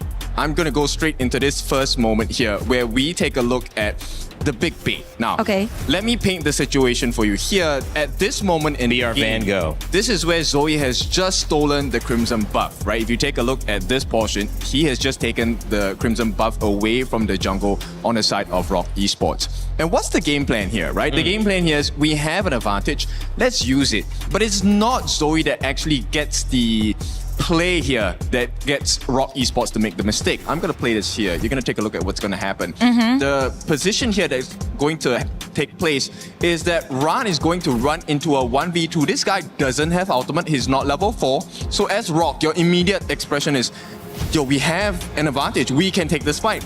But he pops his frenzy, gets them to stay close, and this is where you take a look at where Zoe pops out of nowhere, runs and rushes everyone off. The main counter, which was supposed to be Wendy, he has already burned his skills early in that fight. So what happens then? This is where AG realizes, okay, this is going to be big. And this is a double whammy because he takes down Xuan here. What does this mean? It means your Clash Lane matchup is gone. And, right after this moment, you are forcing your jungler on the side of Rock Esports Kongling to TP back to base, which means there's no time. You're not going to have the time to come back and farm your jungle. The speed is too slow. AG will out-rotate you. And with that, everyone else on the side of AG also gets the benefit from this one move, which happened later parts of this game. I'm not sure whether, okay, I have this over here. Right? So now this is a learning lesson for the side of Rock Esports fans. They're actually learning. They're doing great. So this attempt to try and steal back the buff away from AG, this is exactly what you should do, right? If you don't want to take a fight, do it when a time where you know that AG members are not around. but you know, AG's AG, so they already have a play happening at the bottom side of the map over here. And I'm gonna show you what happens. This is how you're gonna try and punish a potential invade. The kills are not necessary, it's all about space, right? So this one, Kongling actually made it out alive if I'm not wrong. But once again, this is time bought for the side of AG, right? Kongling has to go back to base. He played really well here, mechanical skills on point with the lifesteal as well. But once again, you're being slowed down by every decision that you make. Yeah, and look at the two players from the side of Rock Esports. They actually reacted on moving towards the team fight as to where AGAL was trying to go. So that's why we keep on saying that they have been reactive at some points during the game, and it gave a lot of space because before or prior this initiation from Rock Esports, they wanted to go for a kill on Inuo's lane. So again, it's all about the trading. They could have just went straight and take Inuo's lane, but they reacted on the Clash lane. So there were not much of a great trade for Rock Esports side. I really like the way that you guys put that. Thank you, Vincent Van Gogh, in reference of our wonderful Paris that we're doing this. €5. You painted a beautiful picture here.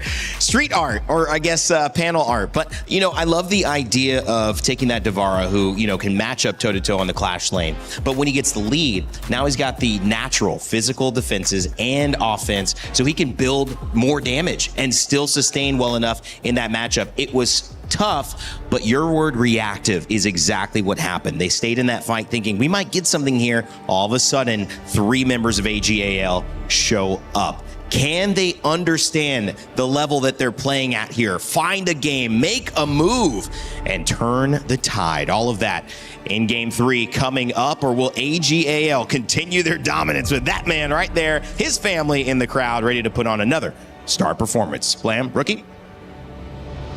They say art is subjective, and in that expression, I feel like I'm not going to be taking Kin's offer on that subscription-based art form that he thought he had there with the Telestrator. What about you, Rookie? Would you pay that $4.99 or whatever he's charging? Because he's Singaporean, probably a lot more.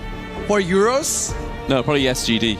Yeah, it has been very interesting, right? Like the picture he painted, he highlighted that Rock Esports, they need to do something other than react to AGAL. And that's what we've been saying too, right? They need to do something, some movement that will startle AG. And that's what teams that are like KSG, they love to do that movement. Kuaishou Gaming, they love their fast rotation, their aggressive like initiation onto the enemy's jungles, invasion. That's what we have been seeing so much of on this tournament from KSG. But now, AGAL, they have been dominating so much, playing the slow game, choking Rock Esports slowly from behind. And we need something from Rock Esports to diverse that movement. Yeah, to make that scene less violent. They're smothering them with love, right? They're just like, you know what? Just go to sleep. Yeah, that's what they're basically doing, aren't they? Right? Like in this game number 3, they're just trying to put them to sleep here. But they do definitely want to, like, if I have any kind of like words of just inspiration here for Rock Esports, just fight. Just fight. We want to see a fight, right? We just want to see a fight. We want to see you just make sure you're able to kind of slow down AG. As impossible as it may seem, just invite yourself into their jungle. Just slow them down. But if we're saying about AGAL and also Rock Esports, right, their gameplay is the same size of the same coin. Like they have the similarities of the gameplay. That's why we've been saying Rock Esports playing a bit safe when AGAL is dominating in the first few minutes. And to face a team that is very big like AG, they need to do something. They need to counter invade Zoe, make Yino uncomfortable, or even pressure Ron before he reaches his power spike. And that's what we've been seeing on the Devara pick. The Devara pick was dominating the first few phases of the game because AGAL gave Fran so much space. They pressured Muchi, they even invaded Kongling's personal space. That's what made them uncomfortable. And look at the first picks coming from Rock Esports, Annette, and also the Arlie pick. It's going to be very interesting here because no setup will be going to Arlie. Arlie will be left to fend for himself, and the Annette is going to be probably reaching for a big team fight momentum. And the higher pick means that Rock Esports, they are not able to pick like the more riskier solo flashy assassin jungles. Exactly that. But we have the Dolly here. Obviously, a second pick here for the side of AGL. What we're going to be looking for in terms of maybe some more Dolly synergy here. It does mean we do get to obviously Moonscape Mirages if we really want to.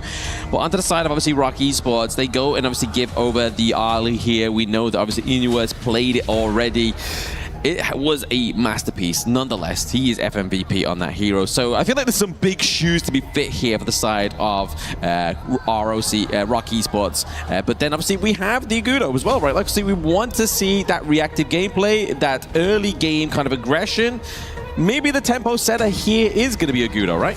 Again, Agudo is just going to be baiting for that Dolia pick coming in from AGAL. Because if we're talking about heroes, Chang Sheng has been amazing with almost every hero that he played. Like Sheng, he knows how to play the Garuda very well, the Nua, and of course, if they're going to be picking a Hano pick, it's going to be very interesting, especially with the couple combo coming in with the Dolia and Hano. It's going to be very interesting. But the Agudo is very safe to counter those tanky jungles that Zoe likes to use. But maybe there's a possible shift of playing a bit more aggressive for RC. That's why they're going for the Agudo and a net.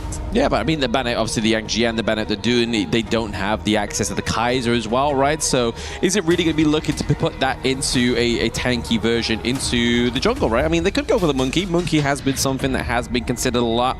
Every game that we've seen with Monkey's generally been more of a positive win rate than a negative one here. But onto the side of Rock Esports, we are still waiting to see who their mid lane is going to be. And obviously, one thing that has not been banned is the Guan Yu. So really, AGAL, if like, before we break for game number 4, you can use your Guan Yu. Let's see what Xuan can do with this. It's going to be very interesting, right? Because like AGAL, they mentioned that they've been scrimming with Rock Esports from time to time. And the Guan Yu from Xuan have been performing amazing in those scrims. And if we're talking about history, they've been facing off for such a long time. Xuan and Yinwo met on the international stage. And again, one of the most amazing performances coming in from the FMVP Yinwo. Now, for the last 2 picks, they don't have the jungle and they don't have the tanky clash laners. And they're going to go for the Xiangyu pick.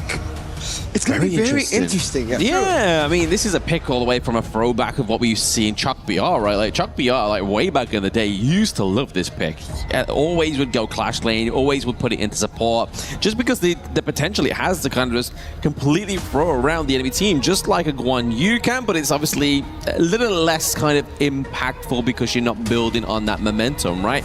And then Ying, I feel like Ying is a hero that a lot of the global teams are sleeping on in terms of its capability, right? Because obviously a lot of the KPL teams love to lock in this hero in the jungle. Yeah, Ying has been amazing, and with the new patch, with the new rework coming into the global update, it has made her very strong, especially when he gained the passive skill stack 2, where he could like gain HP while she's walking. It's been very rewarding to trade off the damages coming from the Ying pick on the early game. That's why Zoe is going to be looking for control in the first 4 minutes. He would try to dominate Kongling, but if they're able to get the first control of the map, they're going to be rotating especially fast with the Haya and also the Dolia pick. Yes, the Shura is going to be the pick that's going to round out the comp here for Rock Esports. I feel like we have actually seen this pick at all within KWC, right? I feel like this is its first debut, and that's a really weird sentence to say when you are in the semifinals and you're still getting these hero picks coming through within HOK. But what we're going to really be looking for here for Wendy on the Shura is just to kind of try and pull the backline into the enemy team, you know, like into your team, try and get the kill a little bit more fished over for you. Goes back to that fishing expression that Evan was saying earlier, just like, does the fish become the fisherman? I don't think that still makes sense quite in my head. Well, then again, the lack of vision coming in. Kongling just opening up the map, getting the smite on point. Zoe on 1 HP. They're on 1 HP. Waypit is still into the thick of it, but it's actually going to be first blood going over to the side of Rock Esports. Maybe they've listened to me. Maybe they thought, you know what? Let's forget everything. Let's play so aggressive here, and exactly that is what Rock Esports are doing. They look to maintain and take that Azure Golem away as well, but Ron is able to actually secure that one. Yeah, it's all about timing coming in from Ron as the Clash leader from AG Global. We saw the perfect crucial kill theft coming in from the Umbrosa pick from AGAL, and he did it again with this Azure Golem. And it was very good and very refreshing to see Rock Esports denying the entry from the jungle for Zoe, making him uncomfortable. And the backup from Muchi was very, very amazing. Absolutely, and the votes are burning in the pit as well, right? Like that's probably the most votes that the Rock Esports has had in the entire series. So we'll see if that's going to be the biggest motivator here for them as well this time in this game number 3, because Lord knows they need it, and they definitely have obviously tried a different identity so far within this game number 3. So let's see if they can maintain this one from Rock Esports. It is aggressive. It can be quite exhausting if you aren't able to transition any kind of results from this method. Oh, but Kongling getting more confidence here. Zoe going for the 1v1 matchup, going for that Agudo and targeting Waypit for the Sunburn. He's targeting Waypit, able to not get the kill there. Obviously using the Gorge mobilization, gets a hit onto Zoe. Can they get the pickup? Oh, okay. With the aid of Schwan, we get a pickup onto Zoe once again. They are slowing down AG, which is what we know we wanted them to do in the early part of the game.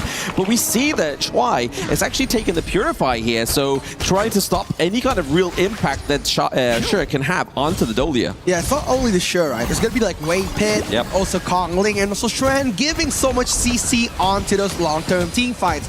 That's why the skill choice of the Purify was very crucial, especially the game is going to be dragged into quite the late game. Now Ran just trying to open up the map, invading again what he likes best. The task board have been targeted from time to time on again. Now AGAL, they need a force to come back. They need those risky setups, pressuring Muchi and also eating up Kongling, because right now Rock Esports, they have so much space. Oof, the pull comes through. They are looking to bring them in, but it's going to be Shang. He's bringing them into the Mirage. He has very little health, but can they come out top of that one? It's going to be Muchi into the pit as well. He claims the kill once again for Rock Esports. They are leading in the kills, but in terms of the gold lead, it's still very minor. Yeah, because like the funneling of Team AG, it's all going to Zoe. They need the Zoe gold spike. He does go back, but nothing's really going to happen here just yet, right? Obviously, they don't really have a minion wave to push down to the bot side here, but into the middle of the map here, we do see Wendy actually overextended here, and then Ron's just like, hey, I'm going to punish you, and there he gets the Celestial Melody. He's able to follow up, claim that victory. It's going to be all about the timing here for AGAL. They've been playing the slow pace for the first 3 minutes now. They're trying to fight back with all of the power spike that they're gaining. Look at how they're taking control before the 4th minute, taking Wendy out of the picture, and now without the setup coming from Wendy, the team fight has been miserable for Rock Esports. It's been miserable for Rock Esports, and it's going to get even worse now, obviously, now that they lose that Tyrant over to the side of AG, as well as the T1 down to the bot side of the map. So, really, AG just kind of like gave them a gift, right? It's like, hey, take this, let's see what you can do with it. They get the kill onto Zoe once again as well. But in what regards is this going to transform into anything for Rock Esports? They need to make sure they're going for the setup into the lane as well. Insane, right? Like how they've controlled the tempo of the game with Wendy at the sure pick, have been punishing Zoe for 3 times now.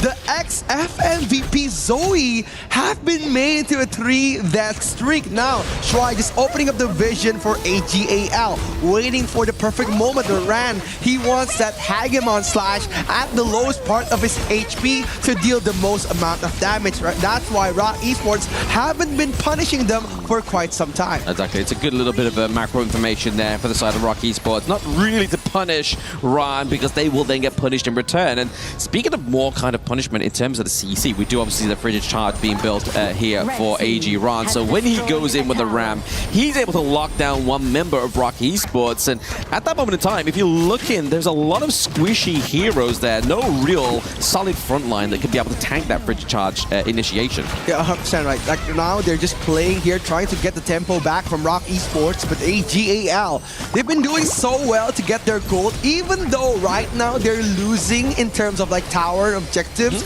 But look at their gold lead. They're holding on a very, very strong lead comparison to Rock Esports. Yeah, I think this is just all going to kind of transition into that it's 10-minute timer, right? Obviously, we know AGAL as well as the other KPL teams, they look to work towards that 10-minute timer. It's going to flash in, actually gets pulled onto Inua. He gets taken down as well as Shuai, but now Rock Esports have the momentum to go here into the mid lane, take the T1 as well. It has been so good for Rock Esports. The first 6 minutes of the game have been going their way. And Muchi just opening up another chapter for them. But look at how Zoe played the long game. They know that they're going to engage from the mid lane. Zoe slowly pushing in from the top lane, getting that tier 1 in the midst of those big fights in the mid lane. Yeah, I feel like that's the first time, obviously, Rock Esports has been able to actually attain that T1 for themselves as well, right? So already, it's taken them a while to get online, but it's 3 games in. They're definitely having the momentum for themselves. They just need to make sure that the discipline is still in check, right? They don't want to be kind of given all the glory, going to the head. They are able to actually get the hit onto Shuai. Shuai goes down. Celestial Melody is going to have to gorge for another 21 seconds. So is the Radiance. It's scary, right? Like, it's fishing season if Rain Day told us. Like, it's very scary looking at the Dolia just opening up the map. And it has been one of the weaker side of Dolia. Dolia is very good at those long, big team fights. She can reset a lot of the utility skills for AGAL. But in terms of vision and also HP,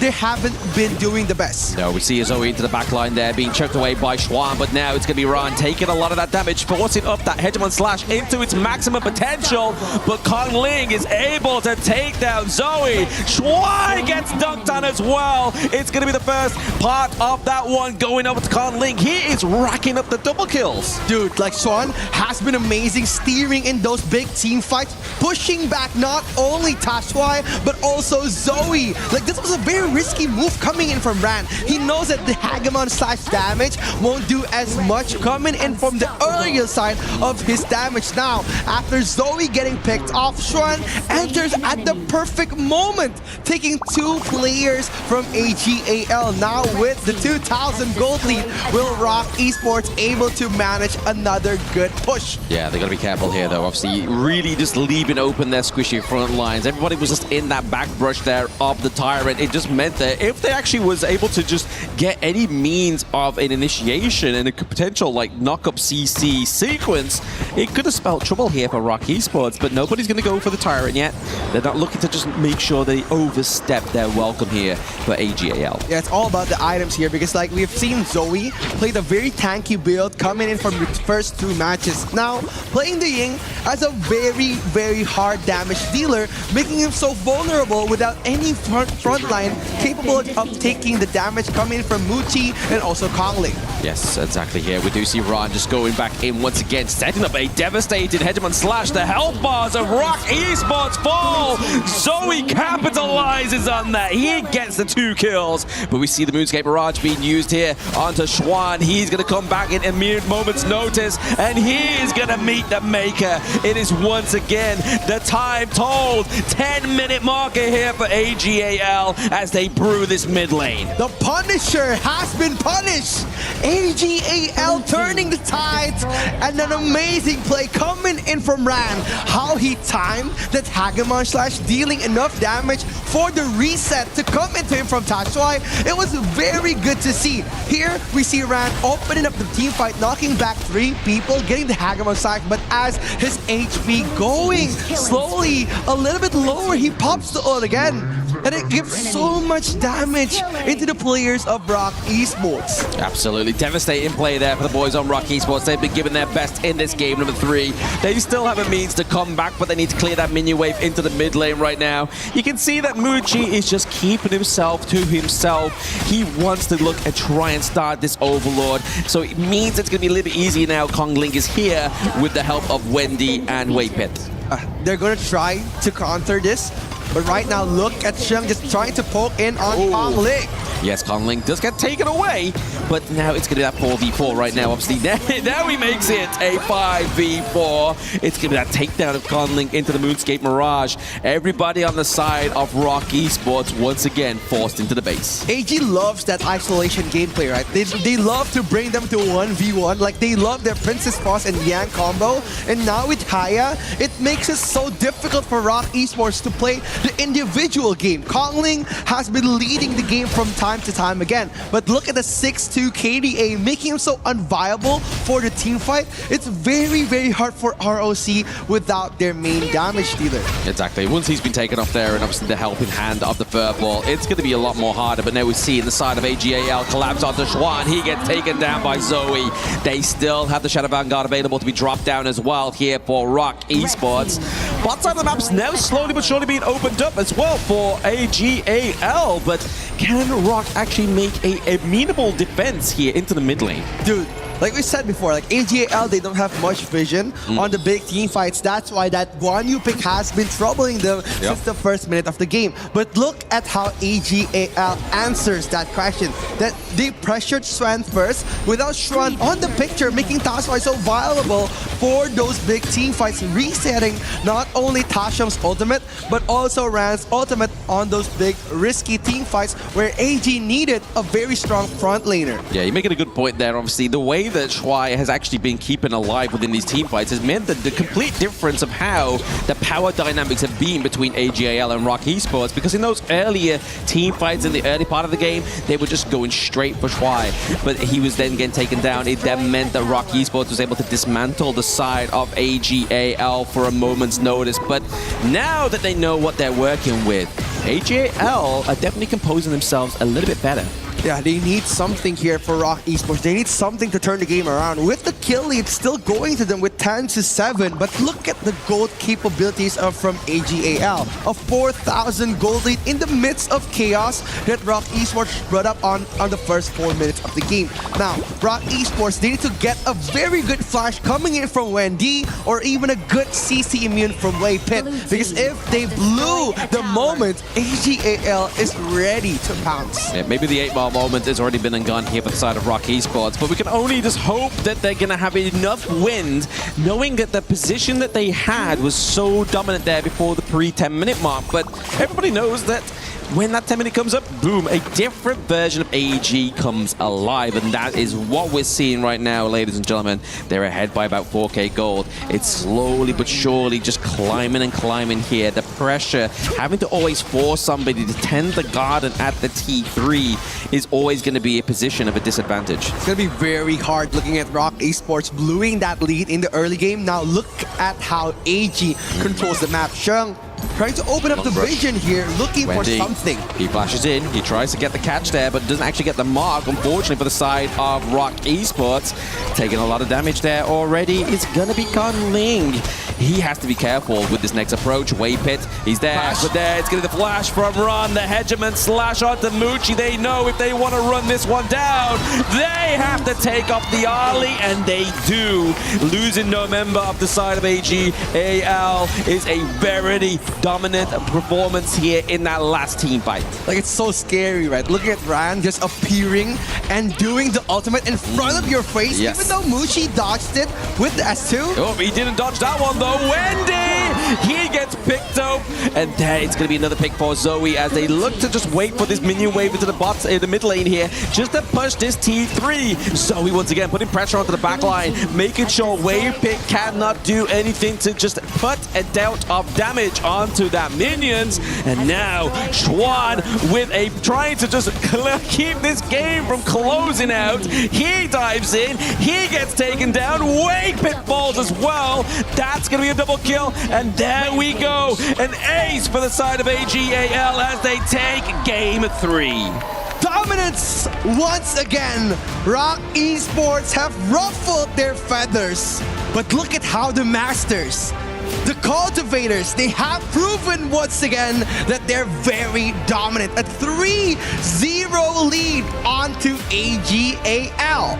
Yeah, the fact that Sheng had to take off his showy shoulders, you know, like he had to take a little bit of jacket off. He's like, oh, there's a bit of weight. Like, I need to free up my shoulders. I need to be a little bit more limber to take this game number 3. And that's exactly what happened there. Obviously, it was a great performance from Rock Esports. Obviously, we're going to see this in the replays as well.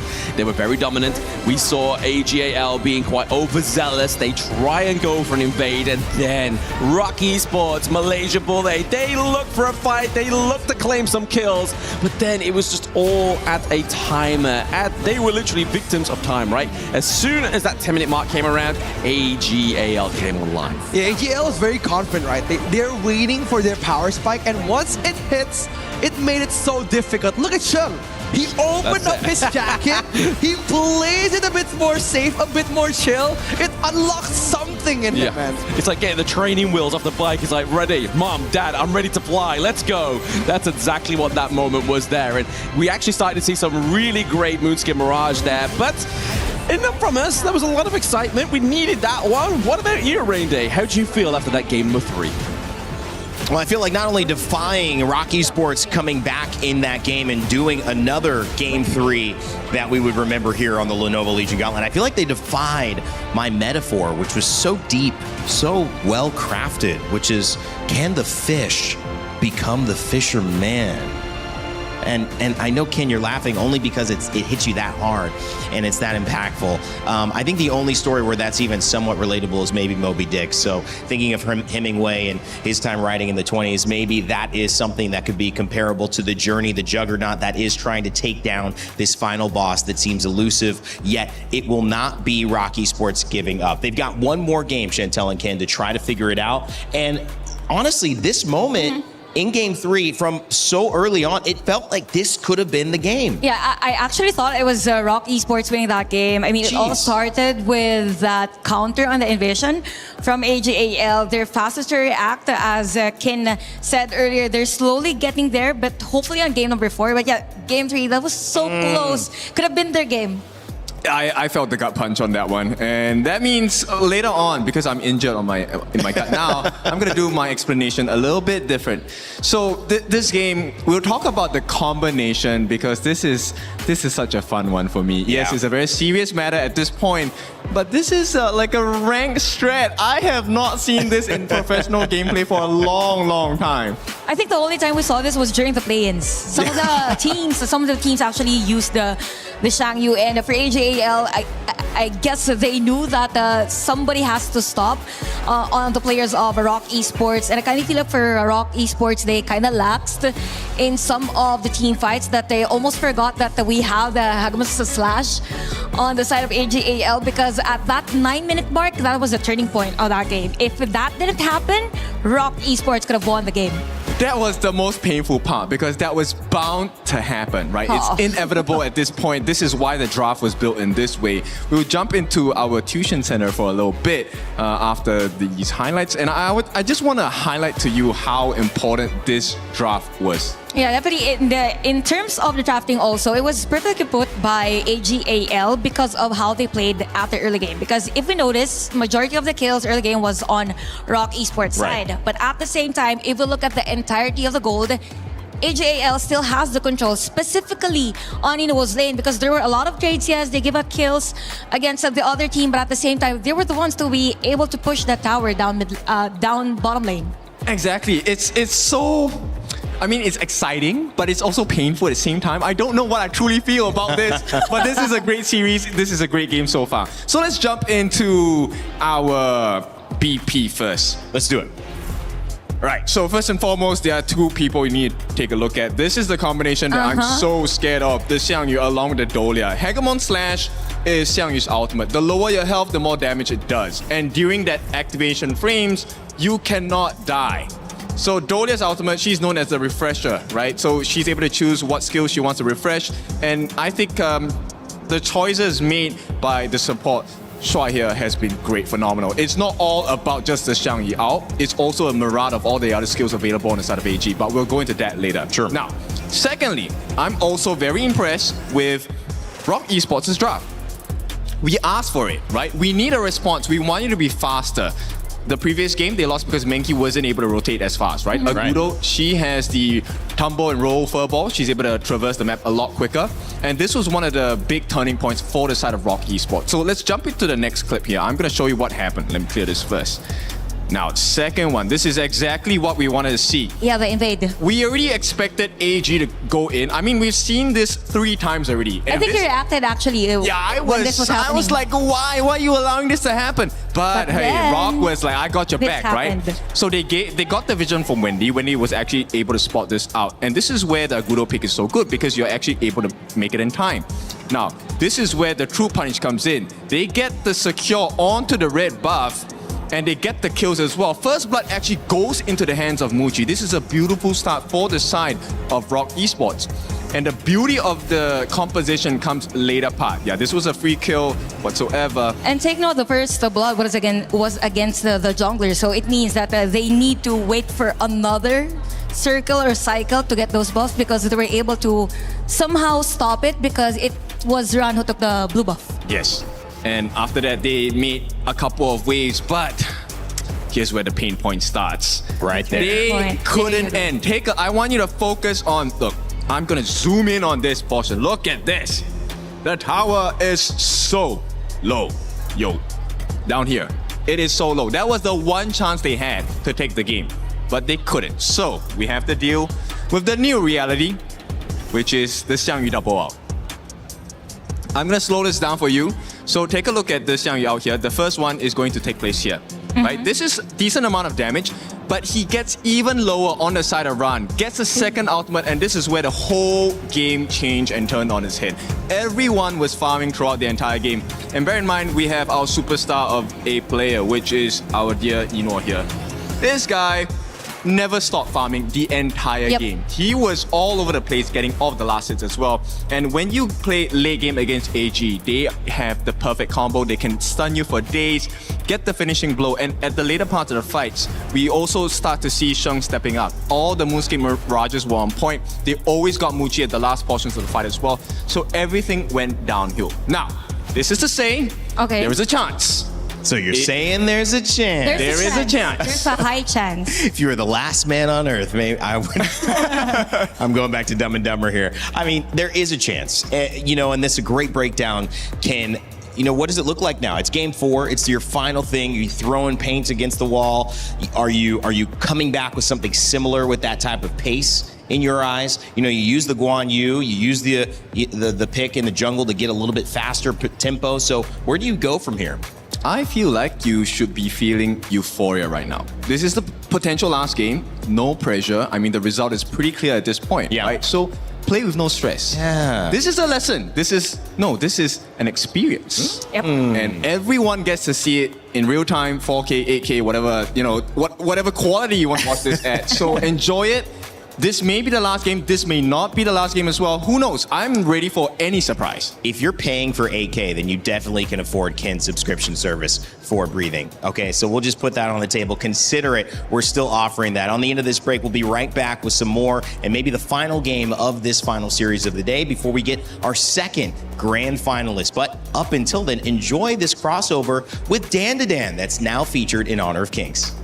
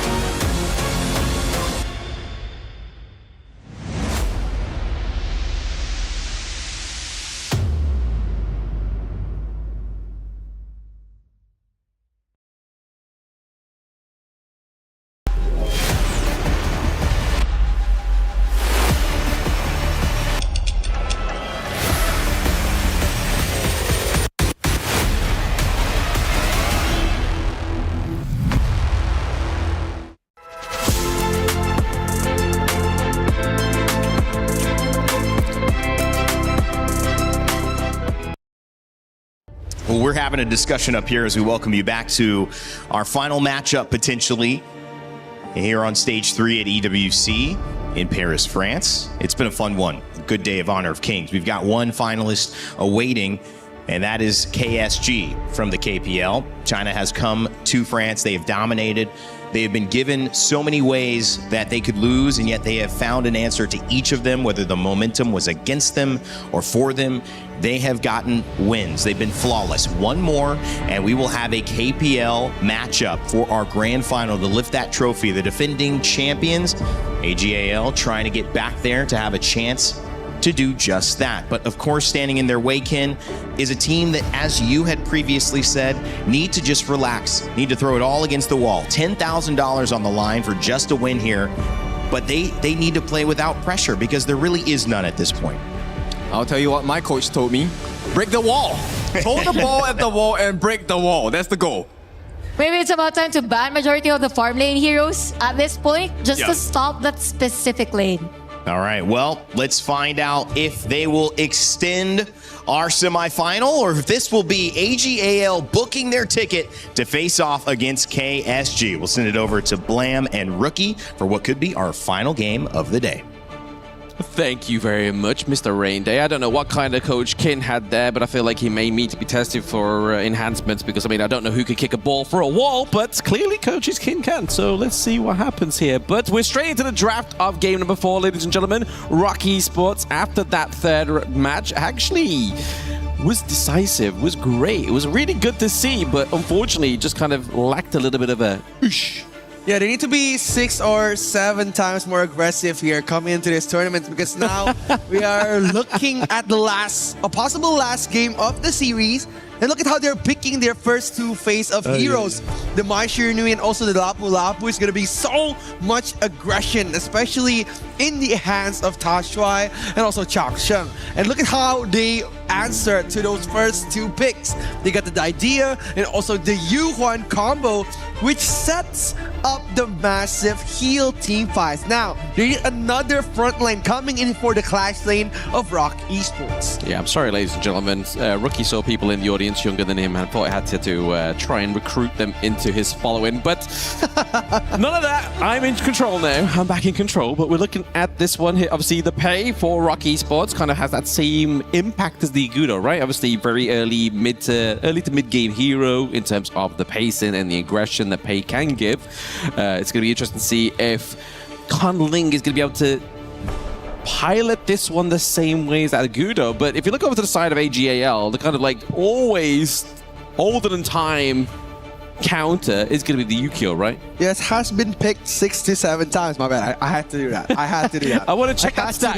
You baited me. You baited me. You lured me into that, man. But yeah, again, if you're talking about like a classic matchup coming in for KWC, Ukyo and also Pei has been the apple. Like Ukyo, one of the strongest jungles coming into face-to-face up to Pei. So again, it's not all about speed, but also the amount of damage that Ukyo delivers that could match up to Pei. And look at how AG is drafting all of the collaboration heroes coming in. The Charlotte, the Mai Shiranui, and also the Ukyo Tachibana. Absolutely. They're going for the all 3 of them, right? Like all they need is Nakamura, but they've already got a jungler, so that's not going to work. But on the side of Rock Esports, obviously you see why they've gone for the Hugh-1 here to obviously try and counter out the Mai Shiranui in terms of the long-range poke. But when you've got somebody like Shang on this pick, it's going to be very difficult to try and catch this one. So you're going to need a little bit more help, and that's going to come from Xuan on the Byron. Yeah, Xuan has been amazing on the Clash lane. The Guan Yu game that we had before has been making him so great. And as an addition to the Clash lane there of Rock Esports, he's been doing so well against Ran. Now, he needs to be the front line of Rock Esports. And it's not going to be an easy task considering all of the picks coming in from AGA. It's going to be very aggressive. And look at the last pick for Yinwo. An Alessio pick. It's going to be very interesting coming up for this match. There's only one of the team that's picked this Alessio, and now it's come through here within this game number 4. So Very interesting, but AGAL obviously does a lot of damage. He has that kind of a viability to be on his own as well, right? It's not quite the infinite vastness you get from Lung, but you're able to kind of smoke screen, take to the sky, and try and just leap out of any dive potential. I mean, if you're looking to try and escape Huan's clutches in terms of CC, I feel like this marksman's probably going to be the best one for it. Yeah, I think it's very good, especially against like heroes like Chano that spawns the wolves. It's very quick to clear all the wolves, all the traps. So maybe it's one of the reasons why Yimo picked this hero. He wants that fast clear. He wants that early game pressure coming from Alessio. But again, if we're speaking about the hero that has a limited range of escape, it's going to be Alessio. So they're going to be watching out, probably rotating more on Yino's strong side than Taran.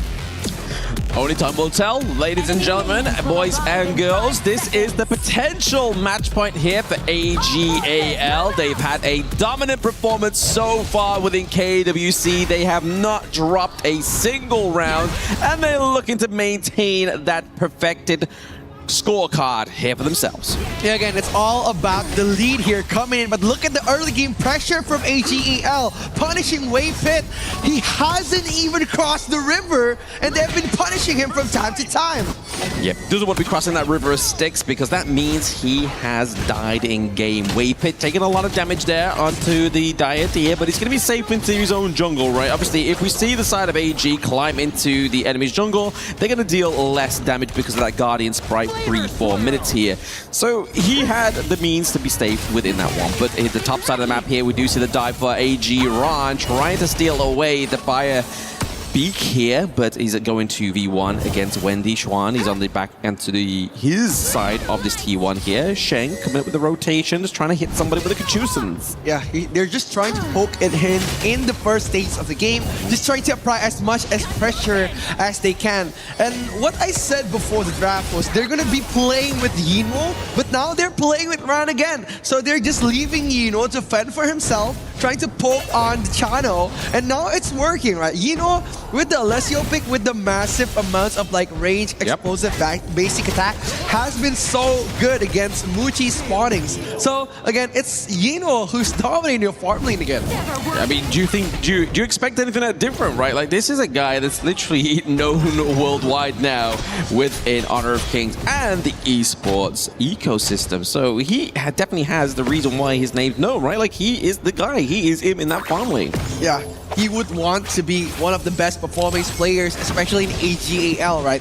Like Rock Esports, they would need something to break the tempo of AG now. Look at Wendy opening up the river, trying to match the pace of AGAL, but Tashua is just waiting for them in the bush.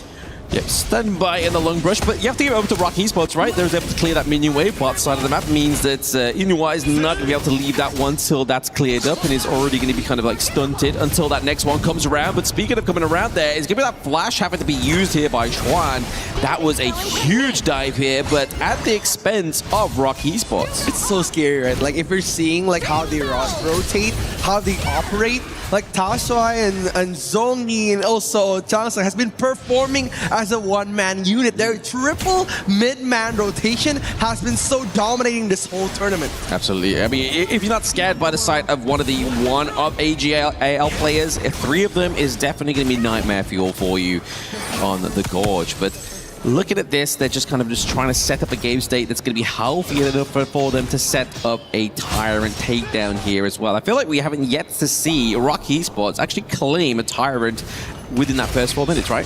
Yeah, maybe on when they're a little bit more aggressive, but again, it's all about the setup coming from AGAL. They love to pick those risky team fights before the 4th minute, triggering Rock Esports' resourceful skills, and when the time comes for those big objectives, they won't have any left. That's why Rock Esports haven't been able to do their setup, and they haven't been to counter up the setup that AGAL has brought upon. Exactly. They're just trying to stem the bleeding, right? Once again, you see here that Rock Esports, they were kind of like, it's like the scales of justice are swinging to and from between these two teams in terms of that gold lead. It's just showing that they are trying to keep up with that tempo that we saw in the first 2 games. A lot better of a response there for them in game number 3. But game number 4, they're just trying to keep it at the same pace and at that same performance of game number 3. The takedown of the turret here is going to be huge for the side of AGAL, knowing that that gold is not quite in their favor. It's so interesting, right? Like looking at AGAL, like how they set up their team fight, how they set up their Overlord and Tyrant contestant. It's so interesting. Like they managed to get 100% of everything on every movement that they do. So it's no wonder that they've been so good on KPL and also in China. Absolutely, they're definitely trying here, right? Obviously, they were putting a lot of pressure onto Shuai there on the Lapu Lapu, using the bit of farewell, using the enhanced attack as well. But down here, we are looking just for maybe Wei Pit. He's just being, you know, ballsy, man. He's like, hey, we need to know where they're going to be, where they're at, and they're at the Azure Golem. That's very interesting, especially if we're looking at the items for the first pick. But look at here. Nothing gonna happen, right? They're just poking. They're just, you know what? They're just trying to rage bait like that you were being rage baited earlier. They're just trying to test the waters, right? Especially coming in with the Raging Sea, trying to see if Rock Esports, they wanted the fight. But now, if we're talking about items, talking about skills, it's very interesting to look at Seng's item. He's not making any anti-heal. We're not seeing any venomous staff coming in from the aggressive mid laner. They just want the damage. Oh, speaking of which, they do try and get the catch up here. Obviously, it's going to be Xuan that's going to be stopping that stampede onto the side of AGAL. When the 2 great forces match together, they just clash and hope to collide and try and get something from out of it. But Xuan here, he's just literally looking at health bars. He is the punching bag. I have to give props over to Conling. Conling hasn't actually been seen in any of these team fights so far. Obviously, he's able to open up top side of the map there. He's playing kind of like a bit more of a macro pay. We are seeing a big dive there. Double knock up, and there it is. Oh my goodness. Here he gets 1 and 2. It's going to be Zoe there with a clean ultimate from the side of AGAL. It's so painful, like looking at Zoe Snowfall Slash coming in, just getting those double dashes and getting those eliminations in an instant. Playing like the usual best jungle, Zoe brings so much pressure here. It was the setup coming in from Tashuai, making them uncomfortable. Tashi's stun was so good, and also the follow-up from Zoe Slash. It was such a good initiation coming from AGAL. Rock Esports just wanted to be hospital, right? They was just like, you know what, let's serve them up a nice little hot meal onto the side of AGL. Let's get into the same space and into that ultimate region. But that's the thing that's scary about AGL, right? Like, obviously, Rock Esports were just keeping toe-to-toe with them in the first, like, 4 to 5 minutes. But they have the ability just to turn it on whenever they want to, and that's scary. Yeah, look at this. Shuai just opening up the map, destroying the dagger, trying to see the entire field of vision of Rock Esports, but now they're trying to put them in the corner here. Oh, yep, the Radiance does get popped. It's going to keep an amped up the Raging Tides, but there it is. We get the deletion of Sheng, but it's going to be for Muchi, and now Wei Pit onto the side of Rock Esports. Their damage falls, their front line falls, and Kongling is nowhere to be seen. He has to use a Space Bright back to base as the T2 into the mid lane looks to be taken down. It's so scary. Like looking at the Ukiyo Tachibana in the hands of like Zoe, it's so amazing but scary at the same time. He's there on almost every team fight, and I like how Tang Sheng and also Tasoi is just being such a good teammate, giving so much setup, coming in for the initiator, the finisher.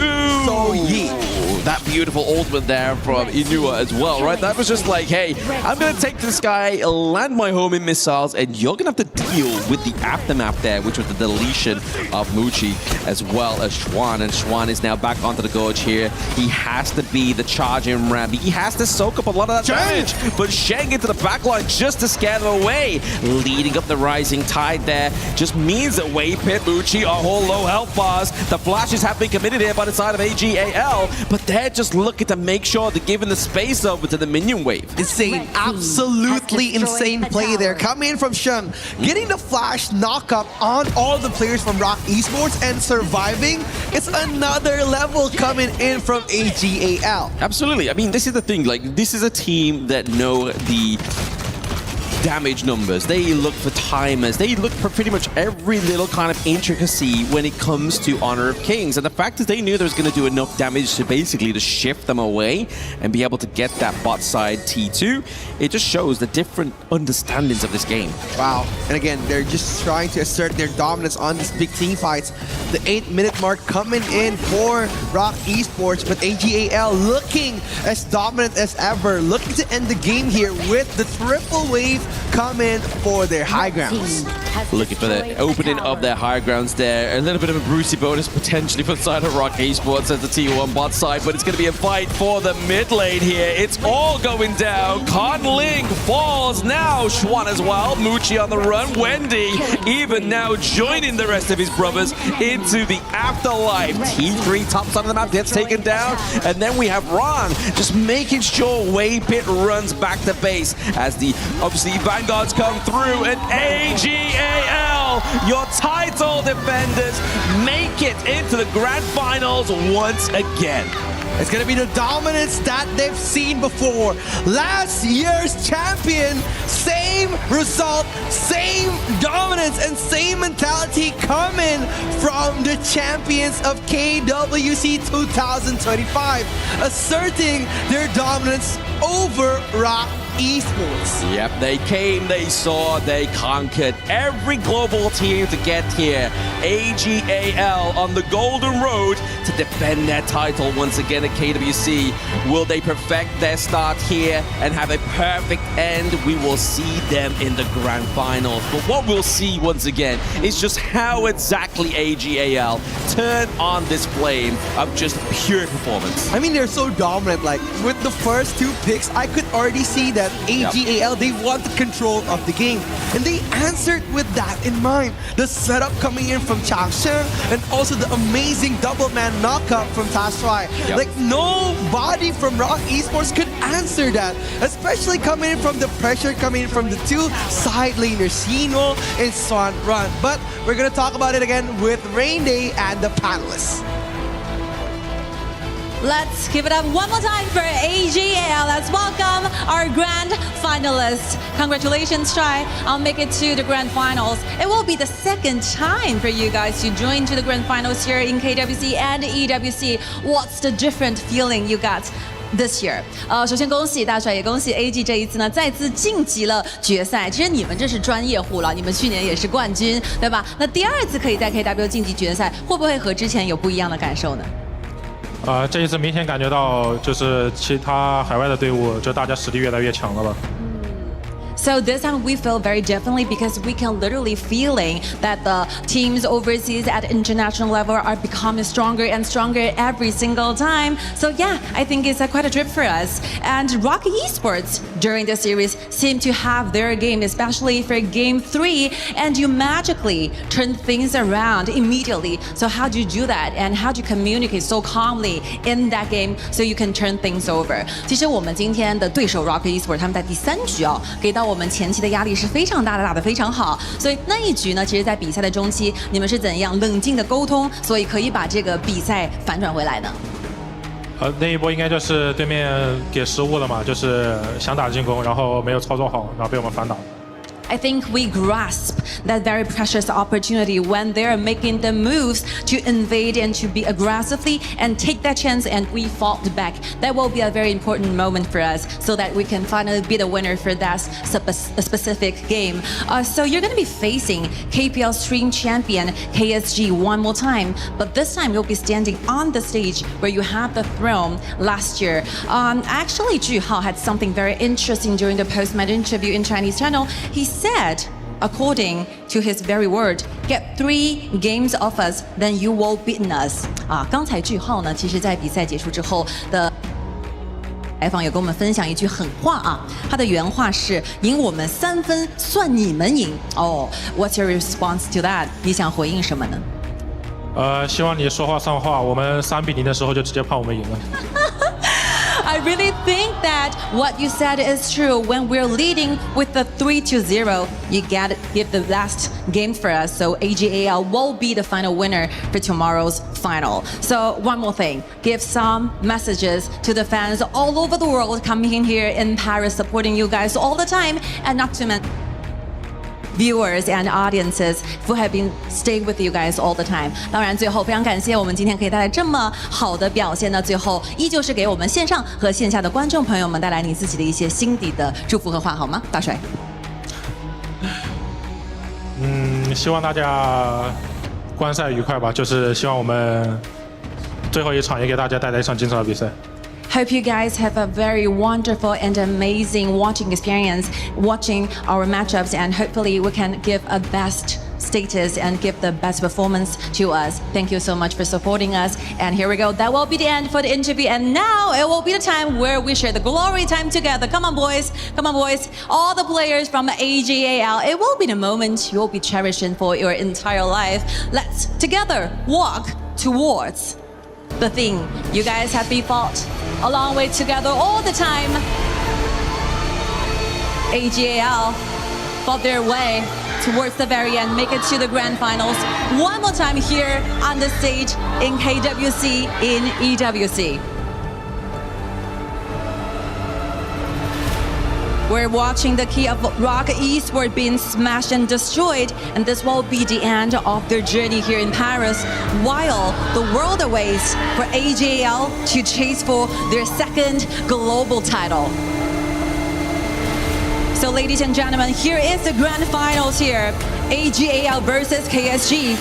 Get ready for this epic title clash tomorrow night. We'll see you guys in the grand finals.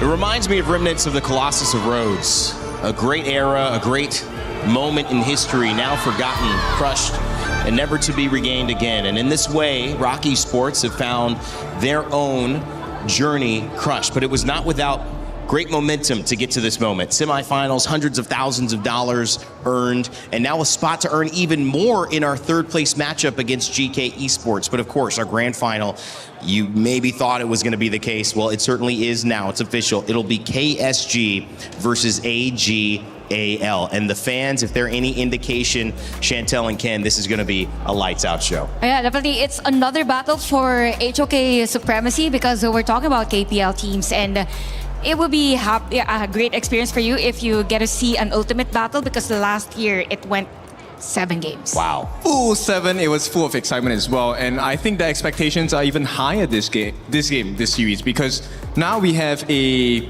even more interesting story. KSG known as the prodigy team, right? First timers coming into the scene, wins the whole spring for KPL. Yeah. Now they get to do it on the international stage against the previous winners of AGAL. So tomorrow's going to be spicy, it's going to be hot, it's going to be exciting. Might have been one of the biggest statements that you could make coming into this. And for those who need the official viewpoint of what we've got coming up, here's a little bit of how it all went down in that final game. AGAL dominant. They barely died. 1 death across all of their team. And Rock Esports, well, it just fell short. We've talked about this enough. I'm not sure we need to belabor this one too much. After we crushed their key, we know they lost the game. But Chantel, moving forward, AGAL and KSG, what's exciting you about that matchup? He mentioned Dream Team.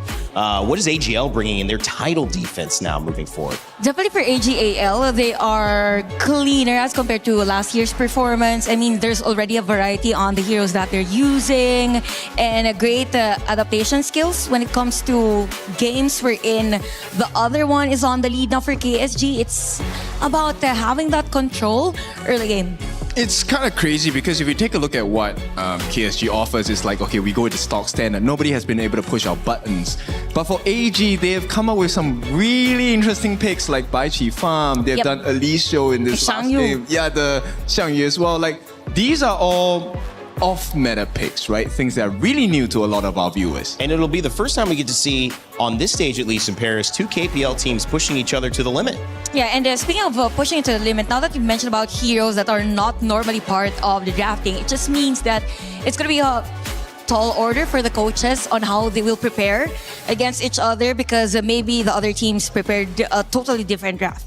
Maybe some orthodox heroes that we don't really see on international tournaments. So something like that. So the journey of these teams might be a little different from the previous year because a lot changed in our game. You know, it's also interesting to look at GK Esports and Rock, which will be our 3rd and 4th place matchup. We mentioned there's like, I'm not sure if it's 80,000 on the line. It's something there. It's about 80,000 on the line, basically 280 to 360 from 4th to 3rd. But the benefit of both these teams in their matchups against KSG and AGAL respectively is they were really close in the 3rd game, which means that there was something about the way their rosters understand the mechanics of this game, or maybe even drafting, that kind of evens them out, I would say, Ken. Are you looking forward to that matchup to see kind of who stands at the top of the global side of things? For sure, because their history is that I believe it is GK that beats Aurora. So that is the history, right? And in the boot camp, GK came out on tops. So I think there's a lot of, besides the money, there's a lot more to gain by winning against GK. And that's how crazy MKL teams could go, because it's like a love triangle. The other one is the champion, but the KWC, the other one defeats the other. So anyone can actually win that 3rd place match tomorrow. KWC love triangle. I didn't know about that. Oh, yeah. Is that in Chantel's confessions? Is that what Ken, we heard yours earlier.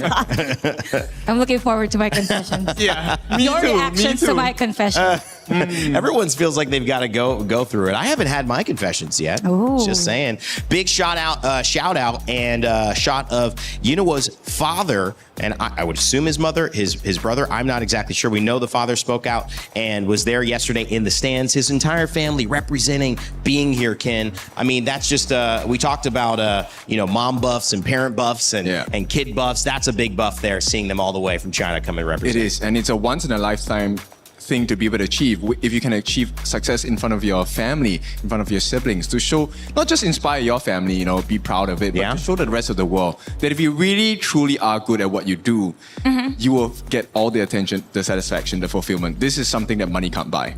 I tried to impress my daughter here today, but she just really wanted blueberries and Maybe and she'll raspberries. like this. Maybe she'll like this. Maybe she will. I don't know. But at the end of the day, I mean, sometimes you like what you like, and I do love the idea though of this being bigger than them.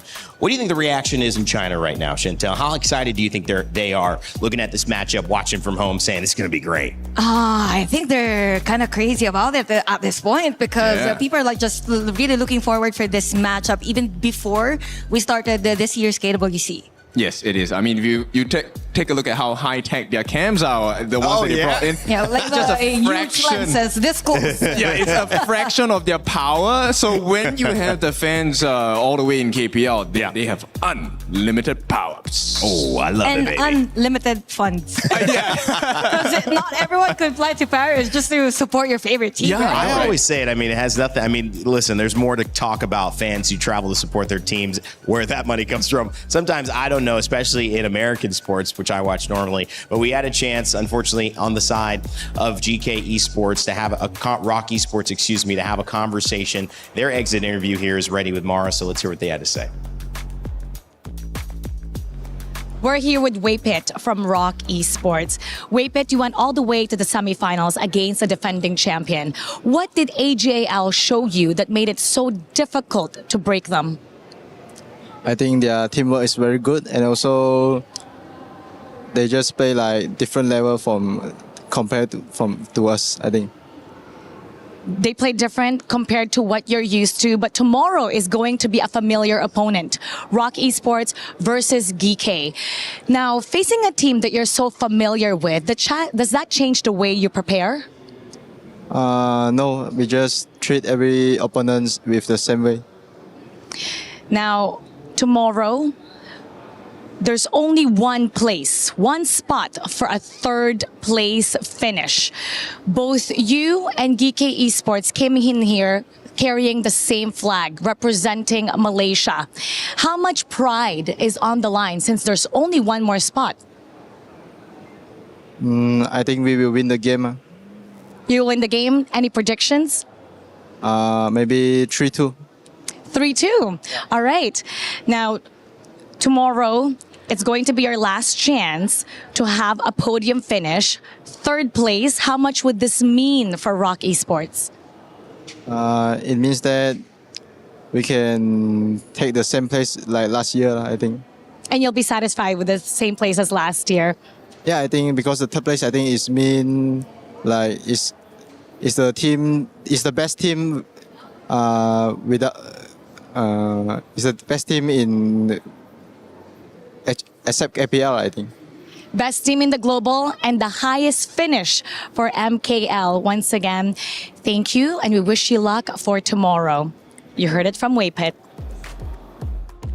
We sure did. Thank you, Mara. It was a great statement at the very end there saying, yes, we're happy because that means we're the best in the world if we just exclude the KPL, which is kind of what you got to do here for at least a little while longer. But even as AGAL said, the scene is catching up. The world is catching up. And that is a great vote of confidence for what they've been able to do on the stage. They'll have another chance to prove how far they've come tomorrow. Yeah, definitely. We've seen a lot of games being stretched at 18 minutes. I would love to see a max game tomorrow at 5 games. That was the prediction for tomorrow's matchup. But yeah, for our MKL teams, definitely there's a huge progress, I must say, even applicable to majority of the global teams who participated in this year's KWC. I think all the teams, right, whether they have attended the bootcamp or not, I think that was a great improvement by all of the different teams that have attended this year's KWC.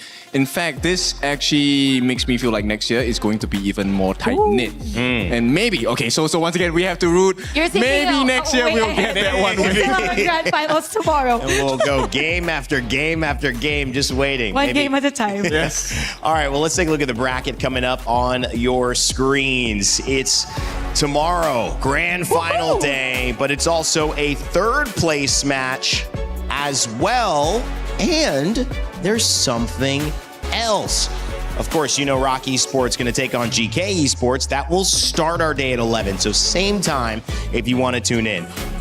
Team Valor, Team Kings, what is that? A show match, a best of 2. Uh-oh, that is going to be fun. Look at these teams. You can see it yet again. Ken, these are some superstars, and they'll be playing twice. So double the trouble, double the fun. Okay, I'm voting for Team Valor because Gemini was the MVP yesterday. Okay, I'm going for Team Kings because we have 2 representatives from the Philippines. And Shabik's my friend. Okay. I'm going for a good matchup. Okay, that's fair. That's fair. They'll have to prove which one's the favorite. I'll be a fan of one of the teams afterwards. How about that? Let us know in the chat who you think is going to take it. By the way, we've got an update about the club championship. Chris gathered all of the CC crew to talk about it. Let's send it over to them. Another Club Championship update here with all 4 of us. I seem to actually be managing to wrangle us all quite well, once a week at least anyway. So another update coming in here. I mean, Trav, for your stage, you know, we've got some different competitors kind of coming through. AJL are a big one, of course, in Honor Kings, looking like they're going to go on to win their series today. This is pre-recorded, guys, that's how it works. But for you, I mean, kind of similar story, they are competing there as well. Yeah, absolutely. So Zubair started off really, really strong. He took down the winner of 24 and 25, Ulsan. So that was a big push for him. It started well really early on, then it kind of wavered a little bit from there. So we're questioning how well he's going to be able to do now, but Arslan Ash over on Twisted Minds looking like one of the favourites to take it all. He's pretty much won everything you can do in the game, so if he gets an Esports World Cup title, he's pretty much going to be in those GOAT conversations. So that's something that he really wants to get done. So a lot of pressure on his back as well, considering Twisted Minds kind of fell a little bit short last week. Vitality got Jean Ding in the competition as well. He's just managed to get through the first round of group today as well. So he's in a good position to go far. But as always, it's Team Falcons. They've got 3 players through. They came in with 4, so only lost 1. Yeah, and I think for Falcons, Jenny, kind of similar conversation in the STC arena. They're not going to be a team who probably go on to win it. I know, obviously, on your stage, they are a team who have done pretty well recently. Yes. But they're chipping away, right? They're in that first place, and just getting those 300 points, 500 points is doing a big thing for them, right? Yeah, it seems to be the theme for Falcons, get as many points as you can, and now that they've had their first win as well, it is that guarantee that they can actually get the trophy. But when it comes to us on the STC arena, it is the final day of groups, so we still have 4 out of the top 8 8 teams to be qualified. So far we have G2, we have FaZe, 100 Thieves, as well as Falcons. Falcons probably gonna make a deep run, or at least hoping to, considering their last major result. And when we're looking at G2, however, they're not eligible for club championship points in this title just because of the fact that they made too many roster changes too close to the deadline. But then we're looking at Gentlemaids. They are competing later today. They're hoping to get that top 8 finish at least, because they have already gotten a total of 400 points across different titles, one on your stage last week, on week 1 as well for the STC Arena. So they're sitting comfortably. They're hoping to make it to the top 10, but we'll see whether or not they'll be able to repeat a win in the major this time. Yeah, I think the Thieves one's an interesting one, because obviously winning already, winning again, we've kind of always been talking about first place, but that prize pool runs all the way down to top 24. So it's going to be interesting to see how some of the other teams do kind of filtering. And Lauren, your stage, you've got 2 weeks of competition. Yeah, we've got a lot going on. Yeah. Okay, now over on the Gadia City grid, we are currently focusing, when it comes to the CC side of things, mostly on Aurora Gaming, AGAL, which is a little bit of a common thread that we're kind of weaving here, yeah, right? And then Vitality. Now, we're going to talk about Vitality in a second because we won't even get to see them until tomorrow. Right now, we're focusing on the very first group. The way that it works is you have to be in the top 5 in order to guarantee your spot in finals. If you're bottom 3, you're going home today. If you're in the middle, you make it through to survival. Right now, Aurora Gaming is in that top 5. They're looking pretty good. They've played really solidly on the first day. We have to see how they do in the rest of the matches here today. However, AGAL, not as much. They're in the middle of the pack. They're not doing poorly, but they're not guaranteeing that final slot as of right now. That could change throughout the day. They've at least so far put them in a good spot to be in the survival stage, which will give them one more opportunity to get those few remaining final spots, but we're going to have to pay attention and see how it goes. Then you have Vitality on the flip side, one of the teams that was definitely one of the favorites heading into this entire week, and they will start to play tomorrow. So we'll have to see how things go for them, but right now, considering where these teams are on the leaderboard for CC, it could be really exciting. Yeah, I think it's a huge week for AGL. That's what it kind of sounds like to me. Outside of your stage, Jenny, they're competing and are going to compete across every single title. Yeah, well, guys, thank you very much. That is your Club Championship update for today. We'll check in tomorrow. Thank you, Chris, and to the Club Championship crew, Trav, Jeannie, and Lauren. It's exciting to see you guys break down all of the tight-knit races like AGAL, Nodisman, Seer, Virtus Pro, and Vitality mentioned quite a bit, Chantel. But really, AGAL, Lauren said the common thread, certainly a thread here. Yeah, definitely know that they are at our grand finals tomorrow. Oh, so yeah. I'm kind of surprised because AGAL, if I'm not mistaken, was at rank 5 yesterday. So a lot happened today. Up to 2. Yeah, they did. They did well in the other titles. So tomorrow is even more pressure, right? Because they need to make sure they win because they want their 1,000 points up there. Yeah. I actually don't. I know that was kind of actively added, but I don't know. Does a win put them ahead of Falcons? That's a question we'll have to find out. Guys, closing out the day, we got our grand final matchup ready. We got our 3rd and 4 matchup. 2 more games to go officially. We got 1 show match, all happening tomorrow. And possibly 13 games if all games will be matched. Possible 13 games plus the show match, so make it 15. Yes, max it out. And of course, we will give you a line from Team Aurora in the interview. Have some sleep, eat some food, get some rest. We'll see you tomorrow. I love it. Hey, I don't really have to say anything. Ken just closed this out. From everyone here at Lenovo Legion Gauntlet, remind you to never give up, never stop gaming. We will see you all tomorrow.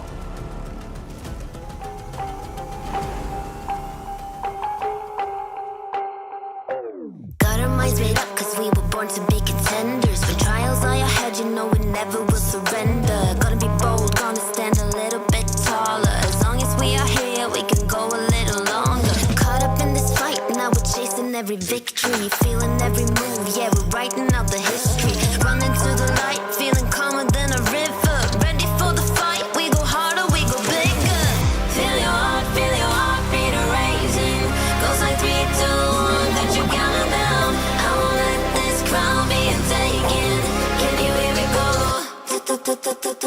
Winner, legacy, feeling limited. Listen, I'm on it. I wanna live it up like call it, want it. Yeah, I hardly started. You're falling fast, forging Valor, climbing on. We're the champions, ready to go. Yeah, we're made out of gold, never letting it go. Got your back, yeah, they coming, strong in the storm. Do you wanna go on? In fortune, Valor, climbing on now. Taking it from the top. I wanna rise it up, I wanna go with the feeling. All that we do is succeeding. Wanna get up and feel myself again. Wanna build a legacy, so undeterred I'm making them listen. I bet you love what I bring to the table.